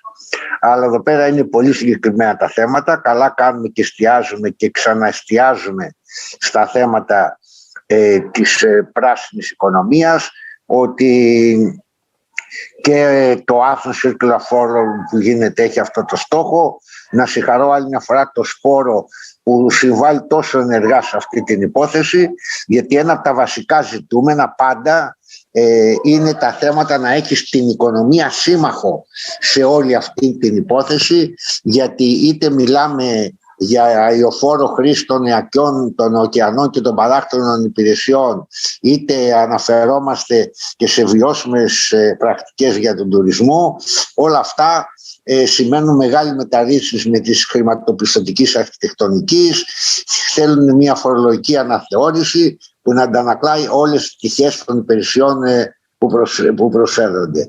Και ακριβώς αυτή είναι και η λογική και της μπλε οικονομίας και του βιώσιμου τουρισμού, και είναι και πολύ ευχάριστο να ακούει κανείς και εισηγήσεις από επιχειρήσεις οι οποίοι έχουν πιο συγκεκριμένα σχέδια και αναπτύσσουν έτσι ένα ευρύ φάσμα, είτε αφορά την ενέργεια, είτε την κυκλική οικονομία, είτε την απορρίπανση ή όλα τα σχετικά που έχουν σχέση με την προστασία του περιβάλλοντος και φυσικά το μηδενισμό των εκπομπών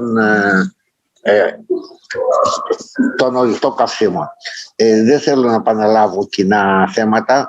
Παρ' όλα αυτά, κάθε συνέδριο που γίνεται προσθέτει ένα λιθαράκι και συμβάλλει περισσότερο σε αυτό να καταλάβουμε και να εμπεδώνουμε καλύτερα για όλους μας ότι η κυρίαρχη τακτική αυτή τη στιγμή είναι ακριβώς αυτή η κατεύθυνση. Εάν μπορώ να το μεταφράσω, όπως εάν βρίσκεσαι σε πόλεμο, το βασικό σου θέμα είναι να κατασκευάζεις όπλα, το πούμε, ή κάτι οτιδήποτε σχετικό. Σήμερα οι οικονομίες κινούνται και ιδιαίτερα μετά την πανδημία θέλουν να δώσουν τεράστια έμφαση στα θέματα της προστασίας του περιβάλλοντος, και αυτό συνδέεται και πιάνει και τα θέματα υγείας και σφαιρικά όλες τις πτυχές της οικονομίας. Φυσικά σημαντικό κομμάτι είναι και η βιώσιμη τουριστική ανάπτυξη. Μπορεί κανένας να πει αρκετά πάλι αυτονόητα πράγματα γύρω από αυτά τα θέματα. Έχουμε την εμπειρία της προ-κορονοϊού εποχής. Θέλω να πιστεύω ότι με τον κορονοϊό μας δόθηκε δυνατότητα πάλι κάποιου αναστοχασμού, παρόλο που δεν είμαι τόσο σίγουρος γι' αυτό, γιατί περισσότερο αισθάνομαι ότι υπάρχει μια αίσθηση που όταν είσαι άρρωστος λες Θεέ μου να γίνω καλά και θα γίνω καλός άνθρωπος. Δεν είναι σίγουρος ότι ο κορονοϊός θα λειτουργήσει απόλυτα θετικά. Σίγουρα μερικά συμπεράσματα υπάρχουν. Παράδειγμα, το ότι οι τηλεδιασκέψεις θα πάρουν ένα μεγάλο κομμάτι του business travel, νομίζω ότι αυτό ισχύει και θα αποφορτώσει ορισμένες περιοχές. Παρ' όλα αυτά πιστεύω ότι η δυναμική του τουρισμού σε όλες τις πλευρές θα επανέλθει δρυμύτατη, και ιδιαίτερα μετά τον εγκλισμό που πολλοί θα αισθανθούν ότι ασφικτιούν από αυτό και θα θέλουν κατά κάποιο τρόπο να ξεχυθούν για νέες εμπειρίες. Και μέσα από εκεί έχει βγει και η έννοια της λεγόμενης συμφιλίωσης, που συμφιλίωση στον τουρισμό λέμε οτιδήποτε συμφιλιώνει τον τουρίστα με τους κατοίκους τους μόνιμους, και ώστε να μην αισθάνονται οι μόνιμοι κάτοικοι ότι ο τουρισμός είναι σε αντιμαχόμενη διάταξη σε σχέση με αυτούς. Και αυτό αφορά, ας πούμε, την ενέργεια, αφορά το νερό, αφορά το κυκλοφοριακό, όπου θα πρέπει τα πάντα να είναι win-win, να είναι θετικά για όλους, και για τους μόνιμους κατοίκους και για τουρισμούς.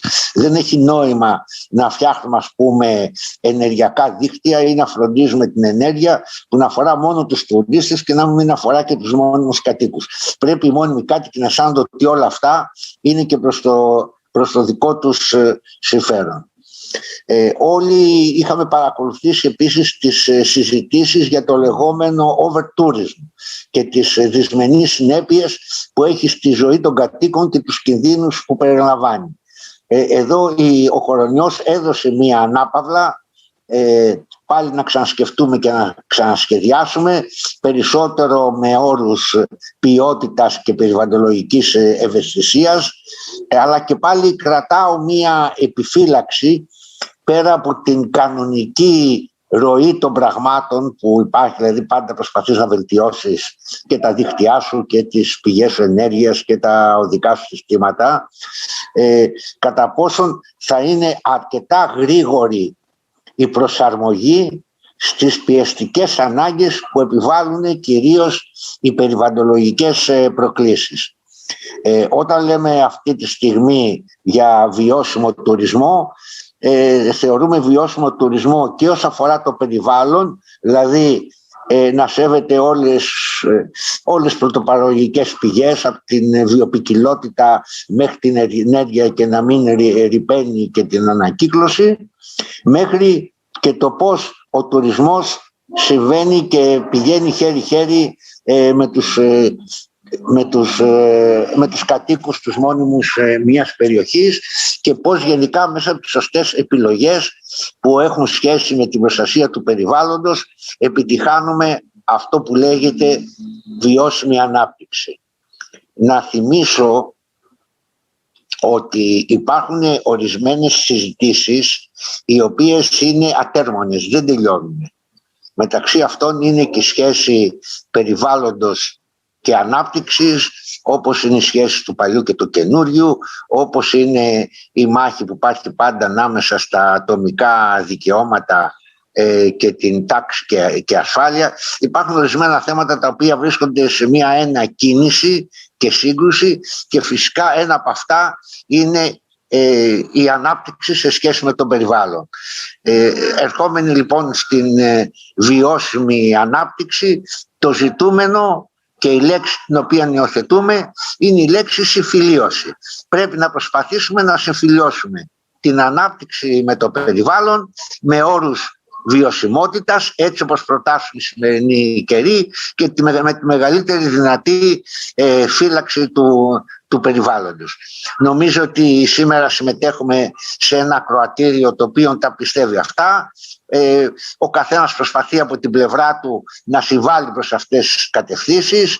Είναι ευχάριστο που υπάρχουν επιχειρήσεις που εξειδικεύονται και προσπαθούν να εξηγήσουν την παροχή υπηρεσιών προς αυτή την κατεύθυνση.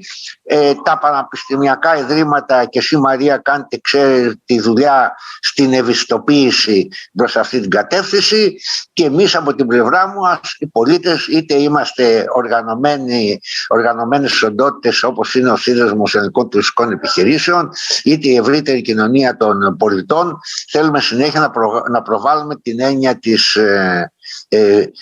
βιωσιμότητας, της ποιότητας και της προστασίας του περιβάλλοντος. Δεν θέλω να σας κουράσω περισσότερο. Αυτά από την πλευρά μου σαν συμβολή στις σκέψεις, και καλή δύναμη σε όλους, και ιδιαίτερα τώρα που είμαστε στην τελευταία φάση του κορονοϊού. Ελπίζω σε ένα μήνα να είναι πολύ καλύτερο το κλίμα από σήμερα, να έχουν εμβολιαστεί πολύ περισσότεροι, να έχει κυκλοφορήσει το λεγόμενο πράσινο πιστοποιητικό που από σήμερα, από ό,τι μαθαίνω, ξεκίνησε στην Ελλάδα να εφαρμόζεται, ώστε το συντομότερο να έρθουμε στην κανονικότητα, πιο σοφοί και γεροί σίγουρα, και με περισσότερο διάθεση να συμβάλλει ο καθένας στο μικρό, στο μεγάλο ποσοστό που του ανήκει στις κατευθύνσεις τις οποίες συζητάμε και σήμερα. Αυτά, Μαρία μου, σε ευχαριστώ. Ευχαριστούμε πολύ τον Γιώργο Βερνίκο, με τον οποίο έκλεισε και ο κύκλος της θάλασσας, της Society, έβαλε τα θέματα της κοινωνικής καινοτομίας και της κοινωνικής αποδοχής το social acceptance που είναι πολύ κεντρικό και στους στόχους της βιώσιμης ανάπτυξης αλλά και στη βιώσιμη γαλάζια οικονομία. Φαντάζομαι ότι ο αρχικός κύκλος της θάλασσας εμπλουτίστηκε, βρισκόμαστε όλοι στην ίδια ατζέντα. Σας ευχαριστούμε και θα τα ξαναπούμε σύντομα. Γεια σας.